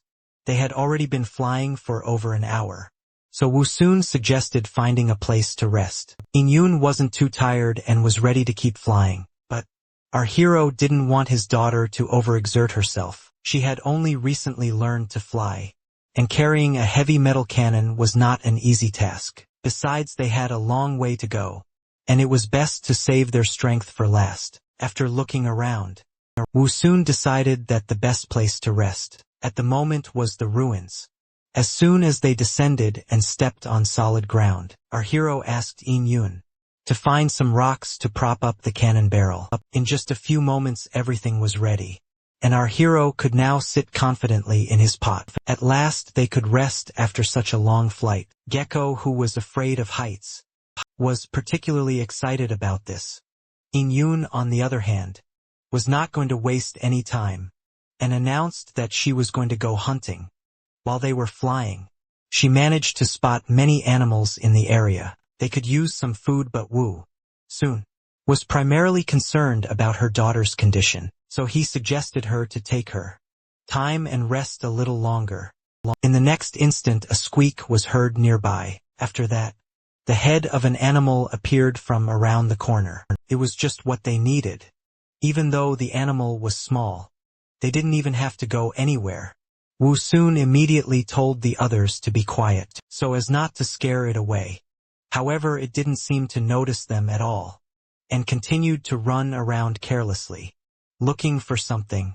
Suddenly, Wu Sun had an idea why he was behaving like this. There was very little water in the desert, So in order to survive, the animals had to rely on their senses to find it, and since there was a large supply of water in our hero's roots at the moment, the beast sensed this and came. He didn't much like being treated like a water bottle. In addition, the rodent was so bold that it headed straight for the hole in the cannon. Woosun had no intention of letting this happen, so he immediately used his spiked vines. After catching the insolent beast, he immediately cut off its life. Since In-yoon had been flying all this time, and must have expended a lot of energy, our hero decided to give the prey to her. But the dragoness refused, saying that the meat would not be enough for her anyway. Besides, she was going to catch something big later. In the end, the rodent went to Gecko. But as it turned out, the beast was not alone. Soon, several more rodents came running to the smell of water. Woo-sun couldn't help but be excited, as the food was coming to them. In the next moment, a whole group of rodents appeared, and quickly approached them. At that moment, our heroes realized that, in fact, everything was not as they thought. After all, it looked like the animals were in a hurry to get away from someone. Our hero immediately came to the conclusion that most likely behind the ruins really was someone, and so it was in front of them. Appeared a large wolf with a rodent in its mouth. Although the wolf seemed shabby and looked more like the living dead, its intentions were clearly not good. Woo-sun immediately realized that there was clearly something wrong with the wolf. There was madness and fearlessness in its eyes, which was not exactly characteristic of wild animals. However, he also decided not to rule out the fact that this world was full of all sorts of strange creatures that he had never seen before. The wolf did not hesitate, and immediately rushed at our heroes.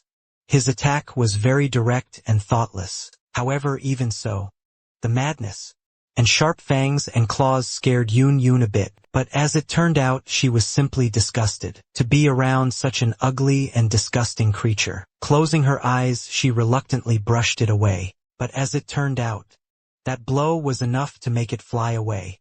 She was a dragon after all. Even so, the wolf didn't run away. From behind a dissipating cloud of dust, his silhouette appeared. He was alive and unharmed. Moreover, from its vicious growl, it was clear that it was not planning to give up. Woo-sun was finally convinced that there was something wrong with the wolf. After all, it was obvious that In-yoon had clawed it with her claws, but it wasn't bleeding. He had no time to think and understand the situation, because the wolf attacked them again. He did not take our hero for an opponent at all, and so he attacked our dragoness again. However, he had underestimated Woo-sun for nothing. In fact, while he was distracted by In-yoon, our hero stabbed him on the back with his sword. He couldn't tolerate being treated like that, especially by someone who had decided to attack his little girl. But even after the sword strike, the wolf was still on his feet. Our heroes were puzzled and confused. They could not understand why the wolf did not die. Our hero immediately had an assumption that he could be a zombie, because all the facts pointed to it. But now it was not so important. First of all, they had to deal with the enemy, which continued fearlessly attack. This all in the end finally bored our hero, and so he decided not to hold back and end it all. He was an expert at killing zombies in games, so he was confident in his abilities. With a furious swing of his sword, he cut off the wolf's head, leaving him no chance falling off. The head rolled on the ground, but even without a body it continued to move. This was truly something abnormal, even though the wolf couldn't do anything else. Woo-sun still thrust his sword into its head to end its suffering. Luckily, it worked and the wolf fell silent. As soon as it was over, In-yoon rushed to her father with questions. She didn't understand what kind of monster it was, or why it was still alive after its head was cut off. Our hero didn't really know what it was. This information they had yet to find out. However, our hero was sure of one thing. If he knew what the enemy's abilities were beforehand, he would have been dead long ago. He still really didn't know much about this world, so he didn't need to be surprised by such small things. Their company already consisted of a strange, talking plant, an intelligent gecko and a legendary dragon. Therefore some zombie wolf didn't look so strange against them anymore, since there were still a lot of strange things and creatures ahead of them. They had to get used to it. However, our hero was still interested in the origin of the zombie wolf. In his homeworld, they were only a fiction, however. Even in the stories, their appearing was explained by a virus, or an infection that was caused by a talisman, or even Taoism taking a closer look at the wolf. Our hero immediately discarded the idea of a virus, because there were no bite marks on the wolf. In addition, his body was devoid of water, like the mummies made by the ancient Egyptians, which suggested that he could be man-made, which raised the question of who could make walking zombies. Since this world was full of mysteries, could not be ruled out that mysticism and magic could be used here. Therefore some priest, wizard or necromancer might do it. While Wu Sun was pondering this, the gecko pointed at the wolf's head and asked if they could eat this. Strangely enough, he was not at all embarrassed by what was happening. Fortunately, our hero was not that desperate, and immediately said that there was no way they could eat it. There was a good chance they might become like them. And besides, they'd probably break their teeth eating such old meat. Since it was dangerous to even stay close to the body, it was decided to move away. Besides, it was finally time for them to rest and hit the road, and they hadn't even caught anything to eat yet. In the following footage, we see the ostrich in its natural habitat. These creatures are known for their great speed. Oh, isn't that an animal show? Excuse me. Back to our story. The poor ostrich with an arrow in its softest part was, for some reason, desperate to get away from someone. As expected, it was our heroes, who decided to play a hunting simulator. Well, to tell the truth, they were just trying to get food. So far it hasn't worked out so well, because the first arrow didn't do much damage. Realizing that it would be very difficult for him to hit at this distance, Wu Sun asked his daughter to fly closer. Listening to her daddy, In Yun immediately flew up close enough to hit the target. For sure, in the next second, the arrow was already heading towards its target. At a tremendous speed, it was a headshot. Instant death. The bird only had time to open its mouth, while its cry never had time to escape. The skills from the games were really paying off. With a loud noise, the ostrich's body fell to the ground. It was really quite an easy and successful hunt. Everyone immediately started praising our hero for his accurate shot. They still hadn't been able to rest and eat properly before, but now they would finally be able to do so as soon as they lowered to the ground. Wu Sun immediately started giving out orders on what needed to be done, since they were planning to rest and eat a bit. In the area, he told the gecko to bury it in the ground, since they had the right tools with them. It didn't take much time to dig the hole. Sitting in his pot, our hero grudgingly noticed that along the way, he had found many ruins that had once been someone's home. The large number of them alarmed him, because they were not just single houses, but entire villages.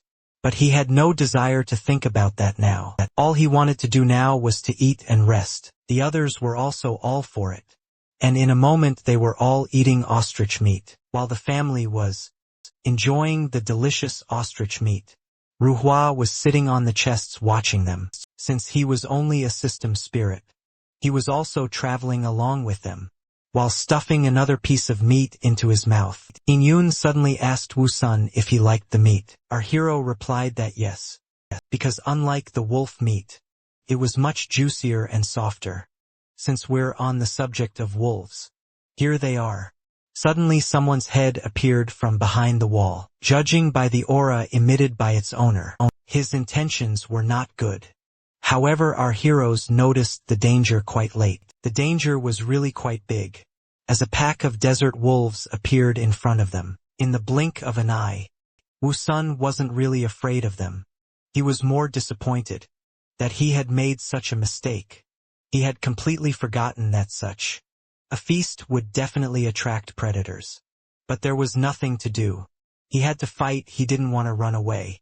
Besides, it was a chance to get a lot of meat. He immediately ordered the gecko to climb into his pot, while he told In-yoon to get ready and cover him from above. Taking out all of his available weapons, our hero prepared for battle. He was now fully confident in his strength, as he was no longer the weak flower he used to be. Unfortunately for the wolves, they didn't know that, so with a loud howl, they rushed towards our heroes. 3 wolves at once, with a great speed, began to approach, hoping to get the meat they smelled. Unfortunately for them, there was no meat. All that was there was an arrow, which Woo-soon immediately fired at the first wolf that appeared. The arrow hit the target, causing the victim's heart to stop beating. In an instant, however, the death of their comrade had no effect on the others. They continued to run, hoping to get rid of the offenders. Our hero was also ready to fight. In addition to arrows, he also had swords, which he did not mind swinging. At one point, he even found himself surrounded by several wolves. However, he had nothing to worry about, because he still had his daughter, who, although still inexperienced, was already a legendary dragon. After catching the inattentive wolf, she quickly lifted him into the air. Everything seemed to be going well at first, but that was only at first. At some point, another wolf appeared from behind the cliff and was about to stealthily attack our hero. From behind, In-yoon was the first who noticed it and immediately informed Woo-sun about the danger. At the last moment, Woo-soon realized that the situation was bad. He couldn't do anything in time. He realized that it was his fault for being too careless. Time seemed to slow down, and the question arose in his mind: is this the end? Luckily for our hero, that wasn't the case. Either out of panic or she had planned it that way. In-yoon threw the wolf down, and when it landed, it fell right on top of the wolf, which almost caught up with our hero. In any case, it was a very accurate hit. Woo-soon immediately praised his daughter, because she had just literally saved his life. But there was no time to rejoice in their victory, because the wolves were still alive, and that meant the battle was on. Our hero immediately struck where the wolves stay. However, they were not so easy, and were able to come to their senses and dodge his attack. The wolves did not plan to give up, but our heroes did not plan to run away, as practice had already shown.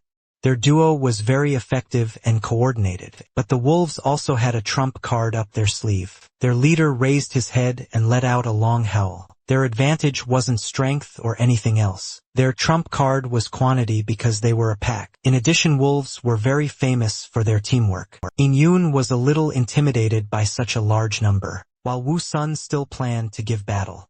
At that moment, his eyes were burning like never before, and he was ready to use all his abilities to win. But suddenly something alerted the wolf leader. An unforeseen situation in the middle of a battle wasn't a good sign. While the others continued to hold the line and watch the actions of our heroes, the leader and another wolf stood in the rear defense, where the danger was coming from. This was a very unexpected turn of events. Even though Woo-sun didn't see what was happening there, it wasn't hard to guess that the wolves were attacked from behind. But the biggest question was, what kind of creature dared to provoke a pack of wolves? After a moment, everything became clear. The pack had been attacked by other desert wolves, and immediately the slaughter began. But it wasn't that simple, because these were no ordinary wolves at all. They were zombie wolves. Our hero was shocked by what was happening. He thought that the zombie wolf was a rare case, and they were just unlucky to meet him. But as it turned out, it was very common. Zombies weren't just wolves, though. Soon a few more creatures appeared on the horizon. As it turned out, the foxes were also infected. Even Woo-sun was frightened, as something really abnormal was happening in the wilderness. At one point, it even seemed to him that the zombie apocalypse had arrived. But even that didn't end the surprises. Not far away from them, a clawed hand appeared from behind a wall of ruins. And no, it didn't belong to an animal. It was a zombie man, who resembled a zombie from the game Plants vs. Zombies. Standing up to his full height, he immediately let out a fierce roar. But his introduction did not last long, because in the next moment, He rushed at the first uninfected wolf. The appearance of the zombie man was a great surprise to Wu Sun. He had hoped, until the last moment, that he wouldn't see them. However, he now began to understand why there were so many ruins in the desert. After all, it looks like it was because of the virus that all the people could turn into dead people. While our hero was pondering this, the zombie man kept biting harder and harder into the poor wolf's body, and just like that, in an instant, the hunter turned into prey. In his past life, Wu Sun had seen quite a lot of zombie movies. In them, the infection was transmitted in different ways, and one of them was infection through blood. So watching all of these, he couldn't help but wonder what would happen to the wolf, and whether it would turn into a zombie. After finishing with the wolf, the zombie stopped, as if it had lost all interest in him. It began to rise to its feet. However, he did not stand still for long. In the next moment, it rushed towards the other uninfected wolves. They were frightened and shocked, because they couldn't understand at what moment they had become someone's prey. At the same time, the wolf that had just been killed by the zombie rose to his feet. He was now a zombie as well. He no longer had the ability to think straight. He had only one desire: to kill now. He no longer paid attention to the fact that he was attacking his kin, and that he was mercilessly biting into their throats. The uninfected wolves were confused, and did not understand why their comrades suddenly began to attack them. Our heroes watched it all with horror on their faces. They had no desire to interfere. Our hero had a hard time believing that what he had once seen in movies and games was happening right before his eyes. However, they couldn't be only spectators. After all, the zombie did not stop at the wolves, and began to approach them. There was nothing else they could do, so they were going to fight. Taking out his blade, Wu Sun began to swing it furiously in an attempt to finish off the zombie. He was used to the zombies in games and movies being dumb, and dealing with them one at a time was not a problem. However, things were different here. The zombie man was quite agile and dodged his blow. Seeing this, our hero realized that everything would not be as easy as he imagined. However, he did not plan to give up. With even greater fury, he began to strike the zombie, which came closer and closer. But as it turned out, it was no use at all. In an instant, the zombie was right in front of him. Wu Sun knew what the problem was. His opponent had very rough skin and hard flesh. He wasn't afraid of chopping blows at all. In addition, he didn't feel any pain at all, which allowed him to calmly charge forward. In this situation, there were only two options: either chop off his head or chop off his legs, thus immobilizing him. And so the moment had arrived. Wu Sun and the zombies clashed in a deadly battle, where their lives were at stake. It was hard to tell who would win, but one thing was certain: only one could survive. And so the zombie opened his mouth with a fierce roar, rushed at our hero. However, he failed to reach his goal, because he missed, and crashed into the barrel of the cannon. Unfortunately, his rotten teeth did not allow him to bite through the metal, so the replenishment of metal in the zombie body had to be delayed. But as it turned out, the zombie wasn't the only one who screwed up. Wu Sun had also missed as a result. The two losers were frozen in a battle of glances. Yet it didn't last long. In the next instant, the frightened scream of our hero was heard, as well as the furious roar of the zombies. The reason for Wu Sun's frightened cry was quite simple. There was no way he wanted to become a zombie flower with a big mouth. Because of his self-confidence, Wu Sun had greatly underestimated his opponent, and he immediately paid for it. After reaching him, the zombie clutched at his leaves. Fortunately, it was only leaves and nothing more. In the end, our hero was hardly even hurt. However, he had now confirmed his theory. Zombies were indeed very fragile and needed moisture. This was the reason for the attack on him. Specifically, it seemed that the zombie's plans had been revealed. Since the zombie only managed to eat a little bit of leaves, it let out a furious and dissatisfied roar. But the fact that Wu Sun was able to understand the reason for the zombies' attack didn't change anything. After all, he was still in a desperate situation, one-on-one with the zombie. In addition, this time the zombie did not touch his leaves, but immediately clawed at his head. Our hero was once again very careless. To his horror, he began to feel the one, gradually absorbing his moisture. Wu soon began to panic, so he could not cope with it on his own. Luckily, he had a dragon daughter, who immediately rushed to his aid. Grabbing the zombie, she started trying to pull him away from her daddy. However, the zombie clung to our hero so tightly that he didn't let go, even when they started to rise into the air. All the while, Wu soon continued to scream desperately. It was the first time in a long time that he felt so horrible and helpless. The moisture was continuously being sucked out of him, and on top of that, his stem was threatening to burst at any moment. Under such a heavy load, heroes do appear at the last and most important moment. This time that hero was a gecko, which everyone had already forgotten about. Even despite his fear of heights, he fearlessly grabbed an arrow and stuck it in the zombie's eye. As it turned out, it was quite effective. Once the zombie relaxed its grip a bit, Wu soon decided to take this chance. He instantly drew his sword, with the intention of finishing off the zombie. The sword was more effective than the arrow, and did much more damage as a result. The zombie let our poor hero go. Luckily, this blow was enough to finish off the walking dead. He fell to the ground with a clatter, and the fire in his eyes faded. It seemed to our heroes that it was all over. They began to ask each other how they were feeling. Wu Sun had indeed suffered the most in this fight. He felt as if he had been squeezed dry. Flying over to them, In Yoon also inquired about her daddy's well-being. However, even one look at him was enough to realize that he was clearly not all right. Fortunately, it wasn't really that bad. He had admitted it himself. After all, he just had some water sucked out of him, and a leaf torn off. These injuries were far from fatal. Wu soon had a couple of useful abilities that allowed him to recover. In a matter of seconds, just a moment later, our hero was fully recovered.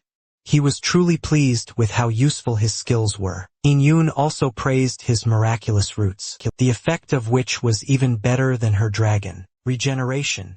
But their conversation was interrupted by a noise. As it turned out, the battle between the zombies and the wolves was far from over from the beginning. The wolves had somehow managed to cope with the waves of zombies, and had even managed to maintain almost all of their numbers. However, things got really bad when a zombie bit their leader. Though his pack members tried to help him, they weren't very good at it. The zombie continued to suck the life out of the wolf. It seemed like this was the end for the pack. Wu soon himself understood the consequences. If the leader turned into a zombie, the rest of the pack members would most likely turn into zombies as well. Besides, if he was leading an organized group of zombie wolves, it would be much harder to fight them. Having come to these conclusions, our hero decided to help the wolves. After all, as they say, the enemy of my enemy is my friend. Wu soon also decided to choose between the two evils, who would be easier to fight in the future. In the next instant, the arrow was already heading towards its target. At a great speed, our hero was quite a good archer, so he was able to hit the zombie in the head without any problems, but as it turned out, it was not enough to kill it. From a great distance, the arrow could not get to the brain. Fortunately, as it turned out, it didn't matter. The arrow was able to distract the zombie and make it let go of the wolf leader, and that was enough for him to come to his senses and break free. The wolf did not plan to stop at the release, and so immediately jumped on the zombie from the back. It was a very good and effective solution. Thanks to this, the arrow pierced through the zombie's head, thus ending its suffering forever.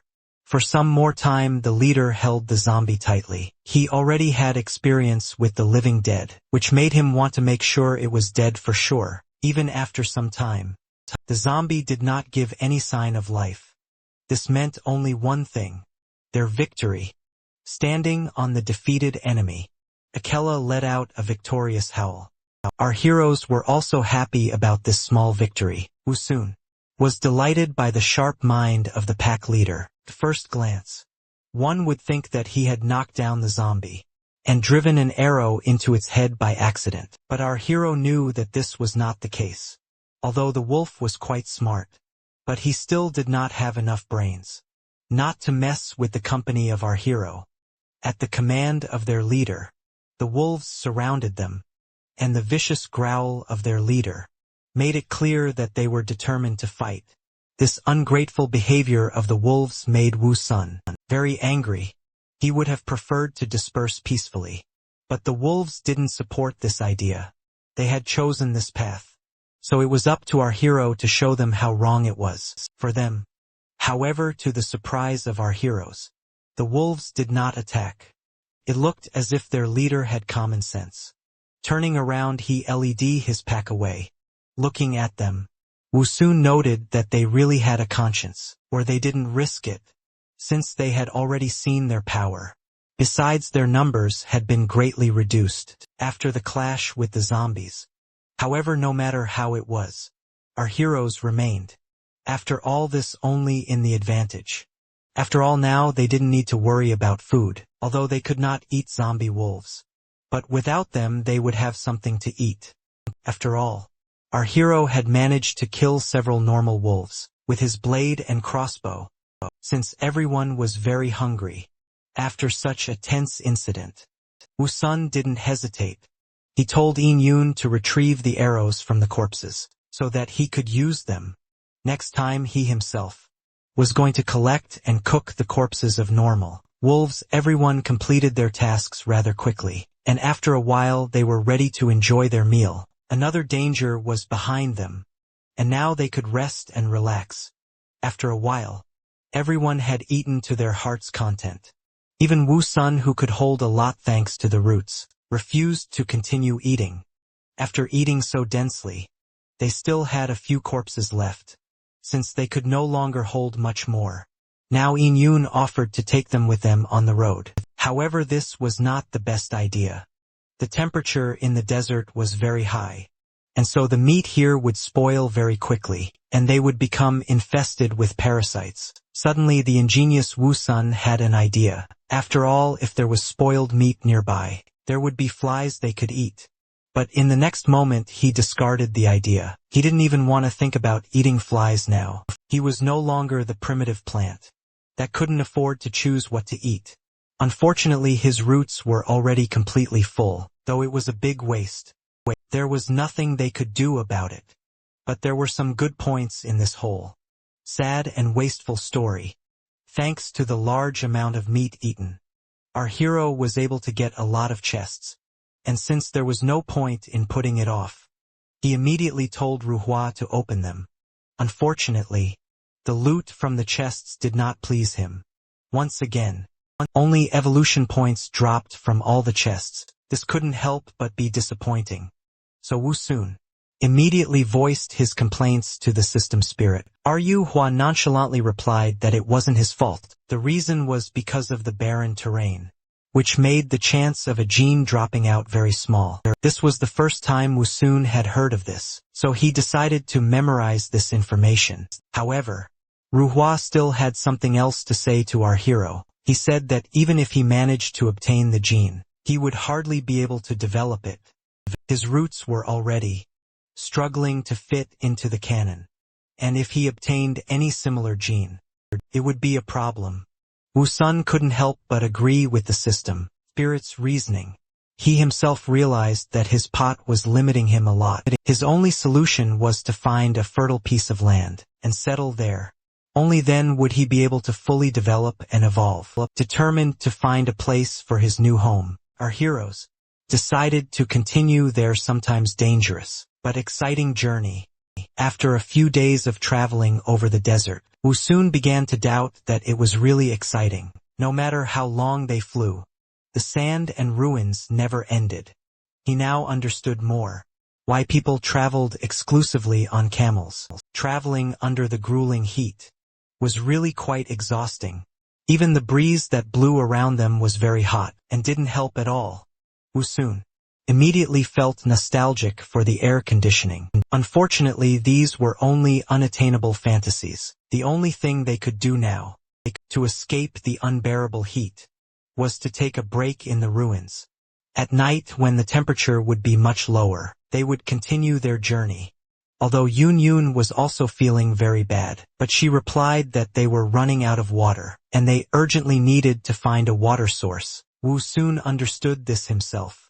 However, he was more worried that if she overworked herself, there was no way they would be able to fly to this place after finding a suitable ruin, where they could hide from the heat. They decided to take a break there. As soon as they landed on the ground, our hero immediately began to look around. Along the way they constantly encountered ruins that resembled once existing villages and towns, so he had a question about who built them and why they were destroyed.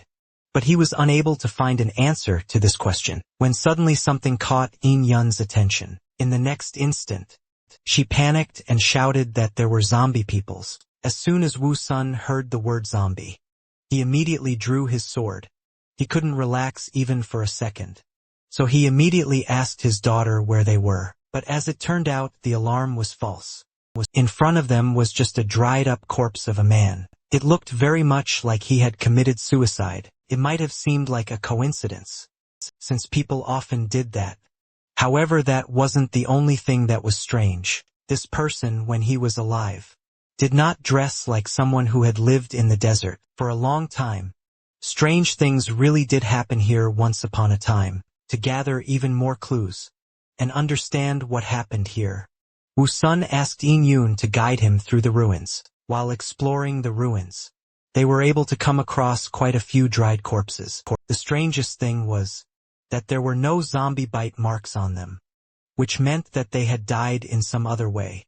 Like the first corpse, some also committed suicide. Now our hero could say with certainty that this was no coincidence, and his first thought was that maybe they didn't want to become zombies. Remembering the strange zombies they had encountered earlier, he also speculated that these corpses might have had something to do with it. However, he wasn't allowed to ponder this any further. A stream of water immediately poured down on his head. As it turned out, it was Yun holding a wine skin in her hands. She was trying to water him.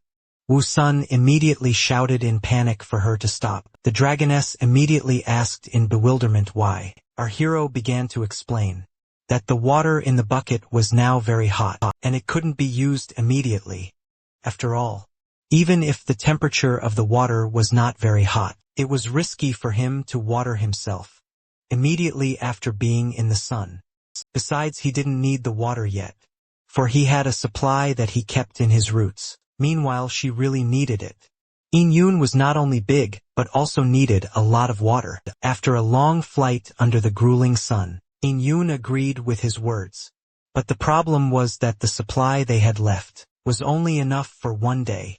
But even so, Wu Sun had a solution. Since he had gained so many evolution points, he could now easily grow grapes for them with it. They would be able to get both nutrients and water. Although our hero said this to his daughter to reassure her, the truth was that things were really not very rosy. Even though he had quite a few points, they wouldn't last long. In addition, the water in the wineskin was indeed almost running out. Wu Sun realized that he had been too optimistic and had hoped that he had been able to do everything. However, in reality, it turned out that they could die simply from lack of water. The only way to solve this was to find a source of water. In the next 3 days, soon, the sun disappeared over the horizon and night fell. As the temperature dropped quite low, our heroes continued on their way. Soon Yun exclaimed in an excited voice that an oasis could be seen ahead. Although this was great news, Wu Sun was quite skeptical. He didn't rule out the fact that it could be just a mirage. However, to find out, he had to go down and check it out. At the same time, there was a dead camel lying on the ground, in the middle of the oasis. As it turned out, it had not died a natural death. It had been killed by a large, unknown black creature for which it was just lunch. At some point, The creature sensed something and looked up. Couldn't help but notice Yun flying by. The mysterious creature was a black dragon. It was very interested in what it saw. It grinned and said that it had finally met the perfect prey.